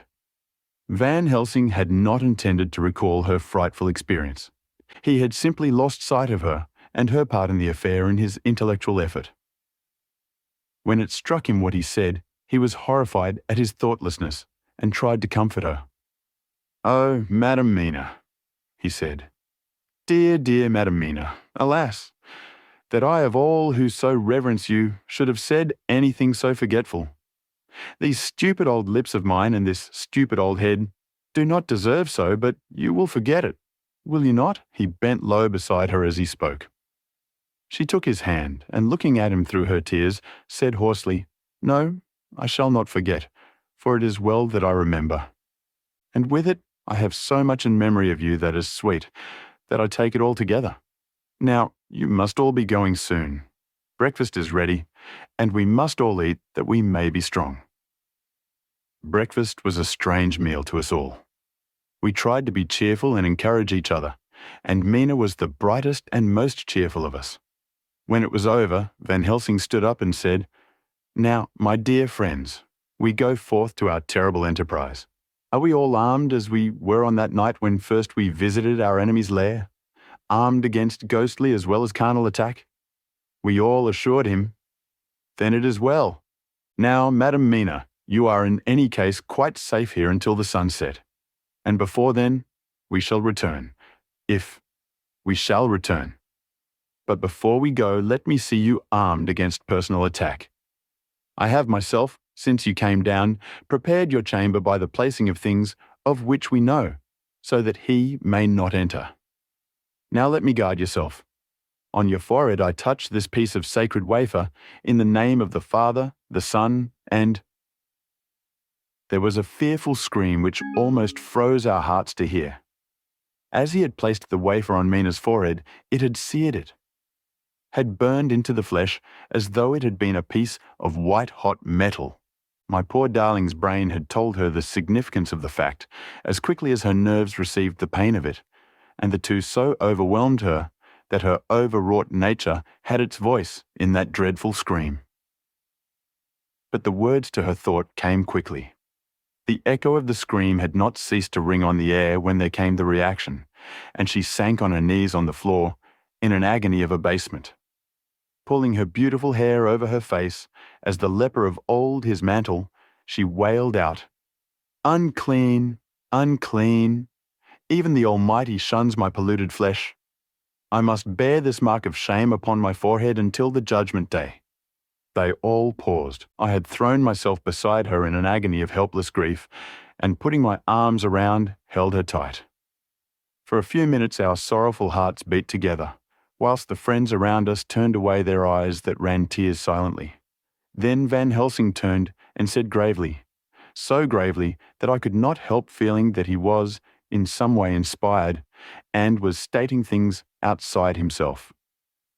It may be that you may have to bear that mark till God himself see fit, as he most surely shall, on the judgment day, to redress all wrongs of the earth and of his children that he has placed thereon. And oh, Madam Mina, my dear, may we who love you be there to see, when that red scar, the sign of God's knowledge of what has been, shall pass away, and leave your forehead as pure as the heart we know. For so surely as we live, that scar shall pass away when God sees right to lift the burden that is hard upon us. Till then, we bear our cross, as his Son did in obedience to his will. It may be that we are chosen instruments of his good pleasure, and that we ascend to his bidding as that other through stripes and shame, through tears and blood, through doubts and fear, and all that makes the difference between God and man. There was hope in his words, and comfort, and they made for resignation. Mina and I both felt so, and simultaneously we each took one of the old man's hands and bent over and kissed it. Then, without a word, we all knelt down together, and all holding hands, swore to be true to each other. We men pledged ourselves to raise the veil of sorrow from the head of her whom, each in his own way, we loved. And we prayed for help and guidance in the terrible task which lay before us. It was then time to start. So I said farewell to Mina, a parting which neither of us shall forget to our dying day, and we set out. To one thing I've made up my mind. If we find out that Mina must be a vampire in the end, then she shall not go into that unknown and terrible land alone. I suppose it is thus that in old times one vampire meant many. Just as their hideous bodies could only rest in sacred earth, so the holiest love was the recruiting sergeant for their ghastly ranks. We entered Carfax without trouble and found all things the same as on the first occasion. It was hard to believe that amongst so prosaic surroundings of neglect and dust and decay, there was any ground for such fear as already we knew. Had not our minds been made up, and had there not been terrible memories to spur us on, we could hardly have proceeded with our task. We found no papers, or any sign of use in the house, and in the old chapel, the great boxes looked just as we had seen them last. Dr. Van Helsing said to us solemnly as we stood before him, "And now, my friends, we have a duty here to do. We must sterilize this earth, so sacred of holy memories, that he has brought from a far distant land for such fell use. He has chosen this earth because it has been holy. Thus, we defeat him with his own weapon, for we make it more holy still. It was sanctified to such use of man, now we sanctify it to God." As he spoke, he took from his bag a screwdriver and a wrench, and very soon the top of one of the cases was thrown open. The earth smelled musty and close, but we did not somehow seem to mind, for our attention was concentrated on the professor. Taking from his box a piece of the sacred wafer, he laid it reverently on the earth, and then, shutting down the lid, began to screw it home, we aiding him as he worked. One by one we treated in the same way each of the great boxes, and left them as we had found them to all appearance. But in each was a portion of the host. When we closed the door behind us, the professor said solemnly, "So much is already done.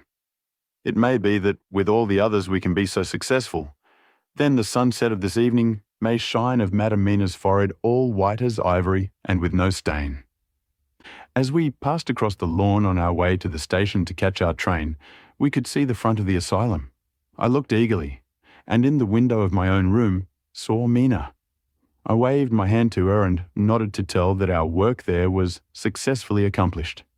She nodded in reply to show that she understood. The last I saw, she was waving her hand in farewell. It was with a heavy heart that we sought the station and just caught the train, which was steaming in as we reached the platform. I have written this in the train. Piccadilly, 12:30 o'clock.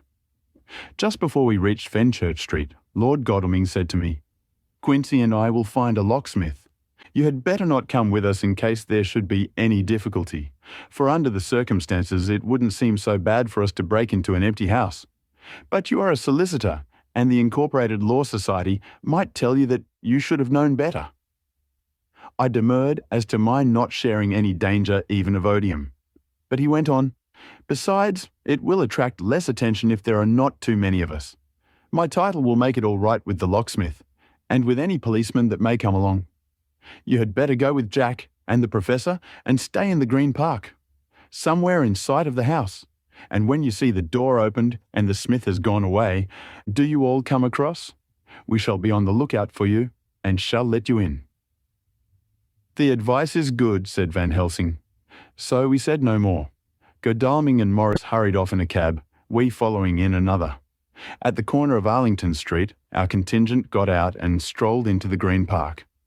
My heart beat as I saw the house, on which so much of our hope was centred, looming up grim and silent in its deserted condition amongst its more lively and spruce-looking neighbours. We sat down on a bench within good view, and began to smoke cigars so as to attract as little attention as possible. The minutes seemed to pass with leaden feet as we waited for the coming of the others. At length we saw a four-wheeler drive up. Out of it, in leisurely fashion, got Lord Godalming and Morris, and down from the box descended a thick-set working man with his rush-woven basket of tools. Morris paid the cabman, who touched his hat and drove away. Together the two ascended the steps, and Lord Godalming pointed out what he wanted done. The workman took off his coat leisurely and hung it on one of the spikes of the rail, saying something to a policeman who just then sauntered along. The policeman nodded acquiescence, and the man kneeling down placed his bag beside him. After searching through it, he took out a selection of tools which he proceeded to lay beside him in orderly fashion. Then he stood up, looked in the keyhole, blew into it, and turning to his employers, made some remark. Lord Godalming smiled, and the man lifted a good-sized bunch of keys. Selecting one of them, he began to probe the lock, as if feeling his way with it. After fumbling about for a bit, he tried a second, and then a third. All at once, the door opened under a slight push from him, and he and the two others entered the hall. We sat still. My own cigar burnt furiously, but Van Helsing's went cold altogether. We waited patiently as we saw the workman come out and bring his bag. Then he held the door partly open, steadying it with his knees, whilst he fitted a key to the lock. This he finally handed to Lord Godalming, who took out his purse and gave him something. The man touched his hat, took his bag, put on his coat, and departed. Not a soul took the slightest notice of the whole transaction. When the man had fairly gone, we three crossed the street and knocked at the door. It was immediately opened by Quincy Morris, beside whom stood Lord Godalming lighting a cigar. "The place smells so vilely," said the latter as we came in. It did indeed smell vilely, like the old chapel at Carfax, and with our previous experience, it was plain to us that the Count had been using the place pretty freely. We moved to explore the house, all keeping together in case of attack, for we knew we had a strong and wily enemy to deal with, and as yet we did not know whether the Count might not be in the house. In the dining room, which lay at the back of the hall, we found 8 boxes of earth. 8 boxes only out of the 9 which we sought. Our work was not over, and would never be until we should have found the missing box. First we opened the shutters of the window, which looked out across a narrow stone-flagged yard at the blank face of a stable, pointed to look like the front of a miniature house. There were no windows in it, so we were not afraid of being overlooked. We did not lose any time in examining the chests. With the tools which we had brought with us, we opened them one by one and treated them as we had treated those others in the old chapel. It was evident to us that the Count was not at present in the house, and we proceeded to search for any of his effects. After a cursory glance at the rest of the rooms, from basement to attic, we came to the conclusion that the dining room contained any effects which might belong to the Count. And so we proceeded to minutely examine them. They lay in a sort of orderly disorder on the great dining room table. There were title deeds of the Piccadilly house in a great bundle, deeds of the purchase of the houses at Mile End and Bermondsey, note paper, envelopes, and pens and ink. All were covered up in thin wrapping paper to keep them from the dust. There were also a clothes brush, a brush and comb, and a jug and basin, the latter containing dirty water which was reddened as if with blood. Last of all was a little heap of keys of all sorts and sizes, probably those belonging to the other houses. When we had examined this last find, Lord Godalming and Quincy Morris, taking accurate notes of the various addresses of the houses in the east and the south, took with them the keys in a great bunch and set out to destroy the boxes in these places. The rest of us are, with what patience we can, waiting their return, or the coming of the Count. Chapter 23. Dr. Seward's Diary. The 3rd of October. The time seemed terribly long whilst we were waiting for the coming of Godalming and Quincy Morris. The Professor tried to keep our minds active by using them all the time. I could see his beneficent purpose by the side glances which he threw from time to time at Harker. The poor fellow is overwhelmed in a misery that is appalling to see. Last night he was a frank, happy-looking man with strong youthful face, full of energy, and with dark brown hair. Today he is a drawn, haggard old man, whose white hair matches well with the hollow, burning eyes and grief-written lines of his face. His energy is still intact. In fact, he is like a living flame. This may yet be his salvation, for if all go well, it will tide him over the despairing period. He will then, in a kind of way, wake again to the realities of life. Poor fellow, I thought my own trouble was bad enough, but his... The Professor knows this well enough, and is doing his best to keep his mind active. What he has been saying was, under the circumstances, of absorbing interest. So well as I can remember, here it is. I have studied over and over again since they came into my hands, all the papers relating to this monster. And the more I have studied, the greater seems the necessity to utterly stamp him out. All through there are signs of his advance, not only of his power, but of his knowledge of it. As I learned from the researches of my friend Arminius of Budapest, he was in life a most wonderful man, soldier, statesman, and alchemist, which latter was the highest development of the science knowledge of his time.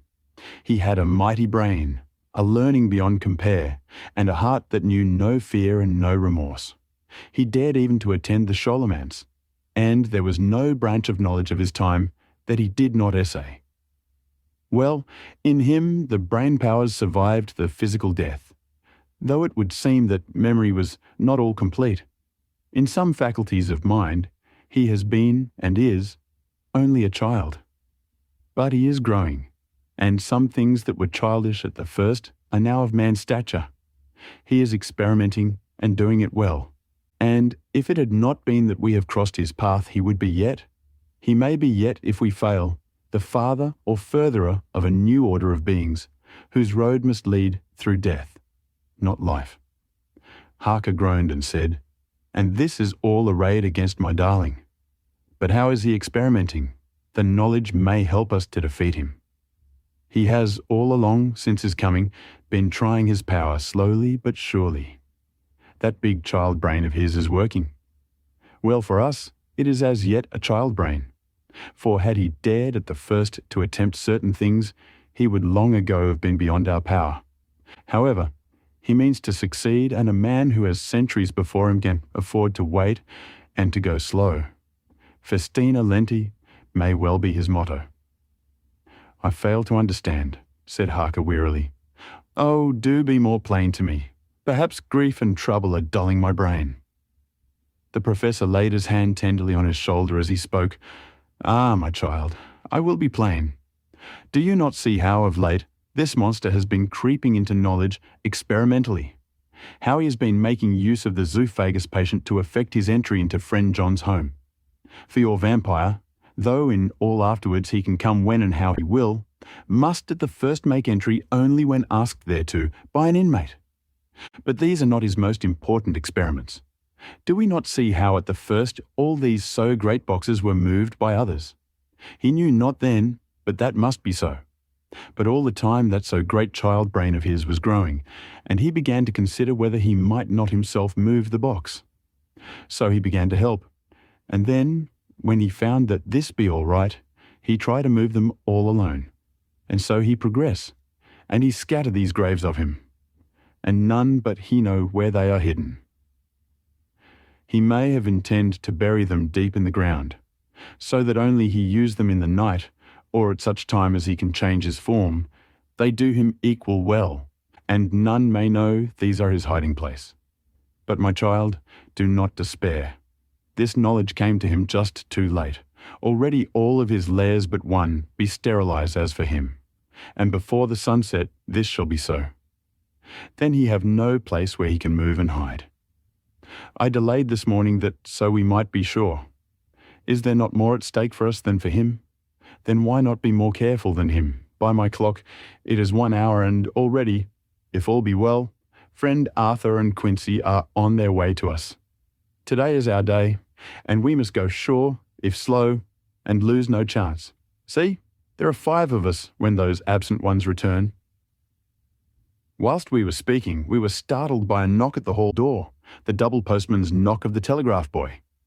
We all moved out to the hall with one impulse, and Van Helsing, holding up his hand to us to keep silence, stepped to the door and opened it. The boy handed in a dispatch. The professor closed the door again, and after looking at the direction, opened it and read aloud.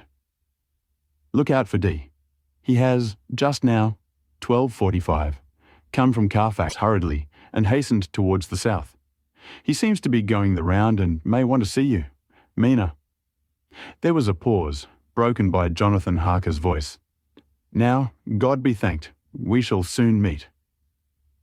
Van Helsing turned to him quickly and said, God will act in his own way and time. Do not fear, and do not rejoice as yet. For what we wish for at the moment may be our own undoings. I care for nothing now, he answered hotly, except to wipe out this brute from the face of creation. I would sell my soul to do it. Oh, hush, hush, my child, said Van Helsing. God does not purchase souls in this wise, and the devil, though he may purchase, does not keep faith. But God is merciful and just, and knows your pain, and your devotion to that dear Madam Mina. Think you how her pain would be doubled, did she but hear your wild words. Do not fear any of us. We are all devoted to this cause, and today shall see the end. The time is coming for action.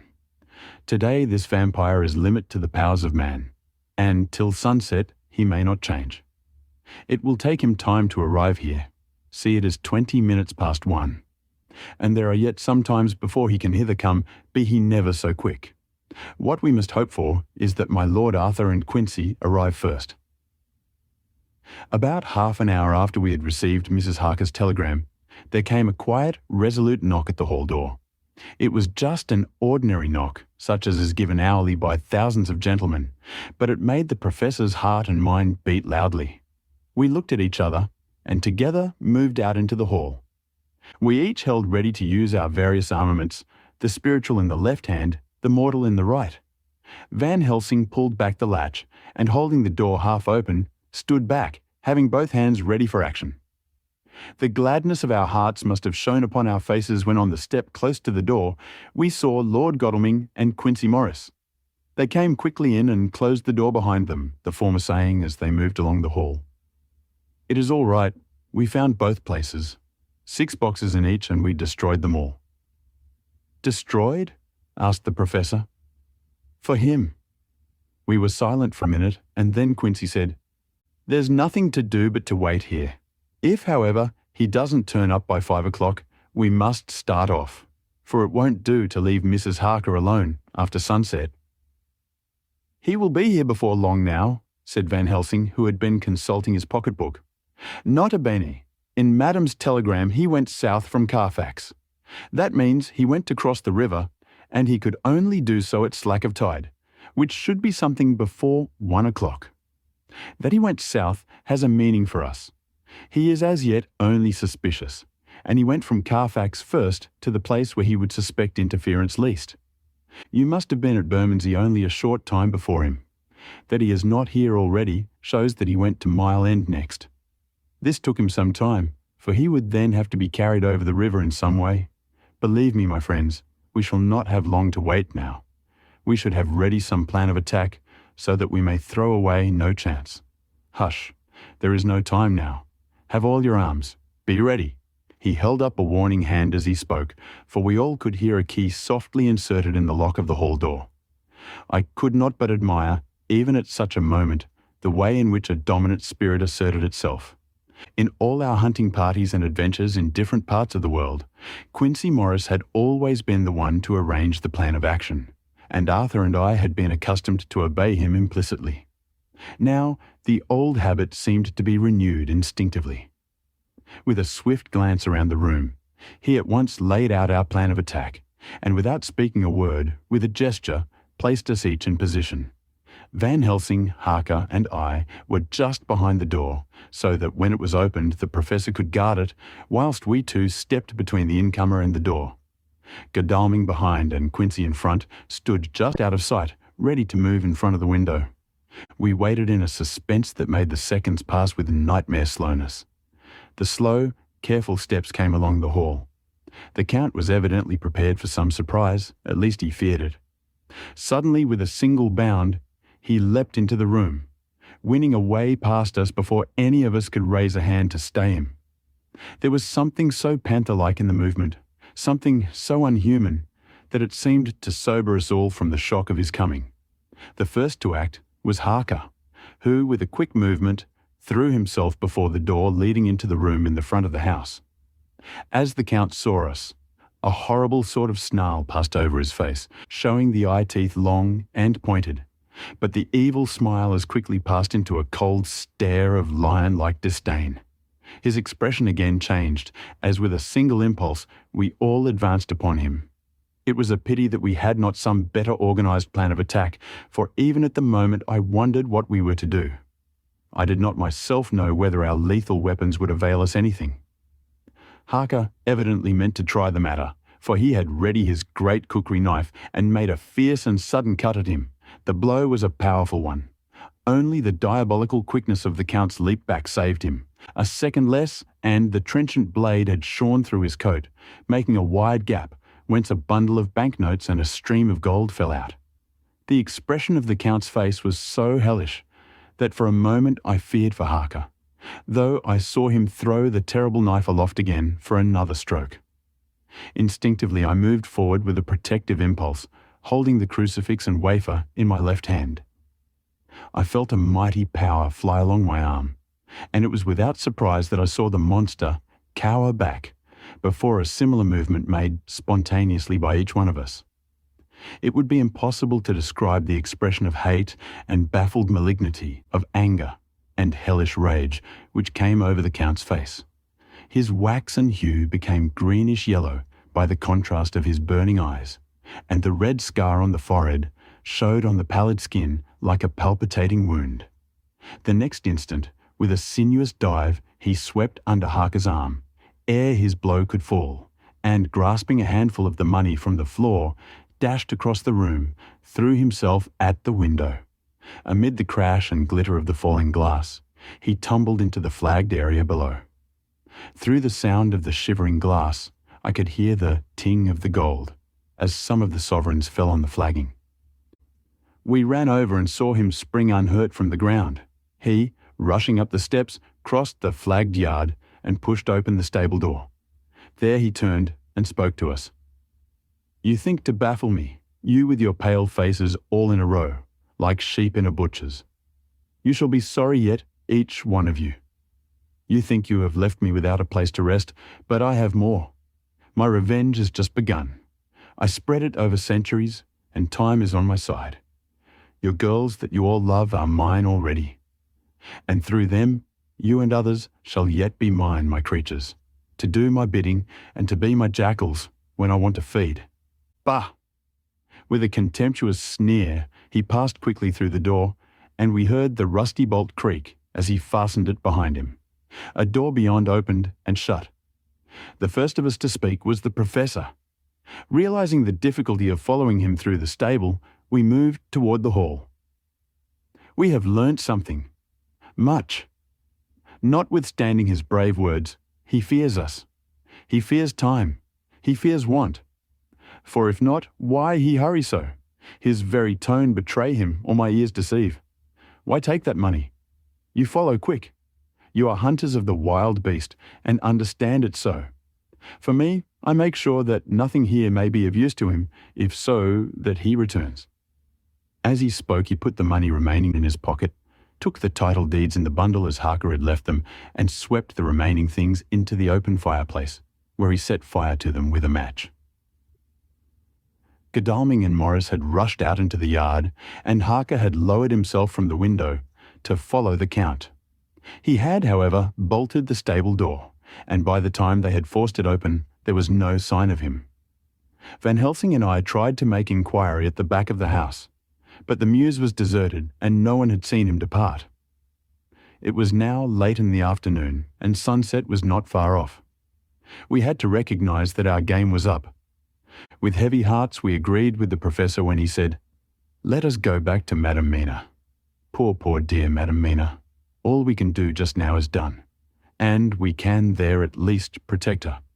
But we need not despair. There is but one more earth box, and we must try to find it. When that is done, all may yet be well." I could see that he spoke as bravely as he could to comfort Harker. The poor fellow was quite broken down. Now and again he gave a low groan, which he could not suppress. He was thinking of his wife. With sad hearts we came back to my house, where we found Mrs. Harker waiting us, with an appearance of cheerfulness which did honour to her bravery and unselfishness. When she saw our faces, her own became as pale as death. For a second or two her eyes were closed, as if she were in secret prayer. And then she said cheerfully, "I can never thank you all enough. Oh, my poor darling." As she spoke, she took her husband's grey head in her hands and kissed it. "Lay your poor head here and rest it. All will yet be well, dear. God will protect us, if he so will it in his good intent." The poor fellow groaned. There was no place for words in his sublime misery. We had a sort of perfunctory supper together, and I think it cheered us all up somewhat. It was perhaps the mere animal heat of food to hungry people, for none of us had eaten anything since breakfast, or the sense of companionship may have helped us. But anyhow, we were all less miserable, and saw the morrow as not altogether without hope. True to our promise, we told Mrs. Harker everything which had passed. And although she grew snowy white at times when danger had seemed to threaten her husband, and red at others when his devotion to her was manifested, she listened bravely and with calmness. When we came to the part where Harker had rushed at the Count so recklessly, she clung to her husband's arm and held it tight as though her clinging could protect him from any harm that might come. She said nothing, however, till the narration was all done and matters had been brought up to the present time. Then, without letting go her husband's hand, she stood up amongst us and spoke. Oh, that I could give any idea of the scene. Of that sweet, good woman in all the radiant beauty of her youth and animation, with the red scar on her forehead, of which she was conscious, and which we saw with grinding of our teeth, remembering whence and how it came. Her loving kindness against our grim hate, her tender faith against all our fears and doubting. And we, knowing that so far as symbols went, she with all her goodness and purity and faith was outcast from God. "Jonathan," she said, and the words sounded like music on her lips. It was so full of love and tenderness. "Jonathan, dear, and you all my true friends, I want you to bear something in mind through all this dreadful time. I know that you must fight, that you must destroy even as you destroyed the false Lucy, so that the true Lucy might live hereafter. But it is not a work of hate. That poor soul who has wrought all this misery is the saddest case of all. Just think what will be his joy when he too is destroyed in his worser part, that his better part may have spiritual immortality. You must be pitiful to him too, though it may not hold your hands from his destruction." As she spoke, I could see her husband's face darken and draw together, as though the passion in him were shrivelling his being to its core. Instinctively the clasp on his wife's hand grew closer, till his knuckles looked white. She did not flinch from the pain which I knew she must have suffered, but looked at him with eyes that were more appealing than ever. As she stopped speaking, He leapt to his feet, almost tearing his hand from hers as he spoke. May God give him into my hand, just for long enough to destroy that earthly life of him which we are aiming at. If beyond it I could send his soul forever and ever to burning hell, I would do it. Oh, hush. Oh, hush in the name of the good God. Don't say such things, Jonathan, my husband, or you will crush me with fear and horror. Just think, my dear. I have been thinking all this long, long day of it, that perhaps some day I too may need such pity, and that some other like you, and with equal cause for anger, may deny it to me. Oh, my husband. My husband, indeed, I would have spared you such a thought had there been another way. But I pray that God may not have treasured your wild words, except as the heartbroken wail of a very loving and sorely stricken man. O God, let these poor white hairs go in evidence of what he has suffered, who all his life has done no wrong, and on whom so many sorrows have come. We men were all in tears now. There was no resisting them, and we wept openly. She wept too to see that her sweeter counsels had prevailed. Her husband flung himself on his knees beside her, and putting his arms round her, hid his face in the folds of her dress. Van Helsing beckoned to us, and we stole out of the room, leaving the two loving hearts alone with their God. Before they retired, the professor fixed up the room against any coming of the vampire, and assured Mrs. Harker that she might rest in peace. She tried to school herself to the belief, and, manifestly for her husband's sake, tried to seem content. It was a brave struggle, and was, I think and believe, not without its reward. Van Helsing had placed at hand a bell, which either of them was to sound in case of any emergency. When they had retired, Quincy, Godalming, and I arranged that we should sit up, dividing the night between us, and watch over the safety of the poor stricken lady. The first watch falls to Quincy, so the rest of us shall be off to bed as soon as we can. Godalming has already turned in, for his is the second watch. Now that my work is done, I too shall go to bed. Jonathan Harker's Journal. 3. The 4th of October, close to midnight. I thought yesterday would never end. There was over me a yearning for sleep, in some sort of blind belief that to wake would be to find things changed, and that any change must now be for the better. Before we parted, we discussed what our next step was to be, but we could arrive at no result. All we knew was that one earth box remained, and that the Count alone knew where it was. If he chooses to lie hidden, he may baffle us for years. And in the meantime, the thought is too horrible. I dare not think of it even now. This I know, that if ever there was a woman who was all perfection, that one is my poor wronged darling. I loved her 1,000 times more for her sweet pity of last night, a pity that made my own hate of the monster seem despicable. Surely God will not permit the world to be the poorer by the loss of such a creature. This is hope to me. We are all drifting reefwards now, and faith is our only anchor. Thank God, Mina is sleeping, and sleeping without dreams. I fear what her dreams might be like, with such terrible memories to ground them in. She has not been so calm, within my seeing, since the sunset. Then, for a while, there came over her face a repose which was like spring after the blasts of March. I thought at the time that it was the softness of the red sunset on her face, but somehow, now, I think it has a deeper meaning. I am not sleepy myself, though I am weary to death. However, I must try to sleep, for there is tomorrow to think of, and there is no rest for me until... Later, I must have fallen asleep, for I was awakened by Mina, who was sitting up in bed, with a startled look on her face. I could see easily, for we did not leave the room in darkness. She had placed a warning hand over my mouth, and now she whispered in my ear, "Hush, there is someone in the corridor." I got up softly, and crossing the room, gently opened the door. Just outside, stretched on a mattress, lay Mr. Morris, wide awake. He raised a warning hand for silence as he whispered to me, "Hush. Go back to bed. It is all right. One of us will be here all night. We don't mean to take any chances." His look and gesture forbade discussion, so I came back and told Mina.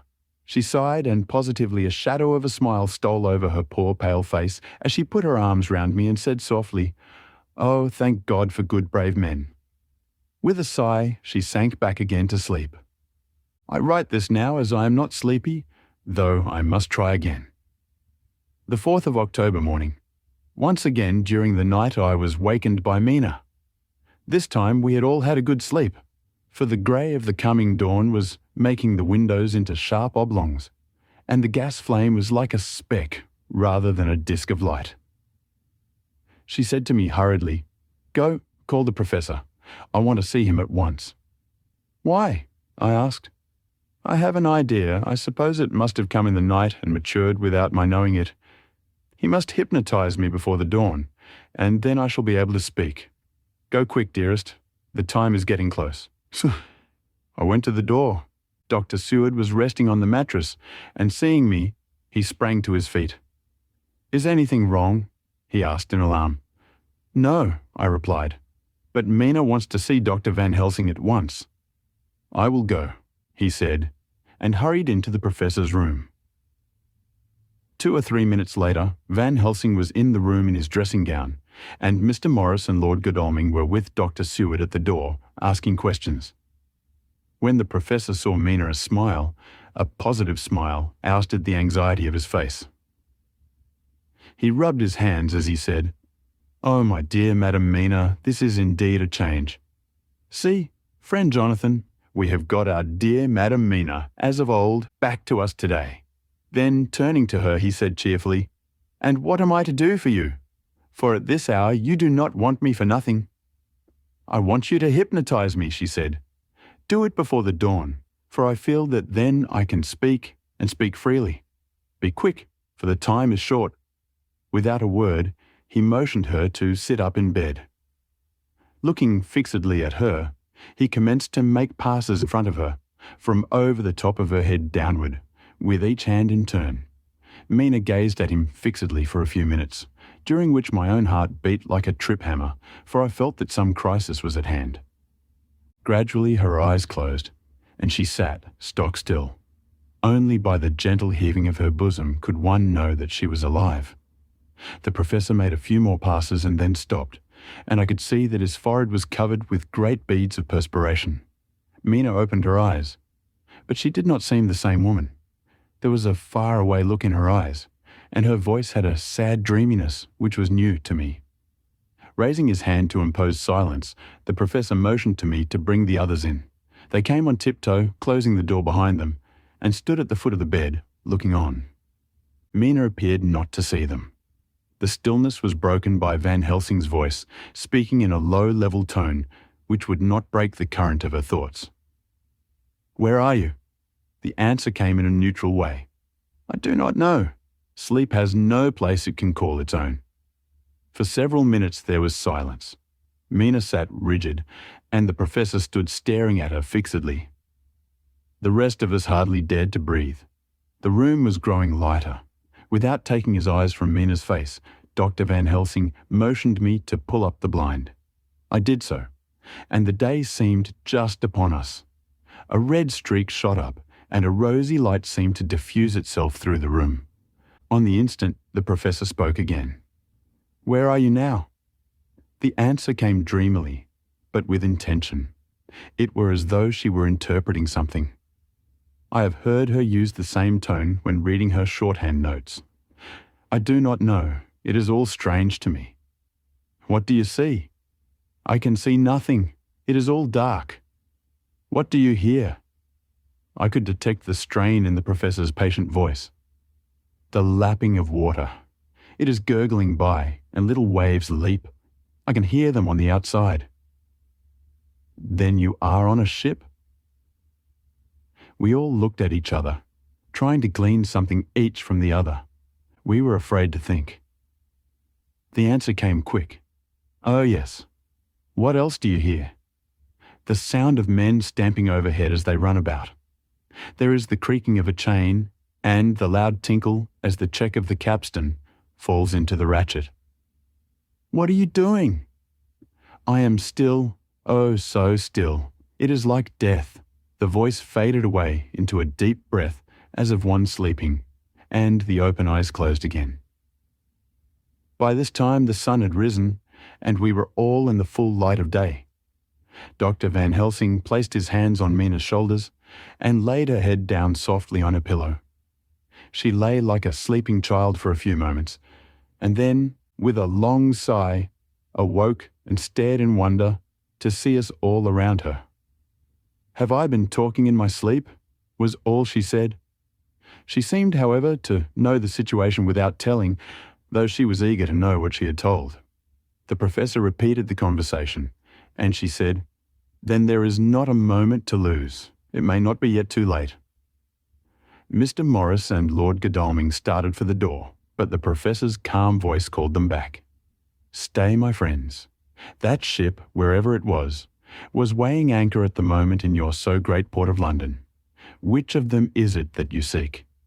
God be thanked that we have once again a clue, though whither it may lead us we know not. We have been blind somewhat, blind after the manner of men. Since we can look back we see what we might have seen looking forward, if we had been able to see what we might have seen. Alas, but that sentence is a puddle, is it not? We can know now what was in the Count's mind, when he seized that money, though Jonathan's so fierce knife put him in the danger that even he dread. He meant escape. Hear me, escape. He saw that with but one earth box left, and a pack of men following like dogs after a fox, this London was no place for him. He have take his last earth box on board a ship, and he leave the land. He think to escape, but no, we follow him. Tally-ho, as friend Arthur would say when he put on his red frock. Our old fox is wily, oh, so wily, and we must follow with wile. I too am wily, and I think his mind in a little while. In meantime we may rest and in peace, for there are between us which he do not want to pass, and which he could not if he would, unless the ship were to touch the land, and then only at full or slack tide. See, and the sun is just rose, and all day to sunset is us. Let us take bath and dress, and have breakfast which we all need, and which we can eat comfortably, since he be not in the same land with us." Mina looked at him appealingly as she asked, "But why need we seek him further, when he is gone away from us?" He took her hand and patted it as he replied, "Ask me nothing as yet. When we have breakfast, then I answer all questions." He would say no more, and we separated to dress. After breakfast, Mina repeated her question. He looked at her gravely for a minute and then said sorrowfully, "Because, my dear, dear Madam Mina, now more than ever must we find him, even if we have to follow him to the jaws of hell." She grew paler as she asked faintly, "Why?" "Because," he answered solemnly, "he can live for centuries, and you are but mortal woman. Time is now to be dreaded, since once he put that mark upon your throat." I was just in time to catch her as she fell forward in a faint. Chapter 24. Dr. Seward's Phonograph Diary, spoken by Van Helsing. This to Jonathan Harker. "You are to stay with your dear Madam Mina. We shall go to make our search, if I can call it so, for it is not search but knowing, and we seek confirmation only. But do you stay and take care of her today. This is your best and most holiest office. This day nothing can find him here. Let me tell you that, so you will know what we foreknow already, for I have tell them. He, our enemy, have gone away. He have gone back to his castle in Transylvania. I know it so well, as if a great hand of fire wrote it on the wall. He have prepared for this in some way, and that last earth box was ready to ship somewheres. For this, he took the money. For this, he hurry at the last, lest we catch him before the sun go down. It was his last hope, save that he might hide in the tomb that he think poor Miss Lucy, being as he thought like him, keep open to him. But there was not of time. When that fail, he makes straight for his last resource, his last earthwork, I might say, did I wish double entente. He is clever, oh so clever. He know that his game here was finished, and so he decide he go back home. He find ship going by the route he came, and he go in it. We go off now to find what ship and whither bound. When we have discovered that, we come back and tell you all. Then we will comfort you and poor Madam Mina with new hope. For it will be hope when you think it over that all is not lost. This very creature that we pursue, he take hundreds of years to get so far as London. And yet in one day, when we know of the disposal of him, we drive him out. He is finite, though he is powerful to do much harm and suffers not as we do. But we are strong, each in our purpose, and we are all more strong together. Take heart afresh, dear husband of Madam Mina. This battle is but begun, and in the end, we shall win. So sure as that God sits on high to watch over his children. Therefore be of much comfort till we return. Van Helsing. Jonathan Harker's Journal, the 4th of October. When I read to Mina Van Helsing's message in the phonograph, the poor girl brightened up considerably. Already the certainty that the Count is out of the country has given her comfort, and comfort is strength to her. For my own part, now that his horrible danger is not face to face with us, it seems almost impossible to believe in it. Even my own terrible experiences in Castle Dracula seem like a long forgotten dream, here in the crisp autumn air and the bright sunlight. Alas, how can I disbelieve? In the midst of my thought, my eye fell on the red scar on my poor darling's white forehead. Whilst that lasts, there can be no disbelief. Mina and I fear to be idle, so we have been over all the diaries again and again. Somehow, although the reality seemed greater each time, the pain and the fear seem less. There is something of a guiding purpose manifest throughout, which is comforting. Mina says that perhaps we are the instruments of ultimate good. It may be. I shall try to think as she does. We have never spoken to each other yet of the future. It is better to wait till we see the Professor and the others after their investigations. The day is running by more quickly than I ever thought a day could run for me again. It is now 3 o'clock. Mina Harker's Journal, the 5th of October, 5 p.m. Our meeting for report. Present, Professor Van Helsing, Lord Godalming, Dr. Seward, Mr. Quincy Morris, Jonathan Harker, Mina Harker. Dr. Van Helsing described what steps were taken during the day to discover on what boat and whitherbound Count Dracula made his escape. As I knew that he wanted to get back to Transylvania, I felt sure that he must go by the Danube mouth or by somewhere in the Black Sea, since by that way he come. It was a dreary blank that was before us. Ome ignotum pro magnifico. And so, with heavy hearts, we start to find what ships leave for the Black Sea last night. He was in sailing ship, since Madam Mina tell of sails being set. These not so important as to go in your list of the shipping in the Times, and so we go, by suggestion of Lord Godalming, to your Lloyd's. Wear a note of all ships that sail, however so small. There we find that only one Black Sea-bound ship go out with the tide. She is the Tsarina Catherine, and she sailed from Doolittle's Wharf for Varna, and thence to other ports and up the Danube. So, said I, this is the ship whereon is the Count. So off we go to Doolittle's Wharf, and there we find a man in an office. From him we inquire of the goings of the Tsarina Catherine. He swear much, and he red face and louder voice, but he good fellow all the same. And when Quincy give him something from his pocket which crackle as he roll it up, and put it in a so small bag which he have hid deep in his clothing, he still better fellow and humble servant to us. He come with us, and ask many men who are rough and hot. These be better fellows too when they have been no more thirsty. They say much of blood and bloom, and of others which I comprehend not, though I guess what they mean. But nevertheless, they tell us all things which we want to know. They make known to us among them how last afternoon at about 5 o'clock comes a man so hurry. A tall man, thin and pale, with high nose and teeth so white, and eyes that seem to be burning, that he be all in black, except that he have a hat of straw, which suit not him or the time. that he scatter his money in making quick inquiry as to what ship sails for the Black Sea and for where. Some took him to the office and then to the ship, where he will not go aboard but halt at shore end of gangplank, and ask that the captain come to him.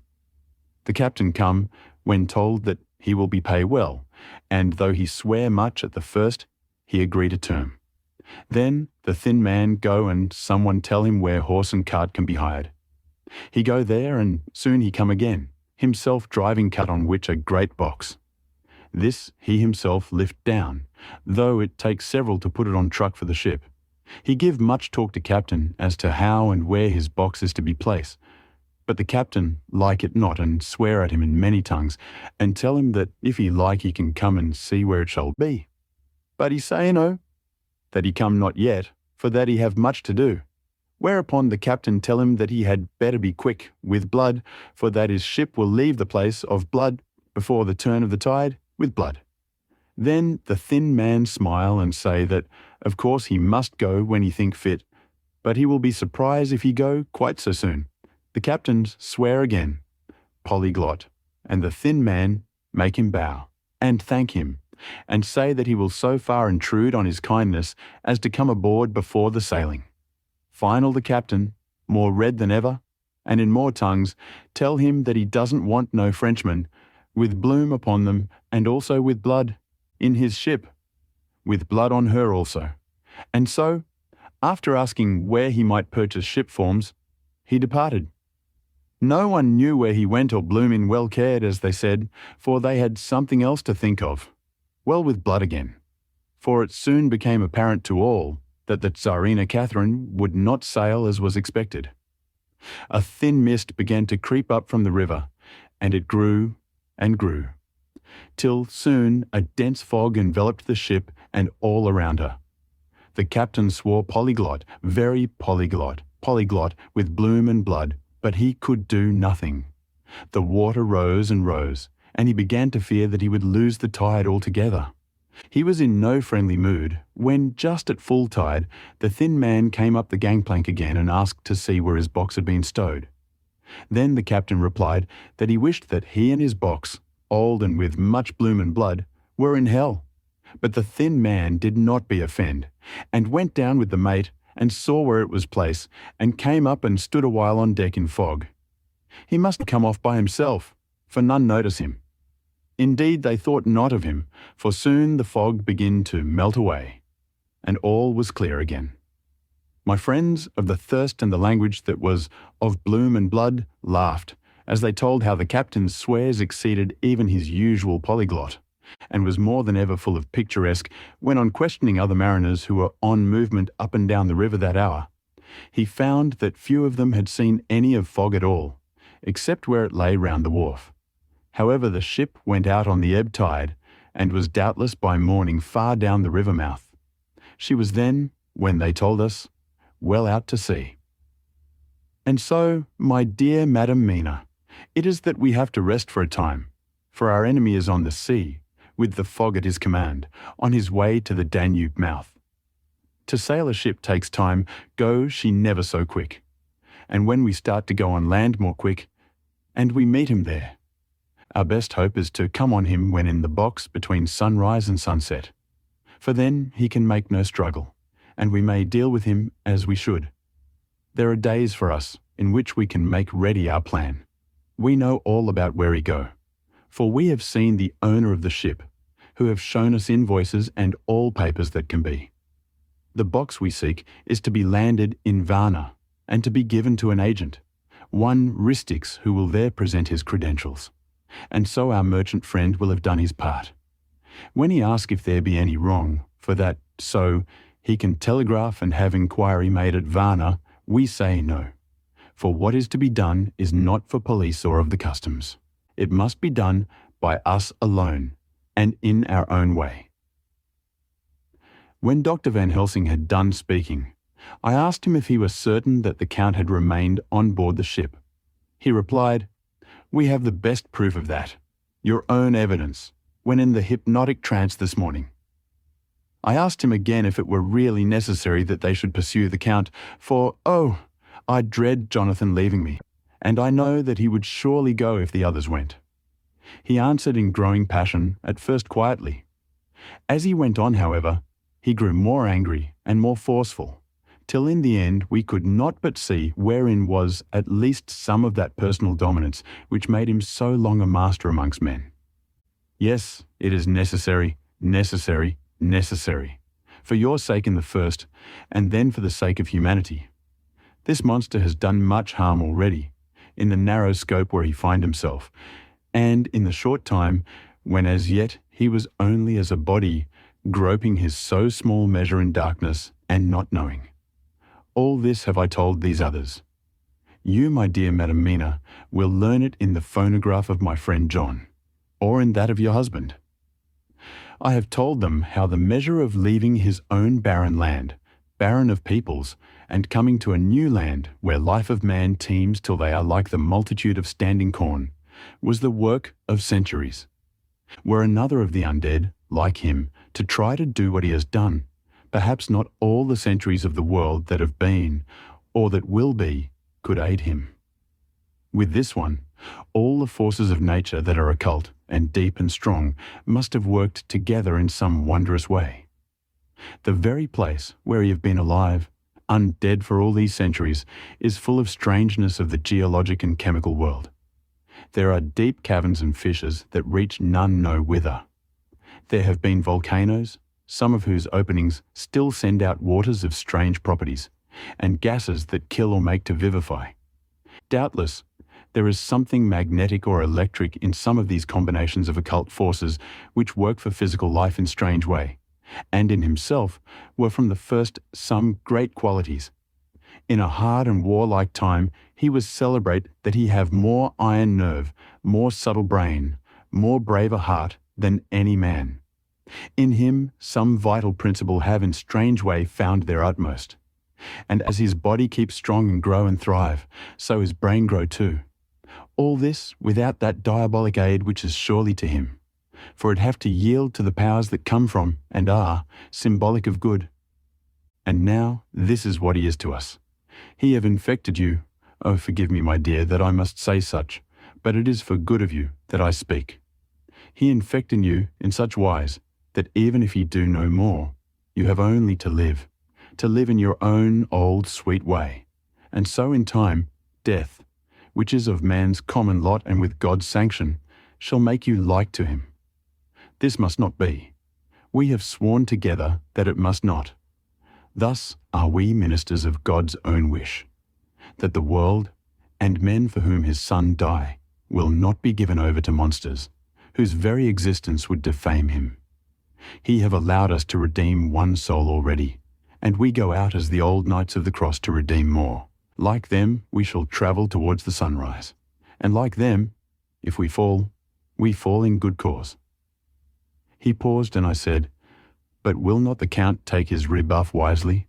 Since he has been driven from England, will he not avoid it, as a tiger does the village from which he has been hunted? Aha, he said, your simile of the tiger good, for me, and I shall adopt him. Your man-eater, as they of India call the tiger who has once tasted blood of the human, care no more for the other prey, but prowl unceasing till he get him. This that we hunt from our village is a tiger too, a man-eater, and he never ceased to prowl. Nay, in himself, he is not one to retire and stay afar. In his life, his living life, he go over the Turkey frontier and attack his enemy on his own ground. He be beaten back, but did he stay? No, he come again and again and again. Look at his persistence and endurance. With the child brain that was to him, he have long since conceived the idea of coming to a great city. What does he do? He find out the place of all the world most of promise for him. Then he deliberately set himself down to prepare for the task. He find in patience just how is his strength and what are his powers. He study new tongues. He learn new social life, new environment of old ways, the politics, the law, the finance, the science, the habit of a new land and a new people who have come to be since he was.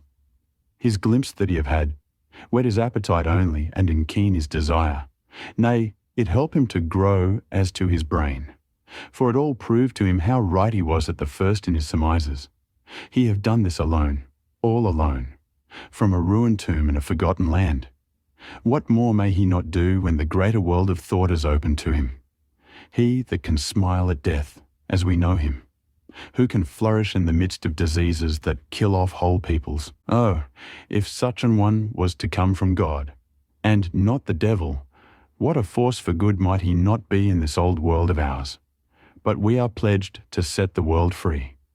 Our toil must be in silence, and our efforts all in secret. For in this enlightened age, when men believe not even what they see, the doubting of wise men would be his greatest strength. It would be at once his sheath and his armour, and his weapons to destroy us, his enemies, who are willing to peril even our own souls for the safety of one we love, for the good of mankind, and for the honour and glory of God. After a general discussion, it was determined that for tonight nothing be definitely settled, that we should all sleep on the facts and try to think out the proper conclusions.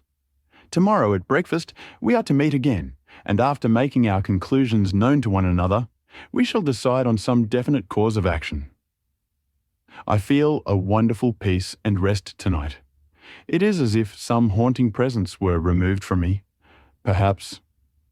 My surmise was not finished, could not be, for I caught sight in the mirror of the red mark upon my forehead, and I knew that I was still unclean. Dr. Seward's diary, the 5th of October. We all arose early, and I think that sleep did much for each and all of us. When we met at early breakfast, there was more general cheerfulness than any of us had ever expected to experience again. It is really wonderful how much resilience there is in human nature. Let any obstructing cause, no matter what, be removed in any way, even by death, and we fly back to first principles of hope and enjoyment. More than once as we sat around the table, my eyes opened in wonder whether the whole of the past days had not been a dream. It was only when I caught sight of the red blotch on Mrs. Harker's forehead that I was brought back to reality. Even now, when I am gravely revolving the matter, it is almost impossible to realize that the cause of all our trouble is still existent. Even Mrs. Harker seems to lose sight of her trouble for whole spells.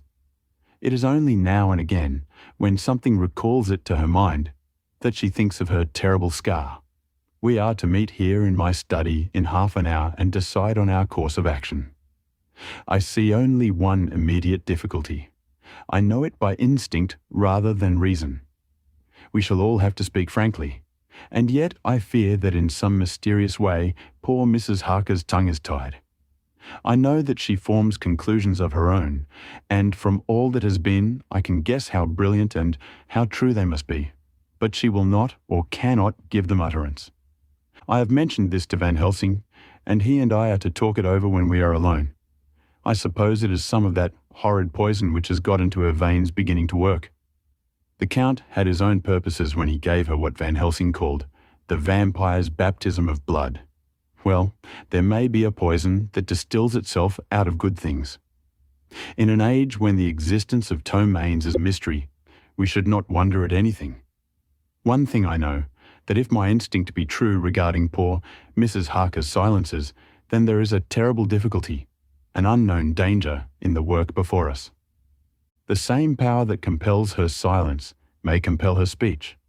I dare not think further, for so I should in my thoughts dishonour a noble woman. Later, when the professor came in, we talked over the state of things. I could see that he had something on his mind which he wanted to say, but felt some hesitancy about broaching the subject. After beating about the bush a little, he said, "Friend John, there is something that you and I must talk of alone, just at the first at any rate. Later, we may have to take the others into our confidence." Then he stopped, so I waited. He went on, "Madam Mina, our poor dear Madam Mina is changing." A cold shiver ran through me to find my worst fears thus endorsed. Van Helsing continued, "With the sad experience of Miss Lucy, we must this time be warned before things go too far. Our task is now in reality more difficult than ever, and this new trouble makes every hour of the direst importance. I can see the characteristics of the vampire coming in her face. It is now but very, very slight, but it is to be seen if we have eyes to notice without prejudge. Her teeth are sharper, and at times her eyes are more hard. But these are not all. There is to her the silence now often, as so it was with Miss Lucy. She did not speak, even when she wrote that which she wished to be known later. Now my fear is this. If it be that she can, by our hypnotic trance, tell what the Count see and hear, is it not more true that he who have hypnotized her first, and who have drink of her very blood, and make her drink of his, should, if he will, compel her mind to disclose to him that which she know? I nodded acquiescence. He went on, then, what we must do is to prevent this. We must keep her ignorant of our intent, and so she cannot tell what she know not. This is a painful task. Oh, so painful that it heartbreak me to think of it, but it must be. When today we meet, I must tell her that for reason which we will not to speak, she must not more be of our counsel, but be simply guarded by us. He wiped his forehead, which had broken out in profuse perspiration at the thought of the pain which he might have to inflict upon the poor soul already so tortured. I knew that it would be some sort of comfort to him if I told him that I also had come to the same conclusion. For at any rate, it would take away the pain of doubt. I told him, and the effect was as I expected.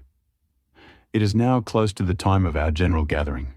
Van Helsing has gone away to prepare for the meeting, and his painful part of it. I really believe his purpose is to be able to pray alone. Later, at the very outset of our meeting, a great personal relief was experienced by both Van Helsing and myself. Mrs. Harker had sent a message by her husband to say that she would not join us at present, as she thought it better that we should be free to discuss our movements without her presence to embarrass us. The Professor and I looked at each other for an instant, and somehow we both seemed relieved. For my own part, I thought that if Mrs. Harker realized the danger herself, it was much pain as well as much danger averted. Under the circumstances, we agreed, by a questioning look and answer, with finger on lip, to preserve silence in our suspicions, until we should have been able to confer alone again. We went at once into our plan of Kikintitan campaign. Van Helsing roughly put the facts before us first. The Tsarina Catherine left the Thames yesterday morning. It will take her at the quickest speed she has ever made at least 3 weeks to reach Varna. But we can travel overland to the same place in 3 days. Now, if we allow for 2 days less for the ship's voyage, owing to such weather influences as we know that the Count can bring to bear, and if we allow a whole day and night for any delays which may occur to us, then we have a margin of nearly 2 weeks. Thus, in order to be quite safe, we must leave here on 17th at latest. Then we shall at any rate be in Varna a day before the ship arrives, and able to make such preparations as may be necessary. Of course, we shall all go armed against evil things, spiritual as well as physical. Here Quincy Morris added, I understand that the Count comes from a wolf country, and it may be that he shall get there before us. I propose that we add Winchesters to our armament. I have a kind of belief in a Winchester when there is any trouble of that sort around. Do you remember, Art, when we had the pack after us at Tobolsk? What wouldn't we have given then for a repeater apiece? Good, said Van Helsing. Winchesters it shall be. Quincy's head is level at times, but most so when there is to hunt. Metaphor be more dishonour to science than wolves be of danger to man. In the meantime, we can do nothing here. And as I think that Varna is not familiar to any of us, why not go there more soon? It is as long to wait here as there. Tonight and tomorrow we can get ready, and then, if all be well, we four can set out on our journey. We four, said Harker interrogatively, looking from one to another of us. Of course, answered the Professor quickly. You must remain to take care of your so sweet wife.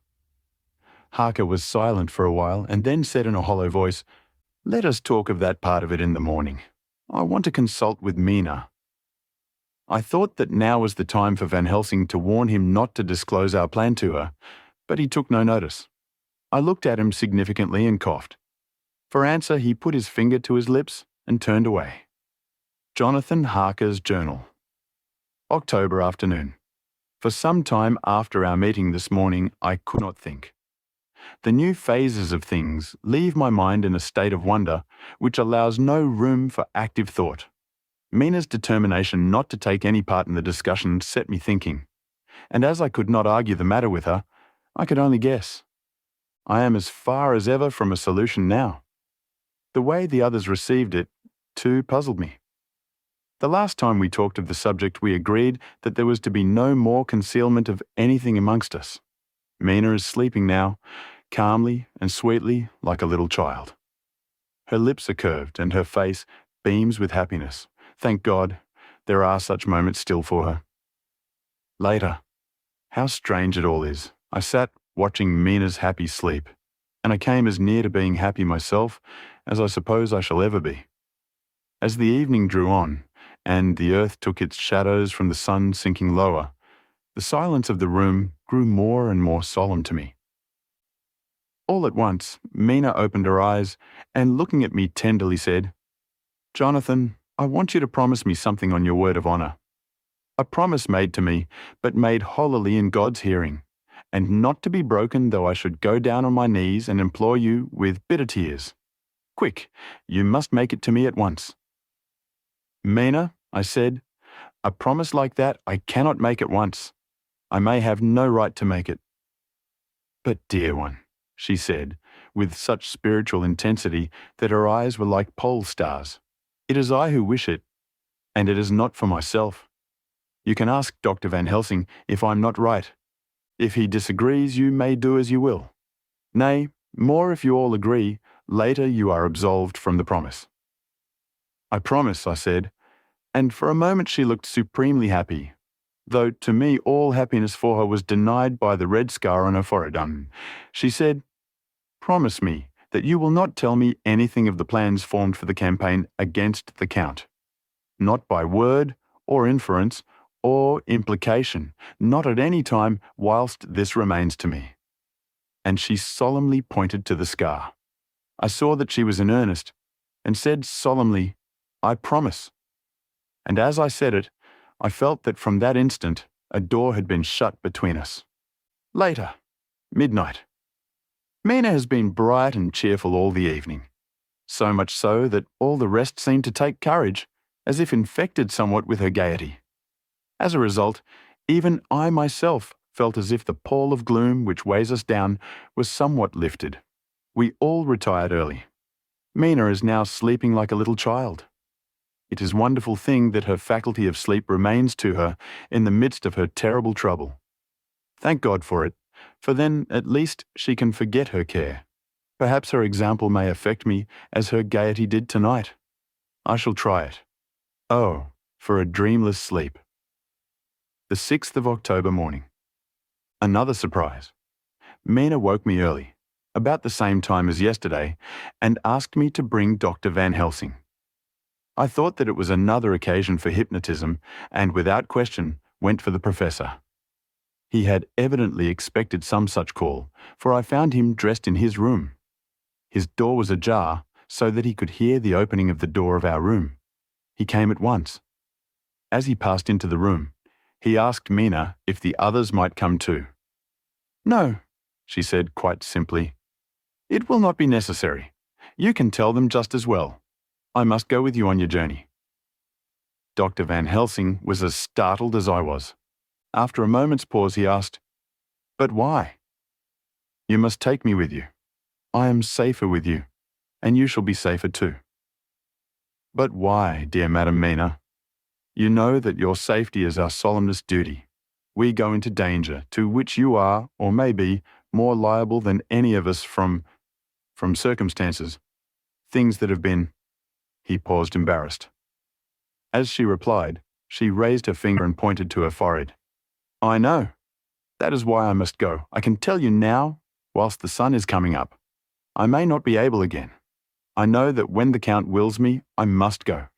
I know that if he tells me to come in secret, I must by any device to hoodwink even Jonathan."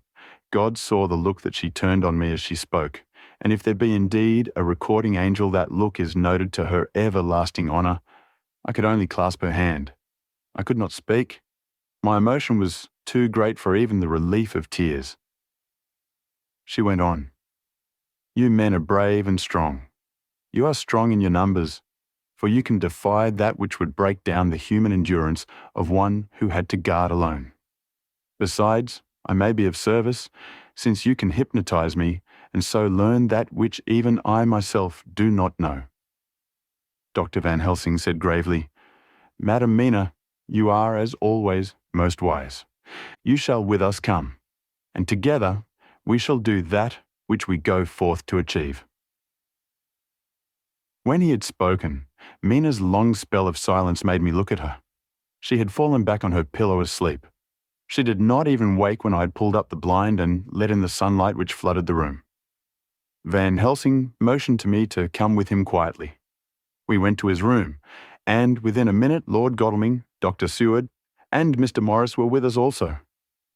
He told them what Mina had said, and went on. In the morning we shall leave for Varna. We have now to deal with a new factor, Madam Mina. Oh, but her soul is true. It is to her an agony to tell us so much as she has done. But it is most right, and we are warned in time. There must be no chance lost, and in Varna we must be ready to act the instant when that ship arrives. What shall we do exactly? Asked Mr. Morris laconically. The professor paused before replying. We shall at the first board that ship. Then, when we have identified the box, we shall place a branch of the wild rose on it. This we shall fasten, for when it is there, none can emerge. So that at least says the superstition. And to superstition must we trust at the first. It was man's faith in the early, and it have its root in faith still.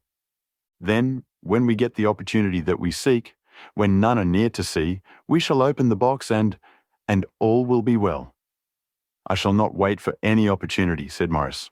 When I see the box, I shall open it and destroy the monster, though there were 1,000 men looking on, and if I am to be wiped out for it the next moment. I grasped his hand instinctively and found it as firm as a piece of steel. I think he understood my look. I hope he did. Good boy, said Dr. Van Helsing. Brave boy. Quincy is all man. God bless him for it. My child, believe me, none of us shall lag behind or pause from any fear. I do but say what we may do, what we must do. But indeed, we cannot say what we may do. There are so many things which may happen, and their ways and their ends are so various that until the moment we may not say. We shall all be armed in all ways, and when the time for the end has come, our effort shall not be lack. Now, let us today put all our affairs in order. Let all things which touch on others dear to us, and who on us depend, be complete. For none of us can tell what, or when, or how the end may be. As for me, my own affairs are regulate, and as I have nothing else to do, I shall go make arrangements for the travel. I shall have all tickets and so forth for our journey. There was nothing further to be said, and we parted. I shall now settle up all my affairs of earth and be ready for whatever may come. Later, it is done. My will is made, and all complete. Mina, if she survive, is my sole heir. If it should not be so, then the others who have been so good to us shall have remainder. It is now drawing towards the sunset. Mina's uneasiness calls my attention to it. I am sure that there is something on her mind which the time of exact sunset will reveal. These occasions are becoming harrowing times for us all. For each sunrise and sunset opens up some new danger, some new pain, which, however, may in God's will be means to a good end. I write all these things in the diary, since my darling must not hear them now. But if it may be that she can see them again, they shall be ready. She is calling to me. Chapter 25. Dr. Seward's Diary. The 11th of October evening. Jonathan Harker has asked me to note this, as he says he is hardly equal to the task, and he wants an exact record kept. I think that none of us were surprised when we were asked to see Mrs. Harker a little before the time of sunset. We have of late come to understand that sunrise and sunset are to her times of peculiar freedom, when her old self can be manifest without any controlling force subduing or restraining her, or inciting her to action. This mood or condition begins some half hour or more before actual sunrise or sunset, and lasts till either the sun is high, or whilst the clouds are still aglow with the rays streaming above the horizon. At first, there is a sort of negative condition, as if some tie were loosened, and then the absolute freedom quickly follows. When, however, the freedom ceases, the change back or relapse comes quickly, preceded only by a spell of warning silence. Tonight when we met, she was somewhat constrained and bore all the signs of an internal struggle. I put it down myself to her making a violent effort at the earliest instant she could do so. A very few minutes, however, gave her complete control of herself. Then, motioning her husband to sit beside her on the sofa, where she was half reclining, she made the rest of us bring chairs up close. Taking her husband's hand in hers, she began, "We are all here together in freedom, for perhaps the last time. I know that you will always be with me to the end." This was to her husband, whose hand had, as we could see, tightened upon her. "In the morning, we go out upon our task, and God alone knows what may be in store for any of us. You are going to be so good to me, to take me with you. I know that all that brave, earnest men can do for a poor, weak woman whose soul perhaps is lost, no, not yet, but is at any rate at stake, you will do. But you must remember that I am not as you are. There is a poison in my blood, in my soul, which may destroy me, which must destroy me, unless some relief comes to us. Oh, my friends, you know as well as I do that my soul is at stake, and though I know there is one way out for me, you must not, and I must not take it." She looked appealingly to us all in turn, beginning and ending with her husband. "What is that way?" asked Van Helsing in a hoarse voice. "What is that way which we must not, may not take?" "That I may die now, either by my own hand or that of another, before the greater evil is entirely wrought. I know, and you know, that were I once dead, you could and would set free my immortal spirit, even as you did my poor Lucy's. Were death, or the fear of death, the only thing that stood in the way, I would not shrink to die here now, amidst the friends who love me. But death is not all. I cannot believe that to die in such a case, when there is hope before us, and a bitter task to be done, is God's will. Therefore, I, on my part, give up here the certainty of eternal rest, and go out into the dark, where may be the blackest things that the world or the netherworld holds." We were all silent, for we knew instinctively that this was only a prelude. The faces of the others were set, and Harker's grew ashen grey. Perhaps he guessed better than any of us what was coming. She continued, "This is what I can give into the hotchpot." I could not but note the quaint legal phrase which she used in such a place, and with all seriousness. "What will each of you give?" "Your lives, I know," she went on quickly. "That is easy for brave men. Your lives are God's, and you can give them back to him, but what will you give to me?" She looked again questioningly, but this time avoided her husband's face. Quincy seemed to understand, he nodded, and her face lit up. "Then I shall tell you plainly what I want, for there must be no doubtful matter in this connection between us now. You must promise me, one and all, even you, my beloved husband, that should the time come, you will kill me." "What is that time?" The voice was Quincy's, but it was low and strained. "When you shall be convinced that I am so changed that it is better that I die that I may live. When I am thus dead in the flesh, then you will, without a moment's delay, drive a stake through me and cut off my head, or do whatever else may be wanting to give me rest." Quincy was the first to rise after the pause. He knelt down before her and, taking her hand in his, said solemnly, "I'm only a rough fellow who hasn't perhaps lived as a man should to win such a distinction, but I swear to you by all that I hold sacred and dear that, should the time ever come, I shall not flinch from the duty that you have set us. And I promise you, too, that I shall make all certain, for if I'm only doubtful, I shall take it that the time has come."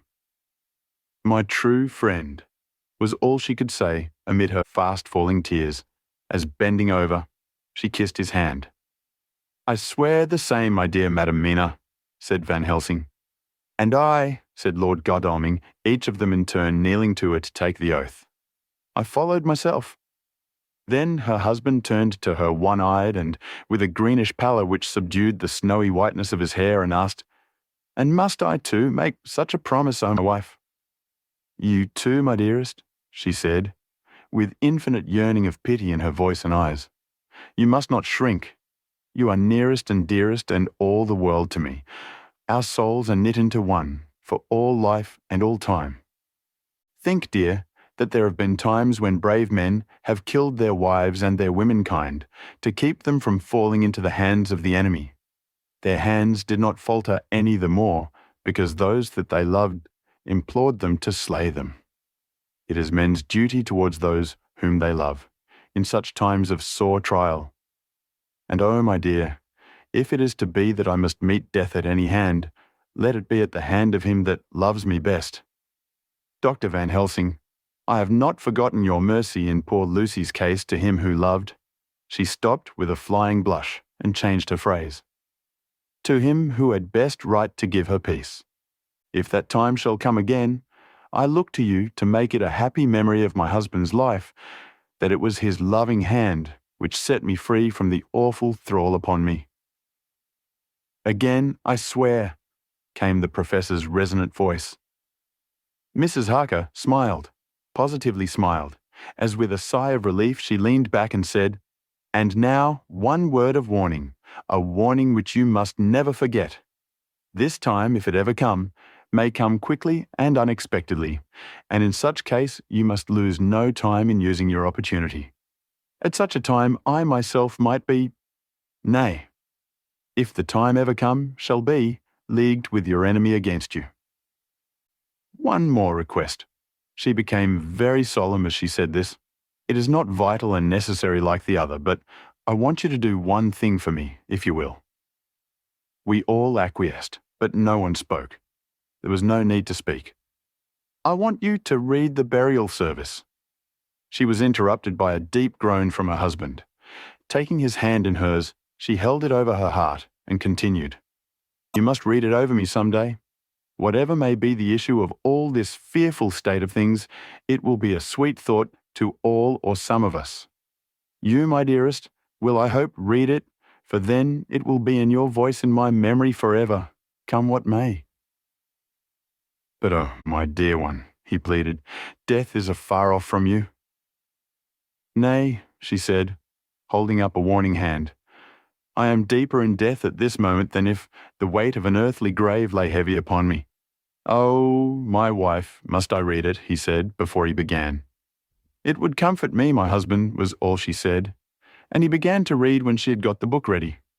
How could anyone tell of that strange scene, its solemnity, its gloom, its sadness, its horror, and withal, its sweetness?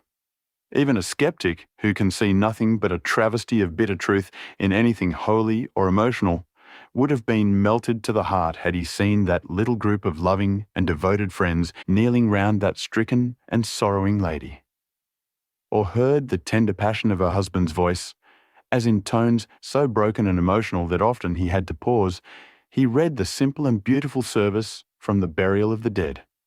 I cannot go on, words and vive voices fail me. She was right in her instinct. Strange as it was, bizarre as it may hereafter seem even to us who felt its potent influence at the time, it comforted us much. And the silence, which showed Mrs. Harker's coming relapse from her freedom of soul, did not seem so full of despair to any of us as we had dreaded. Jonathan Harker's Journal. The 15th of October. Varna. We left Charing Cross on the morning of the 12th, got to Paris the same night, and took the places secured for us in the Orient Express. We travelled night and day, arriving here at about 5 o'clock. Lord Godalming went to the consulate to see if any telegram had arrived for him, whilst the rest of us came on to this hotel, the Odessus. The journey may have had incidents. I was, however, too eager to get on to care for them. Until the Tsarina Catherine comes into port, there will be no interest for me in anything in the wide world. Thank God. Mina is well and looks to be getting stronger. Her colour is coming back. She sleeps a great deal. Throughout the journey, she slept nearly all the time. Before sunrise and sunset, however, she is very wakeful and alert, and it has become a habit for Van Helsing to hypnotize her at such times. At first, some effort was needed and he had to make many passes, but now she seems to yield at once, as if by habit, and scarcely any action is needed. He seems to have power at these particular moments to simply will, and her thoughts obey him. He always asks her what she can see and hear. She answers to the first, "Nothing, all is dark." And to the second, "I can hear the waves lapping against the ship and the water rushing by. Canvas and cordage strain and masts and yards creak. The wind is high. I can hear it in the shrouds, and the bow throws back the foam." It is evident that the Tsarina Catherine is still at sea, hastening on her way to Varna. Lord Godalming has just returned. He had 4 telegrams, one each day since we started, and all to the same effect: that the Tsarina Catherine had not been reported to Lloyd's from anywhere. He had arranged before leaving London that his agent should send him every day a telegram saying if the ship had been reported. He was to have a message, even if she were not reported, so that he might be sure that there was a watch being kept at the other end of the wire. We had dinner and went to bed early. Tomorrow we are to see the Vice-Consul, and to arrange, if we can, about getting on board the ship as soon as she arrives. Van Helsing says that our chance will be to get on the boat between sunrise and sunset. The Count, even if he takes the form of a bat, cannot cross the running water of his own volition, and so cannot leave the ship. As he dare not change to man's form without suspicion, which he evidently wishes to avoid, he must remain in the box. If, then, we can come on board after sunrise, he is at our mercy, for we can open the box and make sure of him, as we did of poor Lucy, before he wakes. What mercy he shall get from us all will not count for much. We think that we shall not have much trouble with officials or the seamen, thank God. This is the country where bribery can do anything, and we are well supplied with money. We have only to make sure that the ship cannot come into port between sunset and sunrise without our being warned, and we shall be safe. Judge Moneybag will settle this case, I think. The 16th of October. Mina's report still the same. Lapping waves and rushing water. Darkness and favouring winds. We are evidently in good time, and when we hear of the Tsarina Catherine, we shall be ready. As she must pass the Dardanelles, we are sure to have some report. The 17th of October. Everything is pretty well fixed now, I think, to welcome the Count on his return from his tour. Godalming told the shippers that he fancied that the box sent aboard might contain something stolen from a friend of his, and got a half consent that he might open it at his own risk. The owner gave him a paper telling the captain to give him every facility in doing whatever he chose on board the ship, and also a similar authorization to his agent at Varna. We have seen the agent, who was much impressed with Godalming's kindly manner to him, and we are all satisfied that whatever he can do to aid our wishes will be done. We have already arranged what to do in case we get the box open. If the Count is there, Van Helsing and Seward will cut off his head at once and drive a stake through his heart. Morris and Godalming and I shall prevent interference, even if we have to use the arms which we shall have ready. The Professor says that if we can so treat the Count's body, it will soon after fall into dust. In such case, there would be no evidence against us, in case any suspicion of murder were aroused, but even if it were not, we should stand or fall by our act, and perhaps some day this very script may be evidence to come between some of us and a rope. For myself, I should take the chance only too thankfully, if it were to come. We mean to leave no stone unturned to carry out our intent. We have arranged with certain officials that the instant the Tsarina Catherine is seen, we are to be informed by a special messenger. The 24th of October. A whole week of waiting. Daily telegrams to Godalming, but only the same story. Not yet reported. Mina's morning and evening hypnotic answer is unvaried. Lapping waves, rushing water, and creaking masts. Telegram, October 24th. Rufus Smith, Lloyd's, London, to Lord Godalming, care of HBM Vice-Consul, Varna. Tsarina Catherine reported this morning from Dardanelles. Dr. Seward's diary, the 25th of October. How I miss my phonograph. To write a diary with a pen is irksome to me. But Van Helsing says, I must. We were all wild with excitement yesterday when Godalming got his telegram from Lloyd's. I know now what men feel in battle when the call to action is heard. Mrs. Harker, alone of our party, did not show any signs of emotion. After all, it is not strange that she did not, for we took special care not to let her know anything about it, and we all tried not to show any excitement when we were in her presence. In old days, she would, I'm sure, have noticed, no matter how we might have tried to conceal it, but in this way she has greatly changed during the past 3 weeks. The lethargy grows upon her, and though she seems strong and well, and is getting back some of her colour, Van Helsing and I are not satisfied. We talk of her often. We have not, however, said a word to the others. It would break poor Harker's heart, certainly his nerve, if he knew that we had even a suspicion on the subject. Van Helsing examines, he tells me, her teeth very carefully, whilst she is in the hypnotic condition, for he says that so long as they do not begin to sharpen, there is no active danger of a change in her. If this change should come, it would be necessary to take steps. We both know what those steps would have to be, though we do not mention our thoughts to each other. We should neither of us shrink from the task, awful though it be to contemplate. Euthanasia is an excellent and a comforting word. I am grateful to whoever invented it. It is only about 24 hours' sail from the Dardanelles to here, at the rate the Tsarina Catherine has come from London. She should therefore arrive sometime in the morning, but as she cannot possibly get in before noon, we are all about to retire early. We shall get up at 1 o'clock, so as to be ready. The 25th of October noon. No news yet of the ship's arrival. Mrs. Harker's hypnotic report this morning was the same as usual, so it is possible that we may get news at any moment. We men are all in a fever of excitement, except Harker, who is calm. His hands are cold as ice, and an hour ago I found him wetting the edge of the great Gurkha knife which he now always carries with him. It will be a bad lookout for the Count if the edge of that kukri ever touches his throat, driven by that stern, ice-cold hand. Van Helsing and I were a little alarmed about Mrs. Harker today. About noon she got into a sort of lethargy which we did not like. Although we kept silence to the others, we were neither of us happy about it. She had been restless all the morning, so that we were at first glad to know that she was sleeping. When, however, her husband mentioned casually that she was sleeping so soundly that he could not wake her, we went to her room to see for ourselves.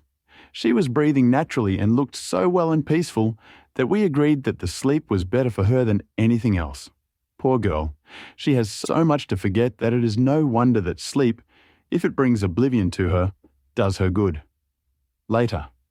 Our opinion was justified, for when after a refreshing sleep of some hours she woke up, she seemed brighter and better than she had been for days. At sunset she made the usual hypnotic report. Wherever he may be in the Black Sea, the Count is hurrying to his destination. To his doom, I trust. The 26th of October. Another day, and no tidings of the Tsarina Catherine. She ought to be here by now. That she is still journeying somewhere is apparent, for Mrs. Harker's hypnotic report at sunrise was still the same. It is possible that the vessel may be lying by, at times, for fog. Some of the steamers which came in last evening reported patches of fog both to north and south of the port. We must continue our watching, as the ship may now be signalled any moment. The 27th of October noon. Most strange. No news yet of the ship we wait for. Mrs. Harker reported last night and this morning as usual. Lapping waves and rushing water, though she added that the waves were very faint. The telegrams from London have been the same, No further report. Van Helsing is terribly anxious and told me just now that he fears the Count is escaping us. He added significantly, I did not like that lethargy of Madame Mina's. Souls and memories can do strange things during trance. I was about to ask him more, but Harker just then came in, and he held up a warning hand. We must try tonight at sunset to make her speak more fully when in her hypnotic state. The 28th of October. Telegram.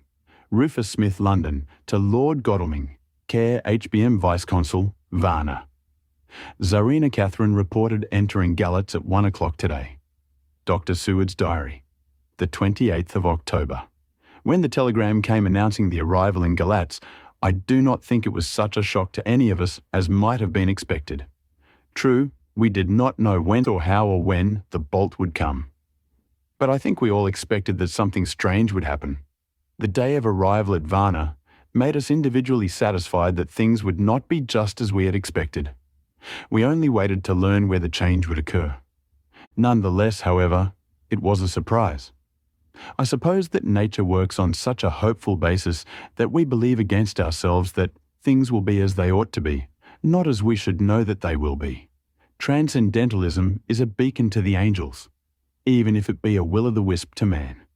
Van Helsing raised his hand over his head for a moment, as though in remonstrance with the Almighty, but he said not a word, and in a few seconds stood up with his face sternly set. Lord Godalming grew very pale and sat, breathing heavily. I was myself half stunned and looked in wonder at one after another. Quincy Morris tightened his belt with that quick movement which I knew so well. In our old wandering days, it meant action. Mrs. Harker grew ghastly white, so that the scar on her forehead seemed to burn, but she folded her hands meekly and looked up in prayer. Harker smiled, actually smiled, the dark, bitter smile of one who is without hope, but at the same time his action belied his words, for his hands instinctively sought the hilt of the great cookery knife and rested there. "When does the next train start for Galatz?" said Van Helsing to us generally. "At 6:30 tomorrow morning." We all started, for the answer came from Mrs. Harker. "How on earth do you know?" said Art. "You forget, or perhaps you do not know, though Jonathan does, and so does Dr. Van Helsing, that I am the train fiend. At home in Exeter, I always used to make up the timetables so as to be helpful to my husband. I found it so useful sometimes that I always make a study of the timetables now. I knew that if anything were to take us to Castle Dracula, we should go by Galatz, or at any rate through Bucharest, so I learned the times very carefully. Unhappily, there are not many to learn, as the only train tomorrow leaves, as I say." "Wonderful woman," murmured the Professor. "Can't we get a special?" asked Lord Godalming. Van Helsing shook his head. "I fear not. This land is very different from yours or mine. Even if we did have a special, it would probably not arrive as soon as our regular train. Moreover, we have something to prepare. We must think. Now let us organise. You, friend Arthur, go to the train and get the tickets and arrange that all be ready for us to go in the morning. Do you, friend Jonathan, go to the agent of the ship and get from him letters to the agent in Galatz, with authority to make a search of the ship just as it was here. Quincy Morris, you see the Vice-Consul and get his aid with his fellow in Galatz, and all he can do to make our way smooth, so that no times be lost when over the Danube. John will stay with Madame Mina and me, and we shall consult. For so, if time be long, you may be delayed, and it will not matter when the sun set, since I am here with Madame to make report." "And I," said Mrs. Harker brightly, and more like her old self than she had been for many a long day, "shall try to be of use in all ways, and shall think and write for you as I used to do. Something is shifting from me in some strange way, and I feel freer than I have been of late." The three younger men looked happier at the moment as they seemed to realise the significance of her words, but Van Helsing and I, turning to each other, met each a grave and troubled glance. We said nothing at the time, however. When the three men had gone out to their tasks, Van Helsing asked Mrs. Harker to look up the copy of the diaries and find him the part of Harker's journal at the castle, She went away to get it. When the door was shut upon her, he said to me, "We mean the same. Speak out." Here is some change. It is a hope that makes me sick, for it may deceive us. Quite so. Do you know why I asked her to get the manuscript? No, said I, unless it was to get an opportunity of seeing me alone. You are in part right, friend John, but only in part. I want to tell you something. And oh, my friend, I am taking a terrible risk. But I believe it is right. In the moment when Madam Mina said those words that arrest both our understanding, an inspiration came to me. In the trance of 3 days ago, the Count sent her his spirit to read her mind. Or more like he took her to see him in his earth box in the ship with water rushing, just as it go free at rise and set of sun. He learned then that we are here, for she have more to tell in her open life with eyes to see, ears to hear, than he, shut as he is, in his coffin box. Now he make his most effort to escape us. At present, he want her not. He is sure with his so great knowledge that she will come at his call. But he cut her off, take her, as he can do, out of his own power, that so she come not to him. Ah, there I have hope that our man-brains that have been of man so long, and that have not lost the grace of God, will come higher than his child-brain that lie in his tomb for centuries, that grow not yet to our stature, and that do only work selfish and therefore small. Here comes Madam Mina. Not a word to her of her trance. She knows it not, and it would overwhelm her and make despair just when we want all her hope, all her courage, when most we want all her great brain, which is trained like man's brain, but is of sweet woman, and have a special power which the Count give her, and which he may not take away altogether, though he think not so. Hush, let me speak, and you shall learn. Oh, John, my friend, we are in awful straits, I fear, as I never feared before. We can only trust the good God. Silence, here she comes. Nay, I thought that the Professor was going to break down and have hysterics, just as he had when Lucy died, but with a great effort he controlled himself and was at perfect nervous poise when Mrs. Harker tripped into the room, bright and happy-looking, and, in the doing of work, seemingly forgetful of her misery. As she came in, she handed a number of sheets of typewriting to Van Helsing. He looked over them gravely, his face brightening up as he read. Then, holding the pages between his finger and thumb, he said, "Friend John, to you with so much experience already, and you too, dear Madam Mina, that are young, here is a lesson. Do not fear ever to think. A half-thought has been buzzing often in my brain, but I fear to let him loose his wings. Here now, with more knowledge, I go back to where that half-thought come from, and I find that he be no half-thought at all. That be a whole thought, though so young, that he is not yet strong to use his little wings. Nay, like the ugly duck of my friend Hans Andersen, he be no duck thought at all, but a big swan, thought that sail nobly on big wings, when the time come for him to try them. See, I read here what Jonathan have written. That other of his race who, in a later age, again and again, brought his forces over the great river into Turkeyland, who, when he was beaten back, came again and again and again, though he had to come alone from the bloody field where his troops were being slaughtered, since he knew that he alone could ultimately triumph. What does this tell us? Not much? No, the Count's child thought see nothing. Therefore he speak so free. Your man thought see nothing. My man thought see nothing till just now. No. But there comes another word from someone who speak without thought, because she too know not what it might mean. Just as there are elements which rest, yet when in nature's course they move on their way, and they touch, the poof, and there comes a flash of light, heaven wide, that blind and kill and destroy some, but that show up all earth below for leagues and leagues. Is it not so? Well, I shall explain. To begin, have you ever studied the philosophy of crime? Yes and no. You, John, yes, for it is a study of insanity. You know, Madam Mina, for crime touch you not but once. Still, your mind works true, and argues not a particulari ad universale. There is this peculiarity in criminals. It is so constant, in all countries and at all times, that even police, who know not much from philosophy, come to know it empirically, that it is. That is to be empiric. The criminal always work at one crime. That is the true criminal who seems predestinate to crime and who will of none other. This criminal has not full man brain. He is clever and cunning and resourceful, but he be not of man's stature as to brain. He be of child brain in much. Now this criminal of ours is predestinate to crime also. He too have child brain, and it is of the child to do what he have done. The little bird, the little fish, the little animal learn not by principle, but empirically. And when he learn to do, then there is to him the ground to start from to do some more. Dos pusto, said Archimedes, give me a fulcrum, and I shall move the world.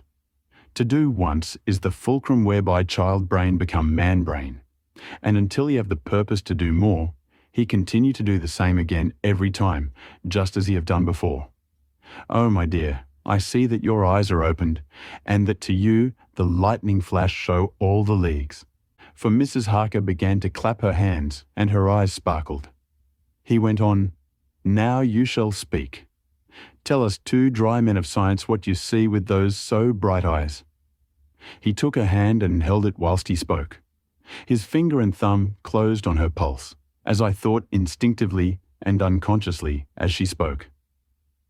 The Count is a criminal and of criminal type. Nordau and Lombroso would so classify him, and qua criminal he is, of an imperfectly formed mind. Thus, in a difficulty, he has to seek resource in habit.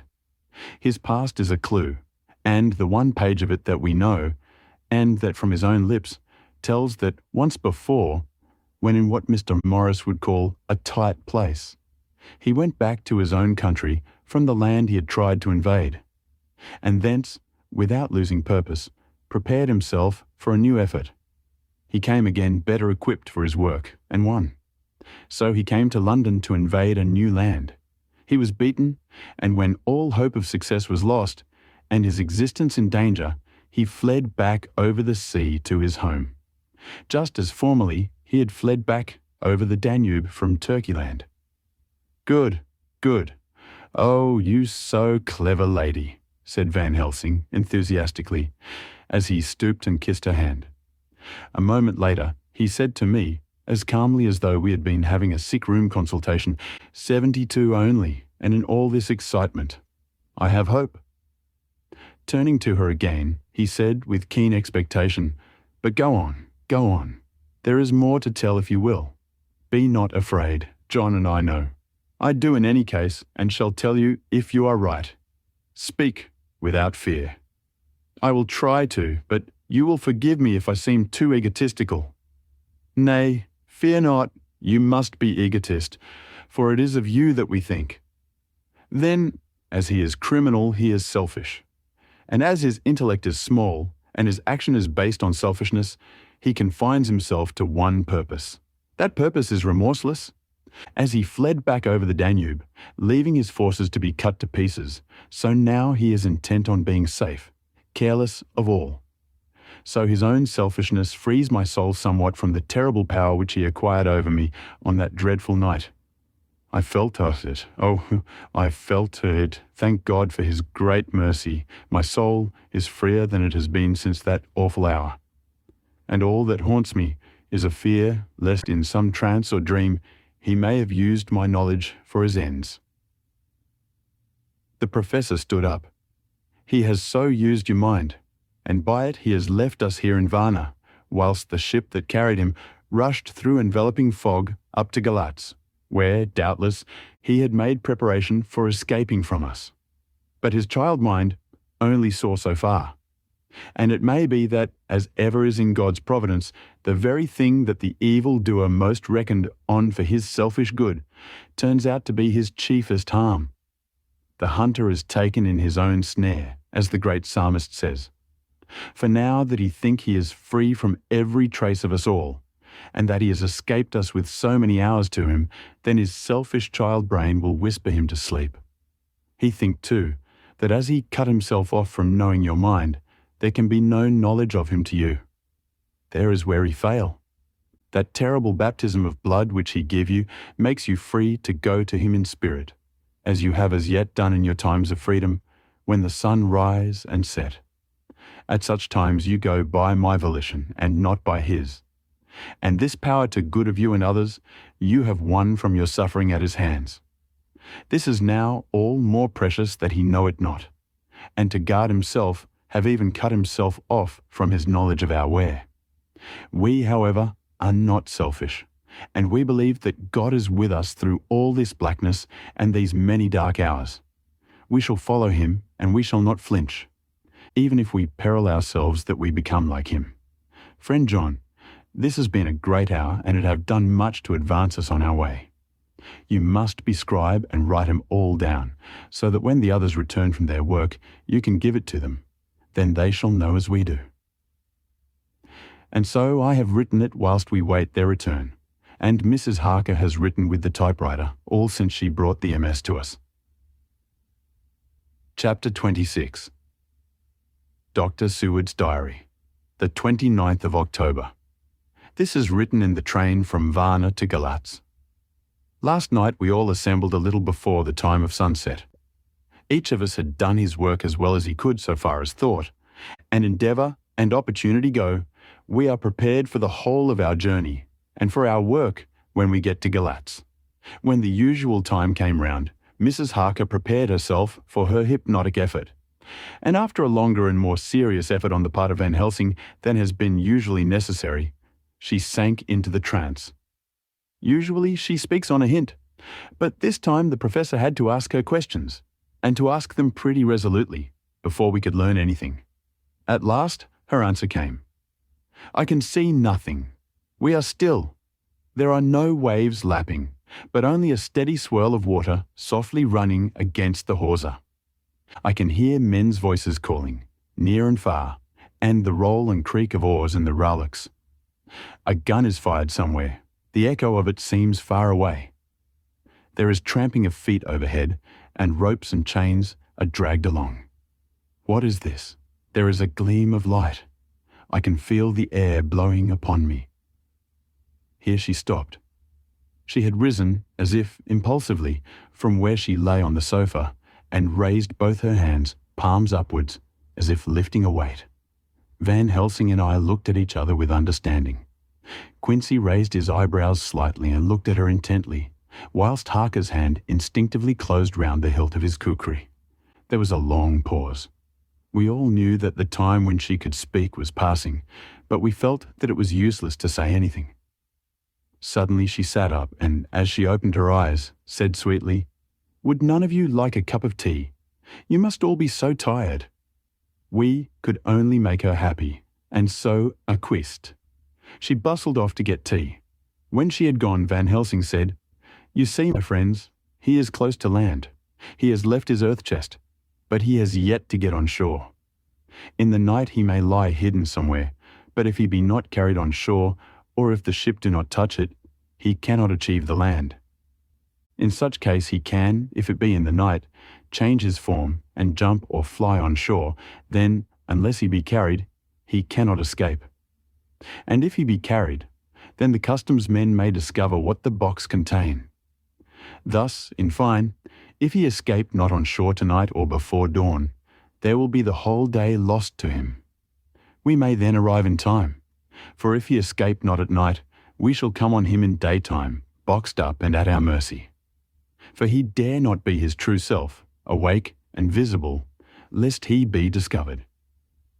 There was no more to be said, so we waited in patience until the dawn, at which time we might learn more from Mrs. Harker. Early this morning we listened, with breathless anxiety, for her response in her trance. The hypnotic stage was even longer in coming than before, and when it came the time remaining until full sunrise was so short that we began to despair. Van Helsing seemed to throw his whole soul into the effort. At last, in obedience to his will, she made reply. "All is dark. I hear lapping water level with me, and some creaking as of wood on wood." She paused, and the red sun shot up. We must wait till tonight. And so it is that we are travelling towards Galatz in an agony of expectation. We are due to arrive between 2 and 3 in the morning, but already at Bucharest we are 3 hours late, so we cannot possibly get in till well after sunup. Thus we shall have 2 more hypnotic messages from Mrs. Harker. Either or both may possibly throw more light on what is happening. Later. Sunset has come and gone. Fortunately, it came at a time when there was no distraction. For had it occurred whilst we were at a station, we might not have secured the necessary calm and isolation. Mrs. Harker yielded to the hypnotic influence even less readily than this morning. I am in fear that her power of reading the Count's sensations may die away just when we want it most. It seems to me that her imagination is beginning to work. Whilst she has been in the trance hitherto, she has confined herself to the simplest of facts. If this goes on, it may ultimately mislead us. If I thought that the Count's power over her would die away equally with her power of knowledge, it would be a happy thought, but I am afraid that it may not be so. When she did speak, her words were enigmatical. Something is going out. I can feel it pass me like a cold wind. I can hear far-off, confused sounds, as of men talking in strange tongues, fierce falling water, and the howling of wolves. She stopped, and a shudder ran through her, increasing in intensity for a few seconds, till at the end she shook as though in a palsy. She said no more, even in answer to the professor's imperative questioning.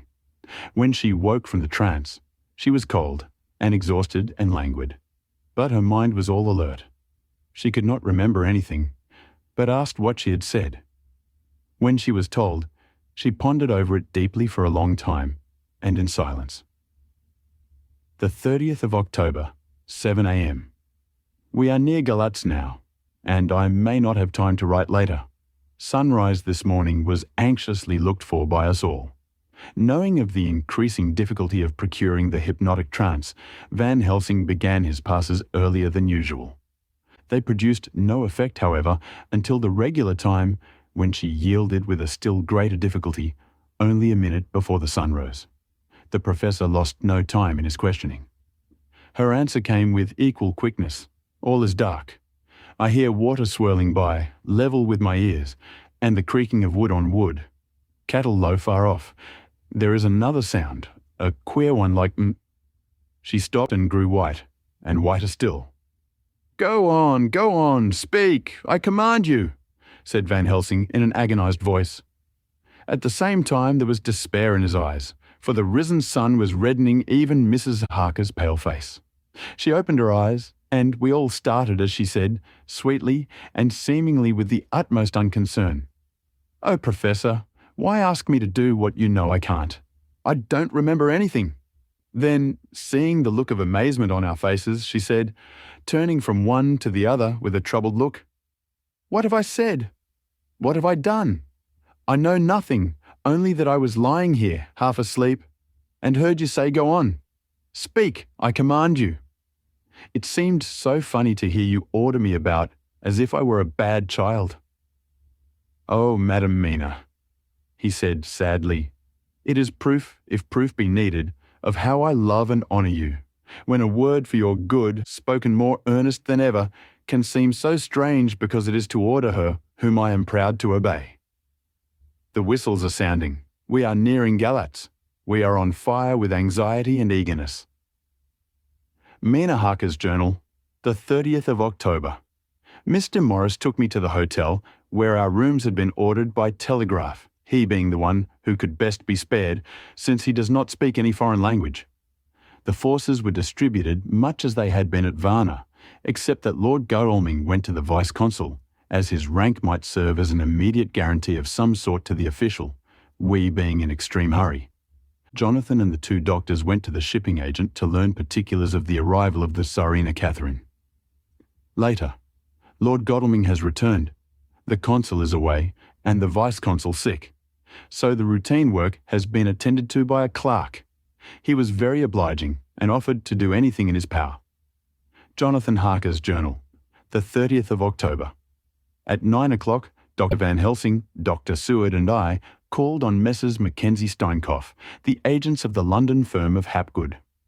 They had received a wire from London in answer to Lord Godalming's telegraphed request, asking them to show us any civility in their power. They were more than kind and courteous, and took us at once on board the Serena Catherine, which lay at anchor out in the river harbour. There we saw the captain, Donaldson by name, who told us of his voyage. He said that, in all his life, he had never had so favourable a run. "Man," he said, "but it made us afeard, for we expected that we should have to pay for it with some rare piece of ill luck, so as to keep up the average.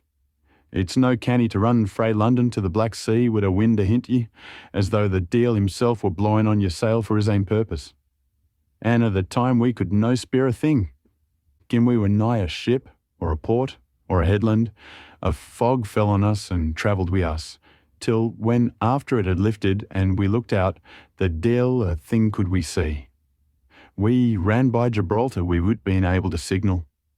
Until we came to the Dardanelles and had to wait to get our permit to pass, we never were within hail of aught.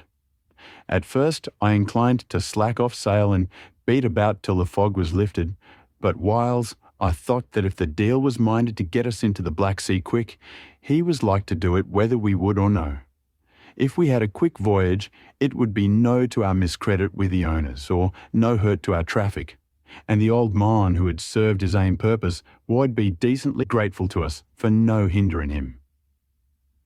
This mixture of simplicity and cunning, of superstition and commercial reasoning aroused Van Helsing, who said, "Mine friend, that devil is more clever than he is thought by some, and he know when he meet his match."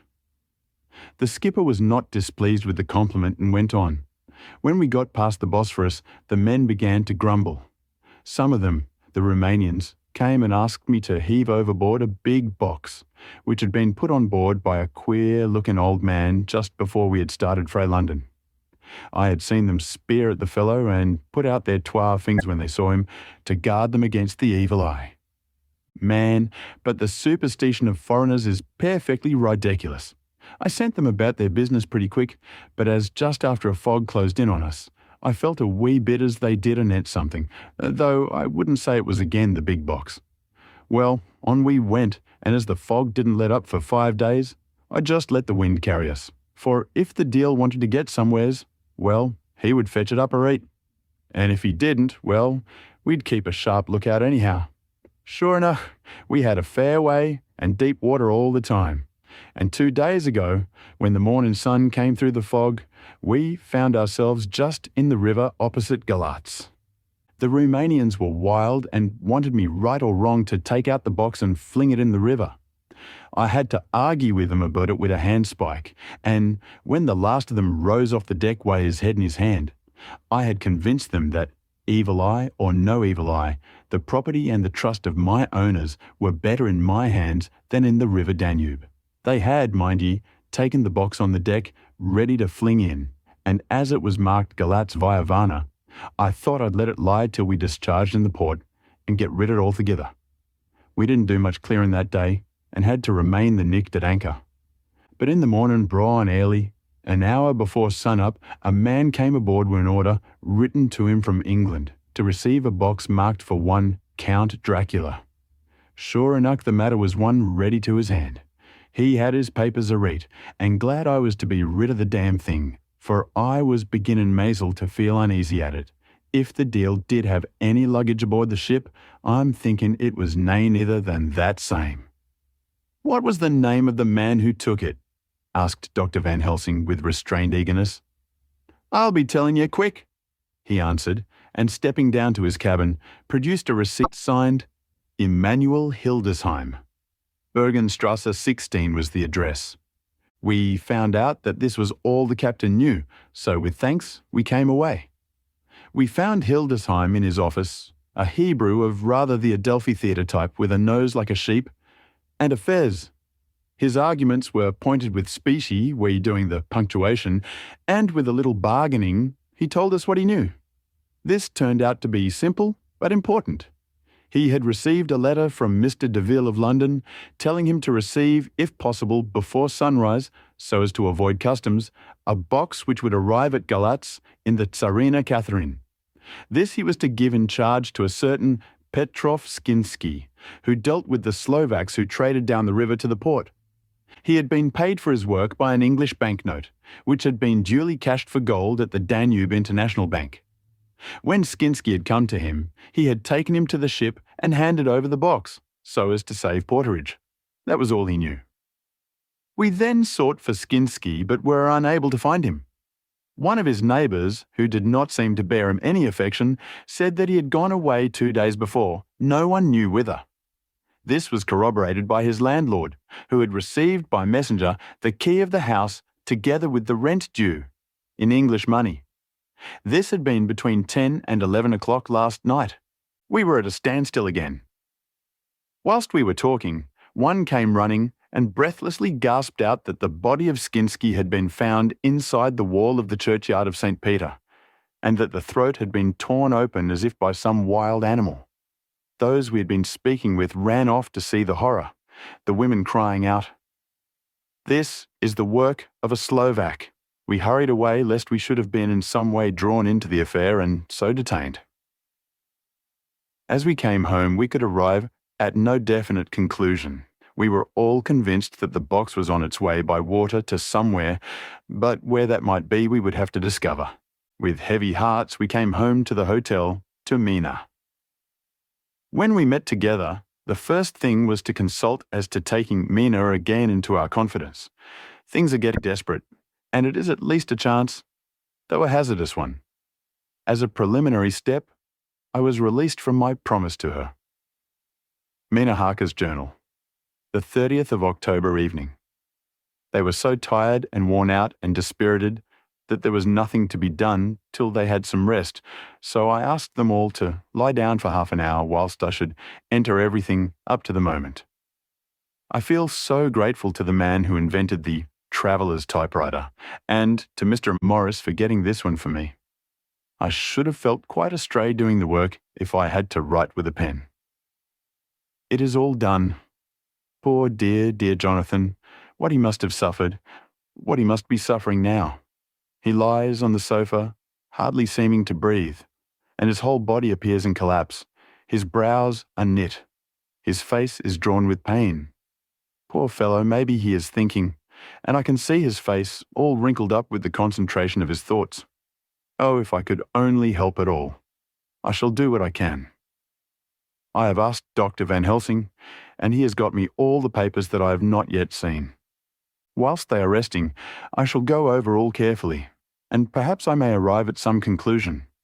I shall try to follow the professor's example and think without prejudice on the facts before me.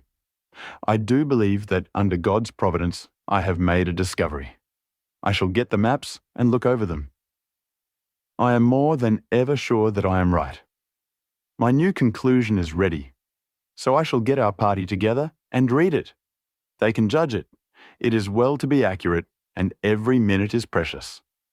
Mina Harker's memorandum entered in her journal. Ground of inquiry. Count Dracula's problem is to get back to his own place. A. He must be brought back by someone. This is evident. For had he power to move himself as he wished, he could go either as man or wolf or bat or in some other way. He evidently fears discovery or interference in the state of helplessness in which he must be, confined as he is between dawn and sunset in his wooden box. B. How is he to be taken? Here a process of exclusions may help us. By road, by rail, by water.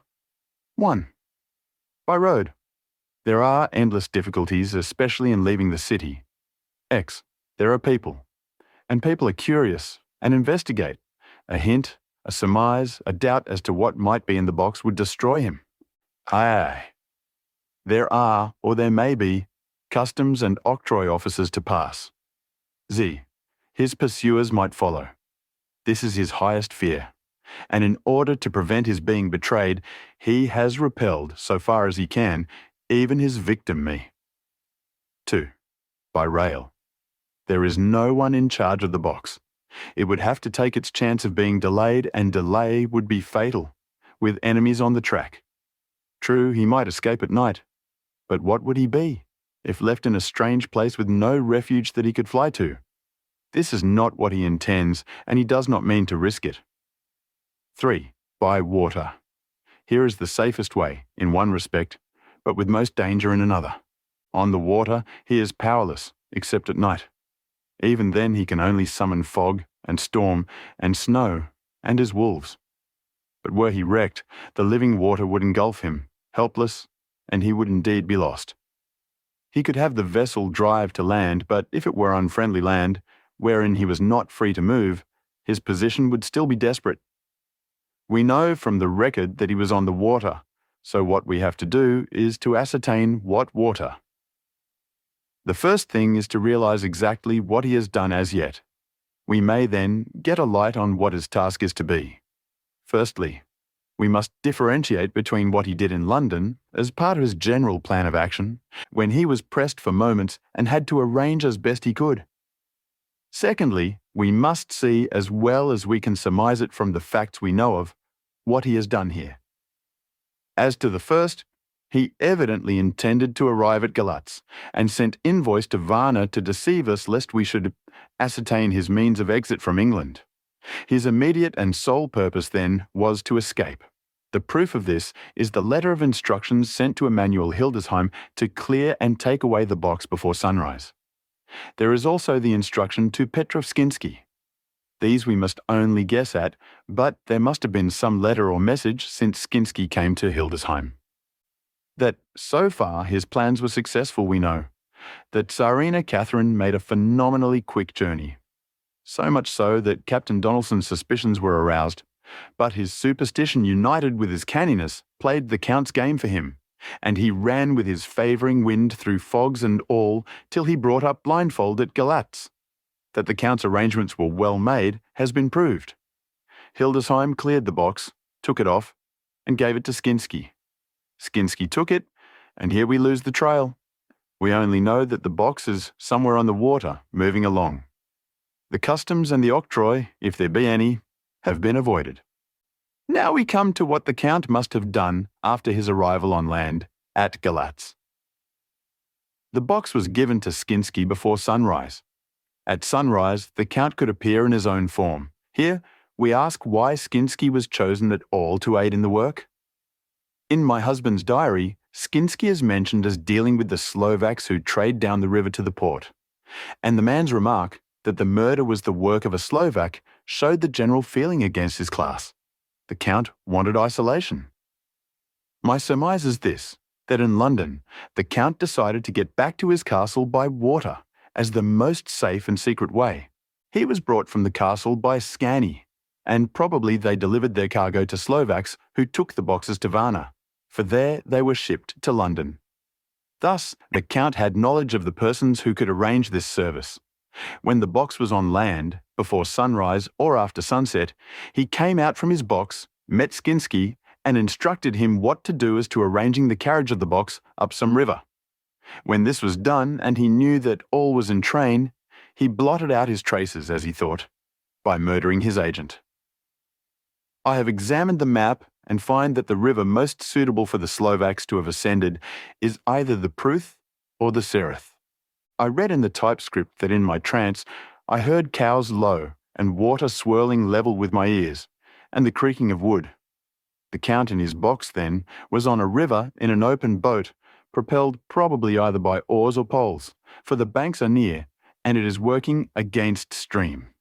There would be no such if floating downstream. Of course it may not be either the Sereth or the Pruth, but we may possibly investigate further.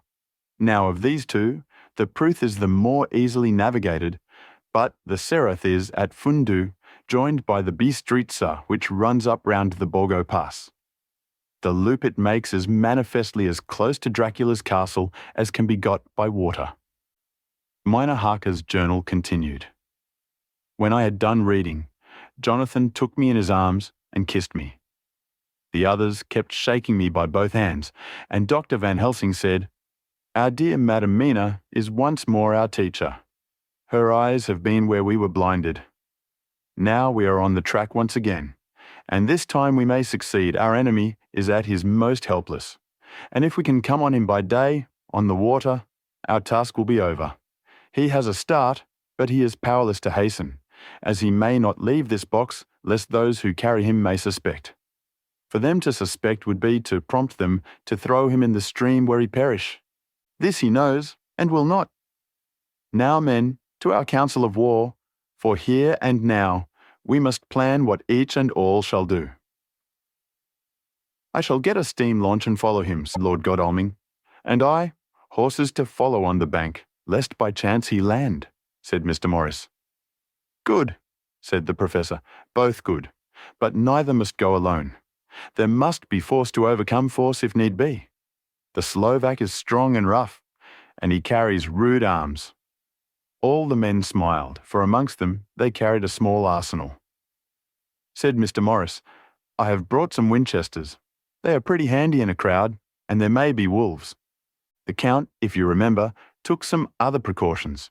He made some requisitions on others that Mrs. Harker could not quite hear or understand. We must be ready at all points. Dr. Seward said, I think I'd better go with Quincy. We've been accustomed to hunt together, and we two, well armed, will be a match for whatever may come along. You must not be alone, Art.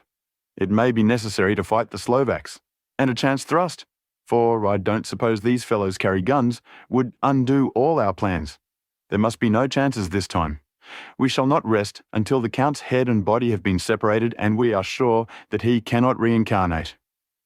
He looked at Jonathan as he spoke, and Jonathan looked at me. I could see that the poor dear was torn about in his mind.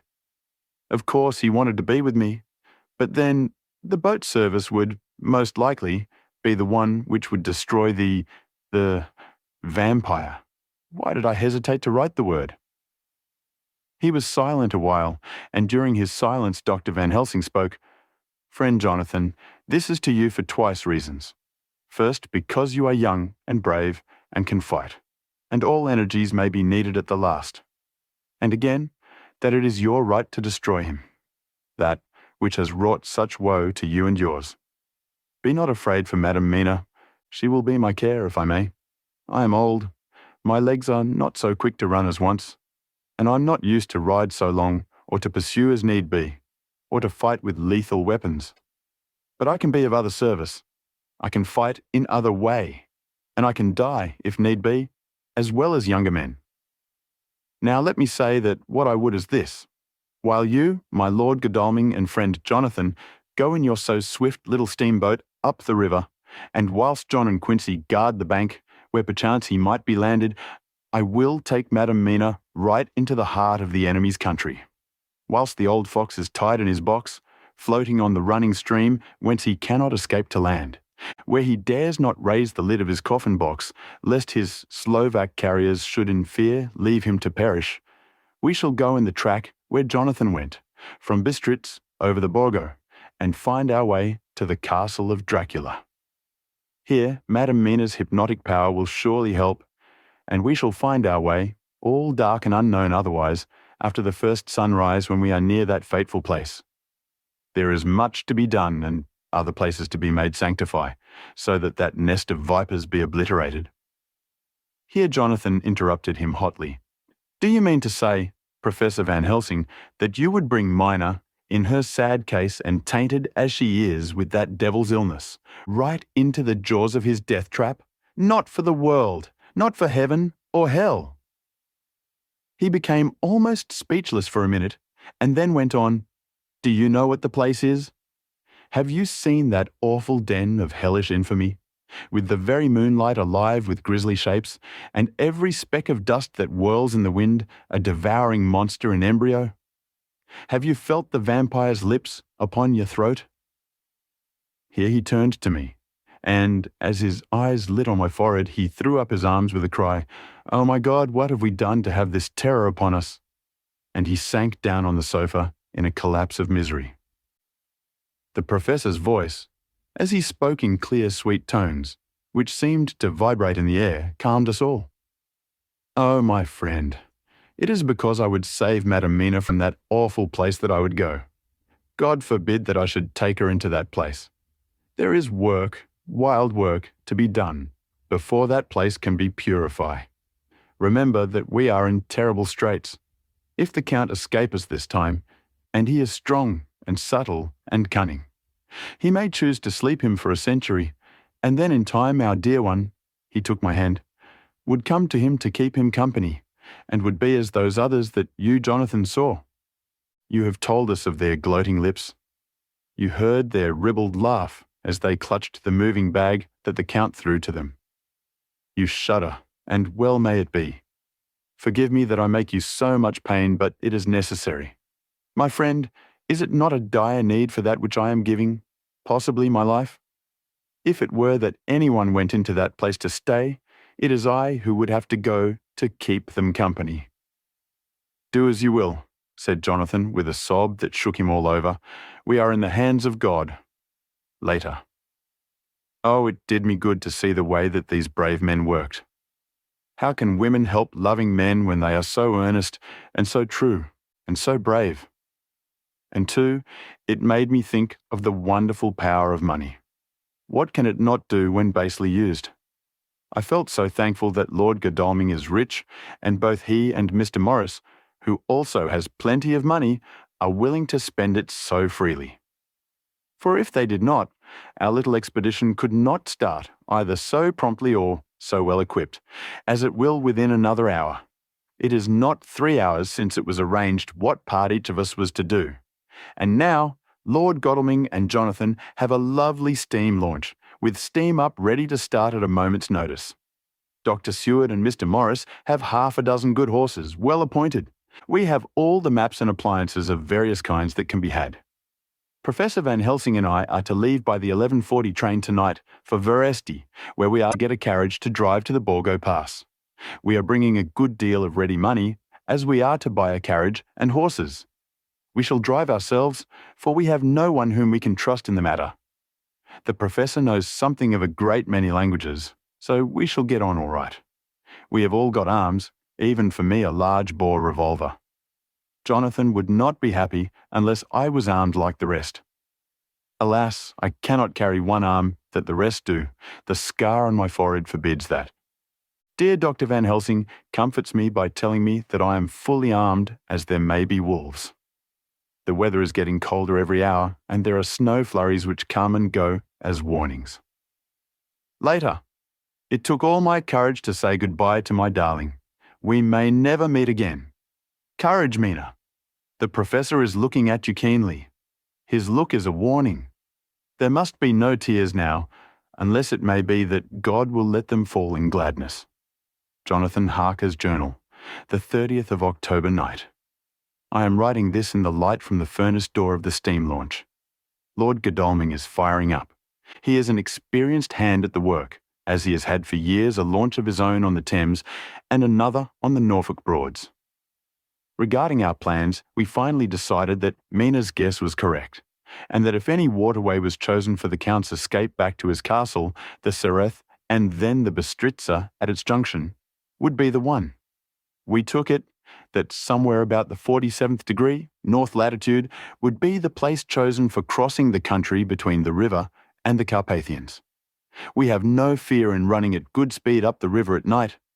There is plenty of water, and the banks are wide enough apart to make steaming, even in the dark, easy enough. Lord Godalming tells me to sleep for a while, as it is enough for the present for one to be on watch. But I cannot sleep. How can I with the terrible danger hanging over my darling, and her going out into that awful place? My only comfort is that we are in the hands of God. Only for that faith it would be easier to die than to live, and so be quit of all trouble. Mr. Morris and Dr. Seward were off on their long ride before we started. They are to keep up the right bank, far enough off to get on higher lands where they can see a good stretch of river and avoid the following of its curves. They have, for the first stages, 2 men to ride and lead their spare horses, 4 in all, so as not to excite curiosity. When they dismiss the men, which shall be shortly, they shall themselves look after the horses. It may be necessary for us to join forces. If so, they can mount our whole party. One of the saddles has a movable horn and can be easily adapted for Mina if required. It is a wild adventure we are on. Here, as we are rushing along through the darkness, with the cold from the river seeming to rise up and strike us, with all the mysterious voices of the night around us, it all comes home. We seem to be drifting into unknown places and unknown ways, into a whole world of dark and dreadful things. Godalming is shutting the furnace door. The 31st of October, still hurrying along. The day has come and Godalming is sleeping. I am on watch. The morning is bitterly cold. The furnace heat is grateful, though we have heavy fur coats. As yet, we have passed only a few open boats, but none of them had on board any box or package of anything like the size of the one we seek. The men were scared every time we turned our electric lamp on them and fell on their knees and prayed. The 1st of November evening. No news all day. We have found nothing of the kind we seek. We have now passed into the Bistritza, and if we are wrong in our surmise, our chance is gone. We have overhauled every boat, big and little. Early this morning, one crew took us for a government boat and treated us accordingly. We saw in this a way of smoothing matters. So at Fundu, where the Bistritza runs into the Sereth, we got a Romanian flag which we now fly conspicuously. With every boat which we have overhauled since then, this trick has succeeded. We have had every deference shown to us, and not once any objection to whatever we chose to ask or do. Some of the Slovaks tell us that a big boat passed them, going at more than usual speed as she had a double crew on board.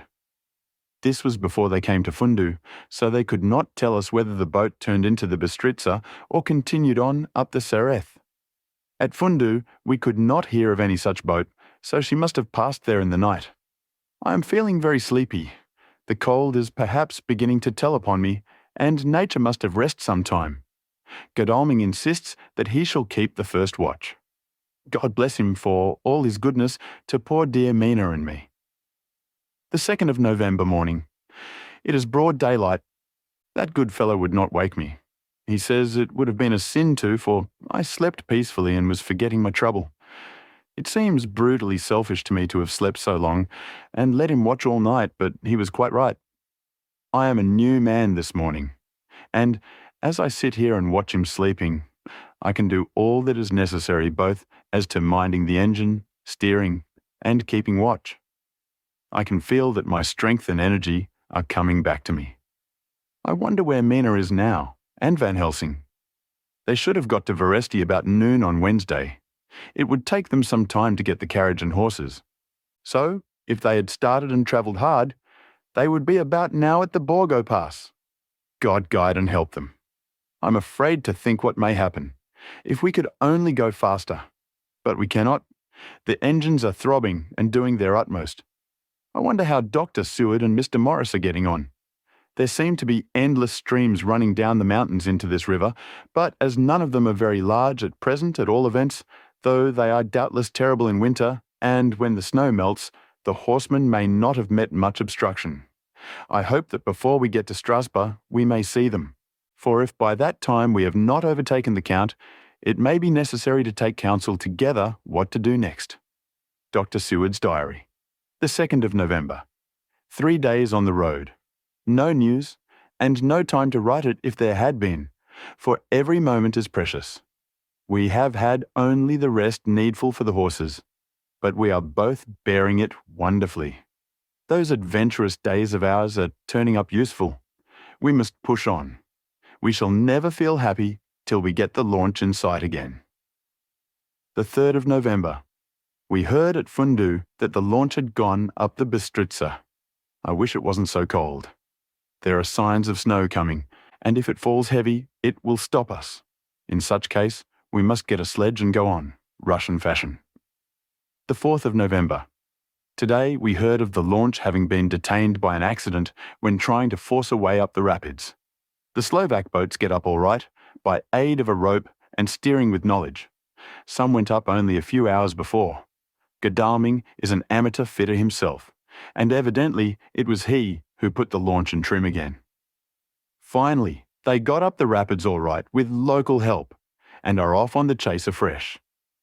I fear that the boat is not any better for the accident. The peasantry tell us that after she got upon smooth water again, she kept stopping every now and again so long as she was in sight. We must push on harder than ever. Our help may be wanted soon. Mina Harker's journal, the 31st of October. Arrived at Veresti at noon. The professor tells me that this morning at dawn he could hardly hypnotize me at all, and that all I could say was dark and quiet. He is off now buying a carriage and horses.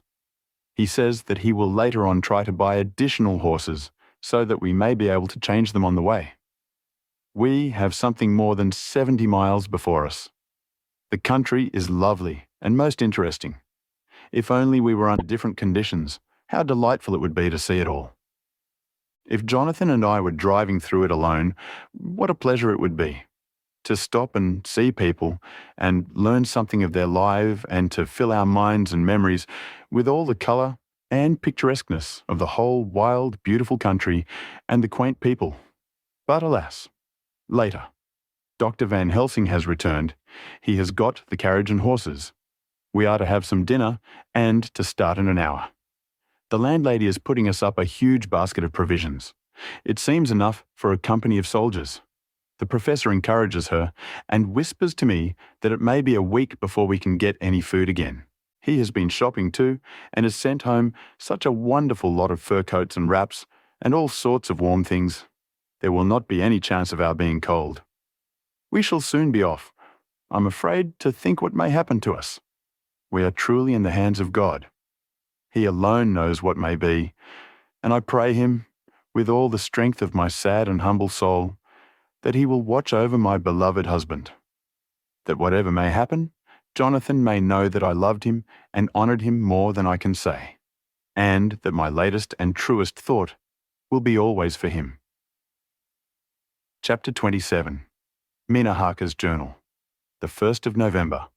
All day long we have travelled, and at a good speed. The horses seem to know that they are being kindly treated, for they go willingly their full stage at best speed. We have now had so many changes and find the same thing so constantly that we are encouraged to think that the journey will be an easy one. Dr. Van Helsing is laconic. He tells the farmers that he is hurrying to Bistritz and pays them well to make the exchange of horses. We get hot soup or coffee or tea and off we go. It is a lovely country, full of beauties of all imaginable kinds, and the people are brave and strong and simple and seem full of nice qualities. They are very, very superstitious. In the first house where we stopped, when the woman who served us saw the scar on my forehead, she crossed herself and put out 2 fingers towards me to keep off the evil eye. I believe they went to the trouble of putting an extra amount of garlic into our food, and I can't abide garlic. Ever since then I've taken care not to take off my hat or veil, and so have escaped their suspicions. We are travelling fast, and as we have no driver with us to carry tales, we go ahead of scandal. But I dare say that fear of the evil eye will follow hard behind us all the way. The professor seems tireless. All day he would not take any rest, though he made me sleep for a long spell. At sunset time he hypnotized me, and he says I answered as usual, darkness, lapping water, and creaking wood. So our enemy is still on the river. I'm afraid to think of Jonathan, but somehow I have now no fear for him or for myself. I write this whilst we wait in a farmhouse for the horses to be ready. Dr. Van Helsing is sleeping. Poor dear. He looks very tired and old and grey, but his mouth is set as firmly as a conqueror's. Even in his sleep he is intense with resolution. When we have well started, I must make him rest whilst I drive. I shall tell him that we have days before us, and he must not break down when most of all his strength will be needed. All is ready. We are off shortly. The 2nd of November morning. I was successful, and we took turns driving all night. Now the day is on us, bright though cold. There is a strange heaviness in the air. I say heaviness for want of a better word. I mean that it oppresses us both. It is very cold, and only our warm furs keep us comfortable. At dawn, Van Helsing hypnotized me. He says I answered, darkness, creaking wood and roaring water. So the river is changing as they ascend. I do hope that my darling will not run any chance of danger more than need be, but we are in God's hands.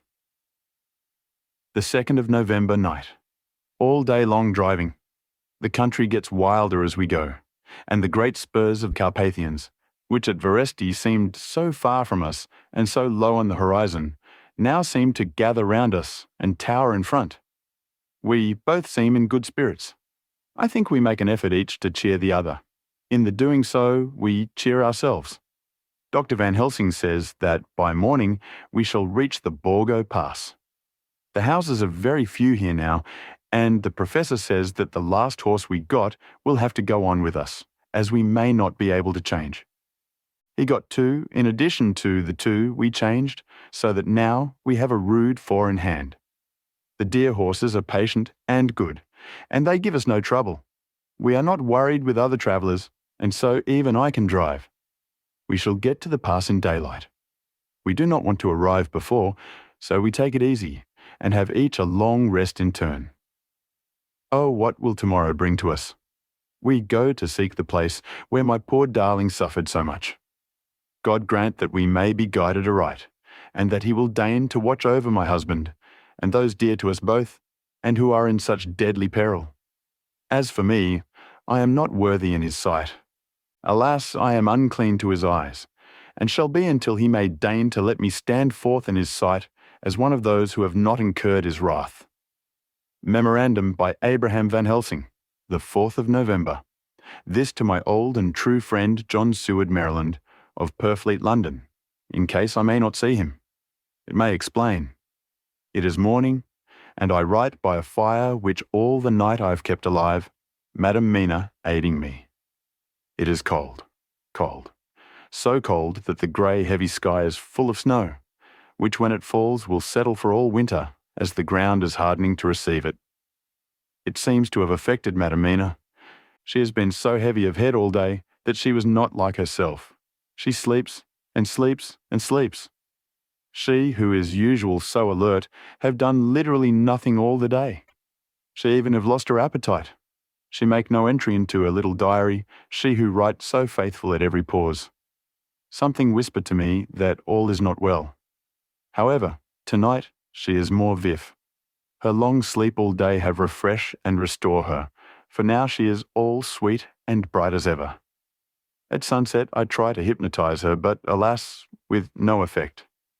The power has grown less and less with each day, and tonight it failed me altogether. Well, God's will be done, whatever it may be and whithersoever it may lead. Now to the historical, for as Madam Mina write not in her stenography, I must, in my cumbrous old fashion, that so each day of us may not go unrecorded. We got to the Borgo Pass just after sunrise yesterday morning. When I saw the signs of the dawn, I got ready for the hypnotism. We stopped our carriage and got down so that there might be no disturbance. I made a couch with furs, and Madam Mina, lying down, yielded herself as usual, but more slow and more short time than ever, to the hypnotic sleep. As before came the answer, darkness and the swirling of water. Then she woke, bright and radiant, and we go on our way and soon reach the pass. At this time and place she become all on fire with zeal. Some new guiding power be in her manifested, for she point to a road and say, "This is the way." "How know you it?" I ask. "Of course I know it," she answer. And with a pause add, "Have not my Jonathan travelled it and wrote of his travel?" At first I think somewhat strange, but soon I see that there be only one such by-road. It is used but little, and very different from the coach road from the Bukovina to Bistritz, which is more wide and hard, and more of use. So we came down this road. When we meet other ways, not always were we sure that they were roads at all, for they be neglect, and light snow have fallen, the horses know, and they only. I give rein to them, and they go on so patient. By and by we find all the things which Jonathan have note in that wonderful diary of him. Then we go on for long, long hours and hours. At the first I tell Madam Mina to sleep.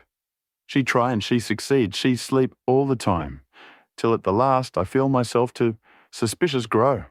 and attempt to wake her, but she sleep on, and I may not wake her though I try.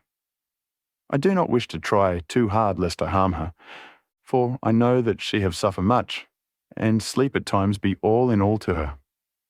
I think I drowse myself, for all of sudden I feel guilt, as though I have done something. I find myself bolt up with the reins in my hand, and the good horses go along jog, just as ever. I look down and find Madam Mina still asleep. It is now not far off sunset time, and over the snow the light of the sun flow in big yellow flood, so that we throw great long shadow on where the mountain rise so steep. For we are going up, and all is oh so wild and rocky, as though it were the end of the world. Then I arouse Madam Mina. This time she wake with not much trouble, and then I try to put her to hypnotic sleep. But she sleep not, being as though I were not. Still I try, till all at once I find her and myself in dark. So I look round, and find that the sun have gone down. Madam Mina laugh, and I turn and look at her. She is now quite awake, and looks so well as I never saw her since that night at Carfax when we first entered the Count's house. I am amazed and not at ease then, but she is so bright and tender and thoughtful for me that I forget all fear. I light a fire, for we have brought supply of wood with us, and she prepare food while I undo the horses and set them tethered in shelter to feed. Then, when I return to the fire, she have my supper ready. I go to help her, but she smile and tell me that she have eat already, that she was so hungry that she would not wait. I like it not, and I have grave doubts, but I fear to affright her, and so I am silent of it. She help me, and I eat alone, and then we wrap in fur and lie beside the fire, and I tell her to sleep while I watch. But presently I forget all of watching, and when I sudden remember that I watch, I find her lying quiet, but awake, and looking at me with so bright eyes. Once, twice more the same occur, and I get much sleep till before morning. When I wake, I try to hypnotize her, but alas, though she shut her eyes obedient, she may not sleep. The sun rise up, and then sleep come to her too late, but so heavy that she will not wake. I have to lift her up and place her sleeping in the carriage when I have harnessed the horses and made all ready. Madam still sleep, and she look in her sleep more healthy and more redder than before. And I like it not. And I am afraid. I'm afraid of all things, even to think, but I must go on my way. The stake we play for is life and death, or more than these, and we must not flinch. The 5th of November morning. Let me be accurate in everything, for though you and I have seen some strange things together, you may at the first think that I, Van Helsing, am mad. That the many horrors and the so long strain on nerves has at the last turned my brain. All yesterday we travel, always getting closer to the mountains, and moving into a more and more wild and desert land. There are great, frowning precipices, and much falling water, and nature seemed to have held some time her carnival. Madam Mina still sleep, and though I did have hunger, and appeased it, I could not waken her, even for food. I began to fear that the fatal spell of the place was upon her, tainted as she is with that vampire baptism. Well, said I to myself, if it be that she sleep all the day, it shall also be that I do not sleep at night. As we travel on the rough road, for a road of an ancient and imperfect kind there was, I held down my head and slept. Again I waked with a sense of guilt and of time past, and found Madam Mina still sleeping and the sun low down. But all was indeed changed. The frowning mountains seemed further away, and we were near the top of a steep rising hill, on summit of which was such a castle as Jonathan tell of in his diary. At once I exulted and feared, for now, for good or ill, the end was near. I woke Madam Mina, and again tried to hypnotize her, but, alas, unavailing till too late. Then, ere the great dark came upon us, for even after down sun, the heavens reflected the gone sun on the snow, and all was for a time in a great twilight. I took out the horses and fed them in what shelter I could. Then I make a fire, and near it I make Madam Mina, now awake and more charming than ever, sit comfortable amid her rugs. I got ready food, but she would not eat, simply saying that she had not hunger. I did not press her, knowing her unavailingness. But I myself eat, for I must needs now be strong for all. Then, with the fear on me of what might be, I drew a ring so big for her comfort round where Madam Mina sat. And over the ring I passed some of the wafer, and I broke it fine, so that all was well guarded. She sat still all the time, so still as one dead, and she grew whiter and even whiter till the snow was not more pale. And no word she said, but when I drew near, she clung to me, and I could know that the poor soul shook her from head to feet with a tremor that was pain to feel. I said to her presently, when she had grown more quiet, "Will you not come over to the fire?" For I wished to make a test of what she could. She rose obedient, but when she had made a step she stopped, and stood as one stricken. "Why not go on?" I asked. She shook her head, and coming back, sat down in her place. Then, looking at me with open eyes, as of one waked from sleep, she said simply, "I cannot," and remained silent. I rejoiced, for I knew that what she could not, none of those that we dreaded could. Though there might be danger to her body, yet her soul was safe. Presently the horses began to scream, and tore at their tethers till I came to them and quieted them. When they did feel my hands on them, they whinnied low as in joy, and licked at my hands and were quiet for a time. Many times through the night did I come to them, till it arrived to the cold hour when all nature is at lowest, and every time my coming was with quiet of them. In the cold hour the fire began to die, and I was about stepping forth to replenish it, for now the snow came in flying sweeps and with it a chill mist. Even in the dark there was a light of some kind, as there ever is over snow, and it seemed as though the snow flurries and the wreaths of mist took shape as of women with trailing garments.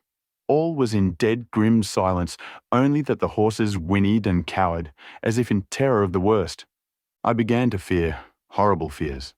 But then came to me the sense of safety in that ring wherein I stood. I began, too, to think that my imaginings were of the night and the gloom, and the unrest that I have gone through, and all the terrible anxiety. It was as though my memories of all Jonathan's horrid experience were befooling me. For the snowflakes and the mist began to wheel and circle round, till I could get as though a shadowy glimpse of those women that would have kissed him. And then the horses cowered lower and lower, and moaned in terror as men do in pain. Even the madness of fright was not to them, so that they could break away. I feared for my dear Madam Mina when these weird figures drew near and circled round. I looked at her, but she sat calm, and smiled at me. When I would have stepped to the fire to replenish it, she caught me and held me back, and whispered like a voice that one hears in a dream, so low it was, "No, no, do not go without. Here you are safe." I turned to her and, looking in her eyes, said, "But you, it is for you that I fear." Whereat she laughed, a laugh low and unreal, and said, "Fear for me? Why fear for me? None safer in all the world from them than I am." And as I wondered at the meaning of her words, a puff of wind made the flame leap up, and I see the red scar on her forehead. Then, alas, I knew. Did I not, I would soon have learned, for the wheeling figures of mist and snow came closer, but keeping ever without the holy circle. Then they began to materialize till, if God have not taken away my reason, for I saw it through my eyes. There were before me in actual flesh the same three women that Jonathan saw in the room, when they would have kissed his throat. I knew the swaying round forms, the bright hard eyes, the white teeth, the ruddy colour, the voluptuous lips. They smiled ever at poor dear Madam Mina, and as their laugh came through the silence of the night, they twined their arms and pointed to her, and said in those so sweet tingling tones that Jonathan said were of the intolerable sweetness of the water glasses, "Come, sister, come to us, come." In fear, I turned to my poor Madam Mina, and my heart with gladness leapt like flame. For oh, The terror in her sweet eyes, the repulsion, the horror, told a story to my heart that was all of hope. God be thanked she was not yet of them. I seized some of the firewood which was by me, and holding out some of the wafer, advanced on them toward the fire. They drew back before me and laughed their low, horrid laugh. I fed the fire and feared them not, for I knew that we were safe within the ring, which she could not leave no more than they could enter. The horses had ceased to moan, and lay still on the ground. The snow fell on them softly, and they grew whiter. I knew that there was, for the poor beasts, no more of terror. And so we remained till the red of the dawn began to fall through the snow gloom. I was desolate and afraid, and full of woe and terror. But when that beautiful sun began to climb the horizon, life was to me again. At the first coming of the dawn, the horrid figures melted in the whirling mist and snow. The wreaths of transparent gloom moved away towards the castle and were lost. Instinctively, with the dawn coming, I turned to Madam Mina, intending to hypnotize her, but she lay in a deep and sudden sleep, from which I could not wake her. I tried to hypnotize through her sleep, but she made no response. None at all, and the day broke. I fear yet to stir. I have made my fire and have seen the horses, they are all dead. Today I have much to do here, and I keep waiting till the sun is up high. For there may be places where I must go, where that sunlight, though snow and mist obscure it, will be to me a safety. I will strengthen me with breakfast, and then I will do my terrible work. Madam Mina still sleeps, and God be thanked. She is calm in her sleep. Jonathan Harker's Journal. The 4th of November evening. The accident to the launch has been a terrible thing for us. Only for it we should have overtaken the boat long ago, and by now my dear Mina would have been free. I fear to think of her, off on the wolds near that horrid place. We've got horses, and we follow on the track. I note this whilst Godalming is getting ready. We have our arms. The Scarni must look out if they mean to fight. Oh, if only Morris and Seward were with us. We must only hope. If I write no more, goodbye, Mina. God bless and keep you. Dr. Seward's Diary, the 5th of November. With the dawn, we saw the body of Scarni before us, dashing away from the river with their later wagon. They surrounded it in a cluster, and hurried along as though beset. The snow is falling lightly, and there is a strange excitement in the air. It may be our own feelings, but the depression is strange. Far off, I hear the howling of wolves. The snow brings them down from the mountains, and there are dangers to all of us, and from all sides. The horses are nearly ready, and we are soon off. We ride to death of someone. God alone knows who, or where, or what, or when, or how it may be. Dr. Van Helsing's Memorandum. The 5th of November, afternoon. I am at least sane. Thank God for that mercy at all events, though the proving it has been dreadful. When I left Madam Mina sleeping within the holy circle, I took my way to the castle. The blacksmith hammer which I took in the carriage from Veresti was useful. Though the doors were all open, I broke them off the rusty hinges, lest some ill intent or ill chance should close them, so that being entered I might not get out. Jonathan's bitter experience served me here. By memory of his diary I found my way to the old chapel, for I knew that here my work lay. The air was oppressive. It seemed as if there was some sulphurous fume, which at times made me dizzy. Either there was a roaring in my ears, or I heard afar off the howl of wolves. Then I bethought me of my dear Madam Mina, and I was in terrible plight.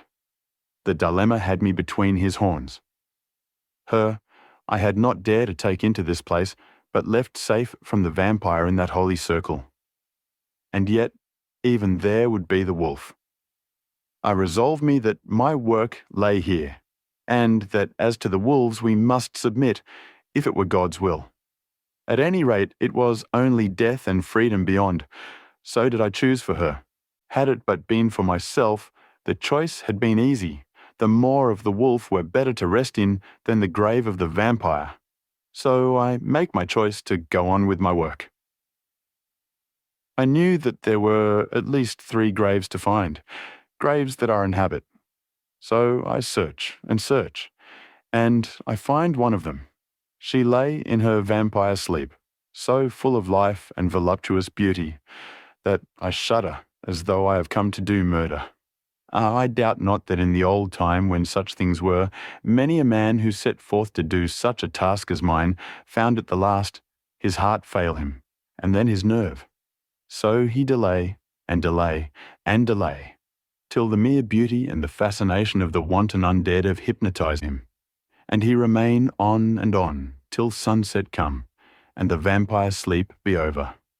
Then the beautiful eyes of the fair woman open, and look love, and the voluptuous mouth present to a kiss, and the man is weak, and there remain one more victim in the vampire fold, one more to swell the grim and grisly ranks of the undead. There is some fascination, surely, when I am moved by the mere presence of such an one, even lying as she lay in a tomb, fretted with age and heavy with the dust of centuries, though there be that horrid odour such as the lairs of the Count have had. Yes, I was moved. I, Van Helsing, with all my purpose and with my motive for hate. I was moved to a yearning for delay which seemed to paralyse my faculties and to clog my very soul. It may have been that the need of natural sleep and the strange oppression of the air were beginning to overcome me. Certain it was that I was lapsing into sleep, the open-eyed sleep of one who yields to a sweet fascination, when there came through the snow, stilled air, a long, low wail, so full of woe and pity that it woke me like the sound of a clarion. For it was the voice of my dear Madam Mina that I heard. Then I braced myself again to my horrid task, and found by wrenching away tomb tops one other of the sisters, the other dark one. I dared not pause to look on her as I had on her sister, lest once more I should begin to be in thrall. But I go on searching until, presently, I find in a high great tomb, as if made to one much beloved, that other fair sister which, like Jonathan, I had seen to gather herself out of the atoms of the mist. She was so fair to look on, so radiantly beautiful, so exquisitely voluptuous, that the very instinct of man in me, which calls some of my sex to love and to protect one of hers, made my head whirl with new emotion. But God be thanked, that soul wail of my dear Madam Mina had not died out of my ears. And, before the spell could be wrought further upon me, I had nerved myself to my wild work.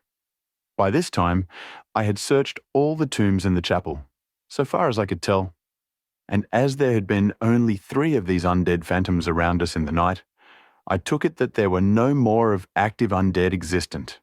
There was one great tomb more lordly than all the rest. Huge it was, and nobly proportioned. On it was but one word: Dracula. This then was the undead home of the king vampire, to whom so many more were due. Its emptiness spoke eloquent to make certain what I knew. Before I began to restore these women to their dead selves through my awful work, I laid in Dracula's tomb some of the wafer, and so banished him from it, undead, forever. Then began my terrible task, and I dreaded it. Had it been but one, it had been easy, comparative. But 3, to begin twice more after I had been through a deed of horror. For it was terrible with the sweet Miss Lucy.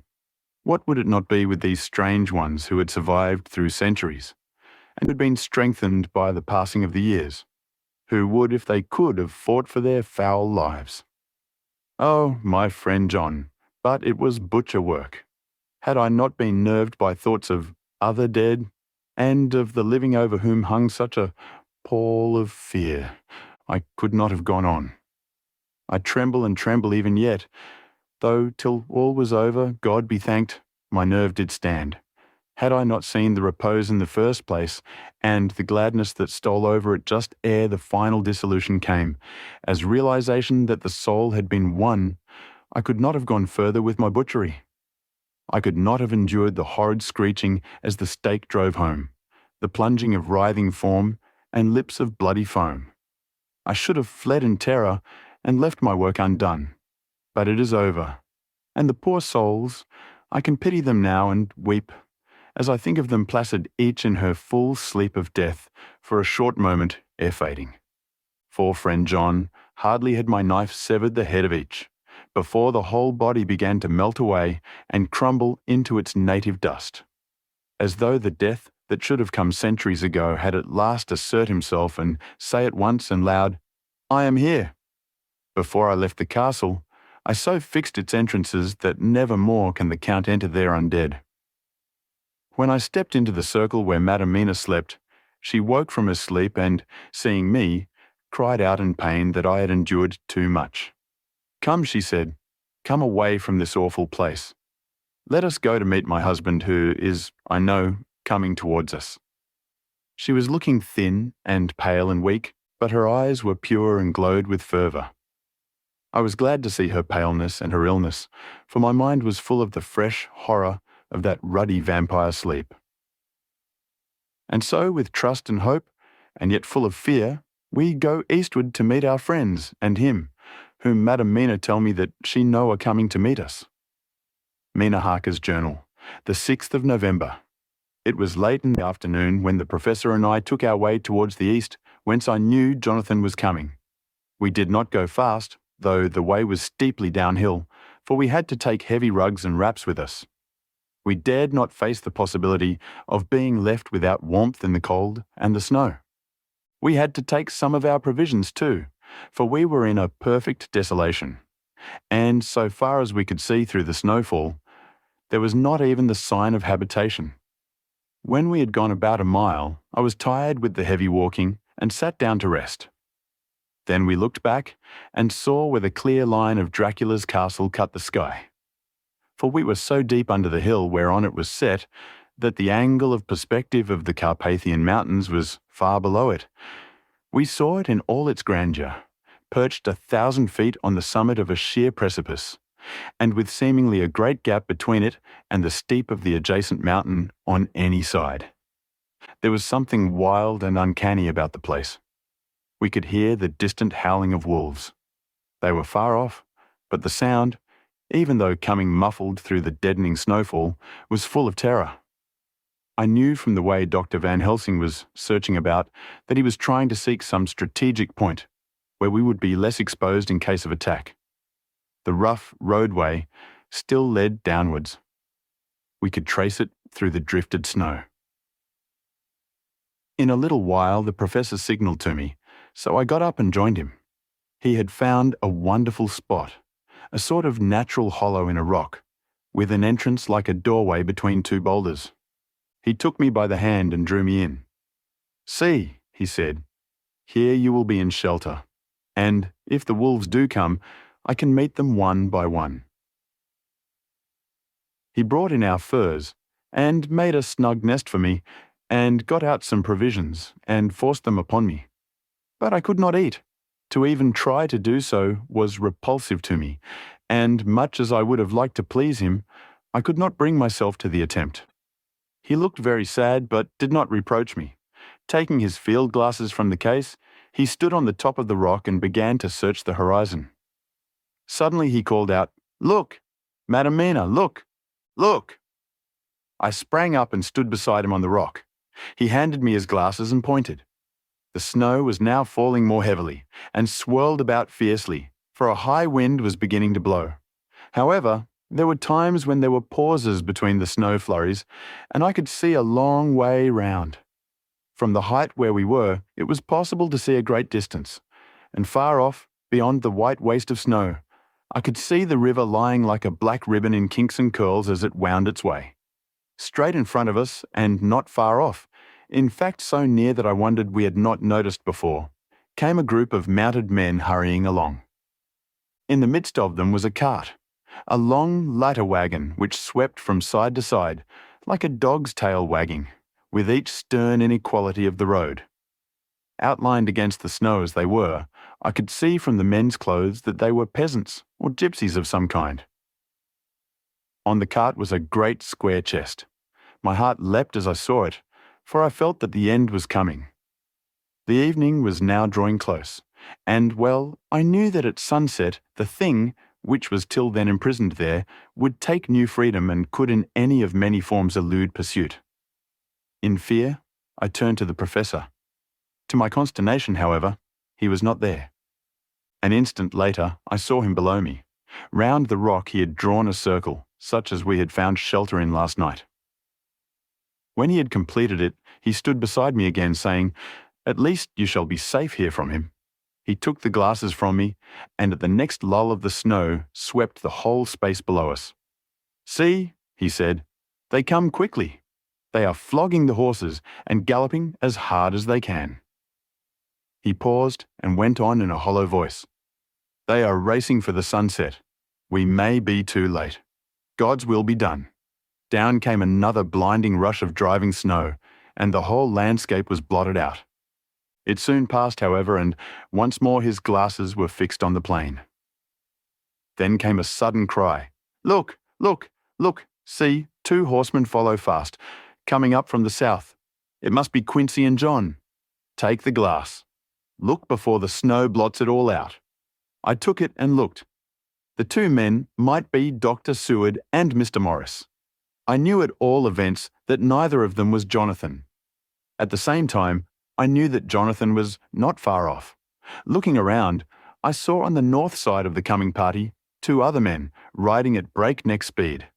One of them I knew was Jonathan, and the other I took, of course, to be Lord Godalming. They too were pursuing the party with the cart. When I told the professor, he shouted in glee like a schoolboy, and after looking intently till a snowfall made sight impossible, he laid his Winchester rifle ready for use against the boulder at the opening of our shelter. "They are all converging," he said. "When the time comes, we shall have gypsies on all sides." I got out my revolver ready to hand, for whilst we were speaking the howling of wolves came louder and closer. When the snowstorm abated a moment, we looked again. It was strange to see the snow falling in such heavy flakes close to us, and beyond, the sun shining more and more brightly as it sank down towards the far mountain tops. Sweeping the glass all around us, I could see here and there dots moving singly and in 2s and 3s and larger numbers. The wolves were gathering for their prey. Every instant seemed an age whilst we waited. The wind came now in fierce bursts, and the snow was driven with fury as it swept upon us in circling eddies. At times we could not see an arm's length before us, but at others, as the hollow-sounding wind swept by us, it seemed to clear the airspace around us so that we could see afar off. We had of late been so accustomed to watch for sunrise and sunset that we knew with fair accuracy when it would be. And we knew that before long the sun would set. It was hard to believe that by our watches it was less than an hour that we waited in that rocky shelter before the various bodies began to converge close upon us. The wind came now with fiercer and more bitter sweeps, and more steadily from the north. It seemingly had driven the snow clouds from us, for with only occasional bursts, the snow fell. We could distinguish clearly the individuals of each party, the pursued and the pursuers. Strangely enough, those pursued did not seem to realize, or at least to care, that they were pursued. They seemed, however, to hasten with redoubled speed as the sun dropped lower and lower on the mountain tops. Closer and closer they drew. The professor and I crouched down behind our rock and held our weapons ready. I could see that he was determined that they should not pass. One and all were quite unaware of our presence. All at once, 2 voices shouted out to "Halt!" One was my Jonathan's, raised in a high key of passion. The other, Mr. Morris's strong, resolute tone of quiet command. The gypsies may not have known the language, but there was no mistaking the tone, in whatever tongue the words were spoken. Instinctively they reined in, and, at the instant, Lord Godalming and Jonathan dashed up at one side and Dr. Seward and Mr. Morris on the other. The leader of the gypsies, a splendid-looking fellow who sat his horse like a centaur, waved them back, and in a fierce voice gave to his companions some word to proceed. They lashed the horses which sprang forward, but the 4 men raised their Winchester rifles, and in an unmistakable way commanded them to stop. At the same moment, Dr. Van Helsing and I rose behind the rock and pointed our weapons at them. Seeing that they were surrounded, the men tightened their reins and drew up. The leader turned to them and gave a word at which every man of the gypsy party drew what weapon he carried, knife or pistol, and held himself in readiness to attack. Issue was joined in an instant. The leader, with a quick movement of his rein, threw his horse out in front and pointed first to the sun, now close down on the hilltops, and then to the castle, said something which I did not understand. For answer, all 4 men of our party threw themselves from their horses and dashed towards the cart.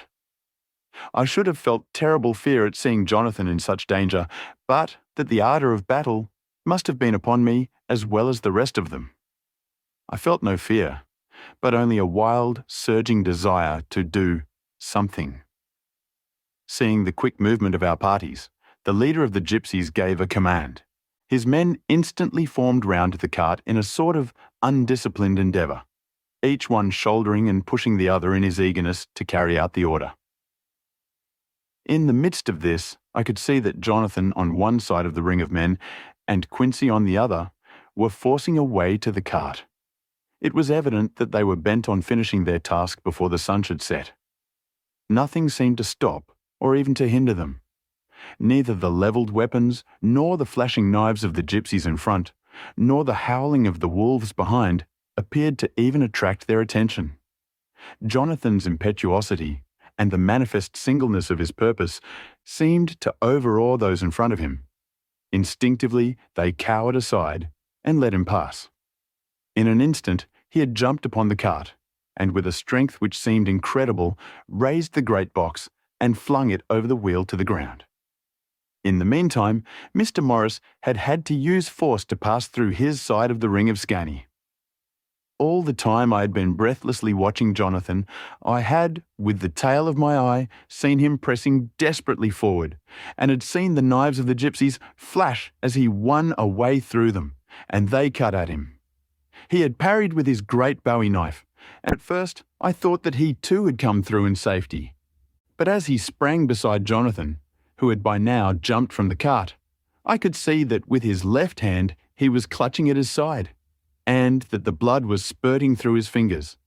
He did not delay notwithstanding this, for as Jonathan, with desperate energy, attacked one end of the chest, attempting to prise off the lid with his great kukri knife, he attacked the other frantically with his bowie.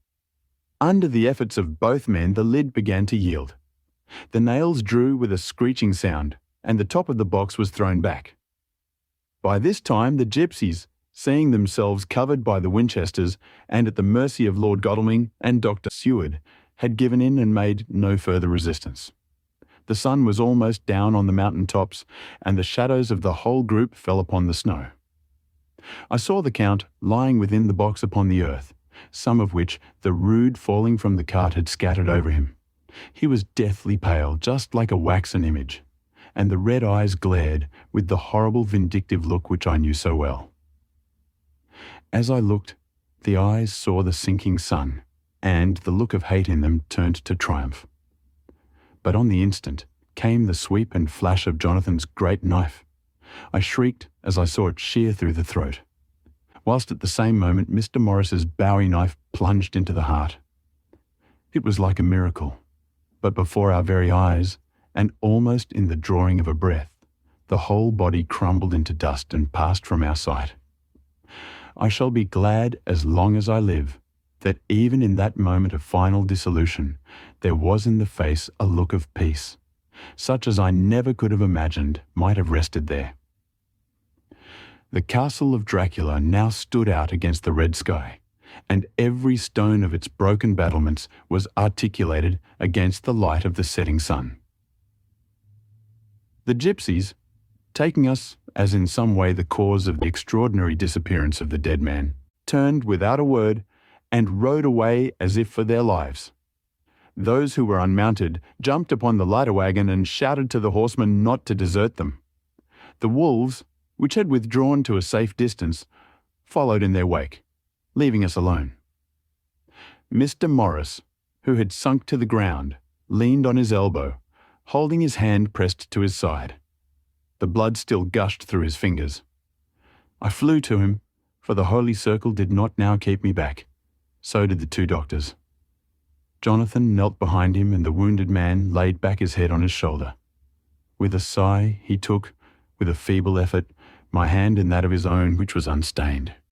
He must have seen the anguish of my heart and my face, for he smiled at me and said, "I'm only too happy to have been of service." "Oh God," he cried suddenly, struggling to a sitting posture and pointing to me. "It was worth for this to die. Look, look!" The sun was now right down upon the mountain top, and the red gleams fell upon my face, so that it was bathed in rosy light. With one impulse, the men sank on their knees, and a deep and earnest Amen broke from all as their eyes followed the pointing of his finger. The dying man spoke. "Now God be thanked that all has not been in vain. See, the snow is not more stainless than her forehead. The curse has passed away." And to our bitter grief, with a smile and in silence, he died, a gallant gentleman. Note, 7 years ago we all went through the flames, and the happiness of some of us since then is, we think, well worth the pain we endured. It is an added joy to Mina and to me that our boy's birthday is the same day as that on which Quincy Morris died. His mother holds, I know, the secret belief that some of our brave friend's spirit has passed into him. His bundle of names links all our little band of men together, but we call him Quincy. In the summer of this year we made a journey to Transylvania, and went over the old ground which was, and is, to us so full of vivid and terrible memories. It was almost impossible to believe that the things which we had seen with our own eyes and heard with our own ears were living truths. Every trace of all that had been was blotted out. The castle stood as before, reared high above a waste of desolation. When we got home, we were talking of the old time, which we could all look back on without despair, for Godalming and Seward are both happily married. I took the papers from the safe where they had been ever since our return so long ago. We were struck with the fact that in all the mass of material of which the record is composed, there is hardly one authentic document. Nothing but a mass of typewriting, except the later notebooks of Mina and Seward and myself, and Van Helsing's memorandum. We could hardly ask anyone, even did we wish to accept these as proofs of so wild a story. Van Helsing summed it all up as he said, with our boy on his knee, "We want no proofs. We ask none to believe us. This boy will some day know what a brave and gallant woman his mother is. Already he knows her sweetness and loving care. Later on, he will understand how some men so loved her that they did dare much for her sake. Jonathan Harker. I hope you liked this audiobook. If you'd like to hear more, please support us on patreon.com. It really helps us keep going. www.patreon.com/c/audiobooks752. Thank you, and I invite you to listen to the other books I have recorded.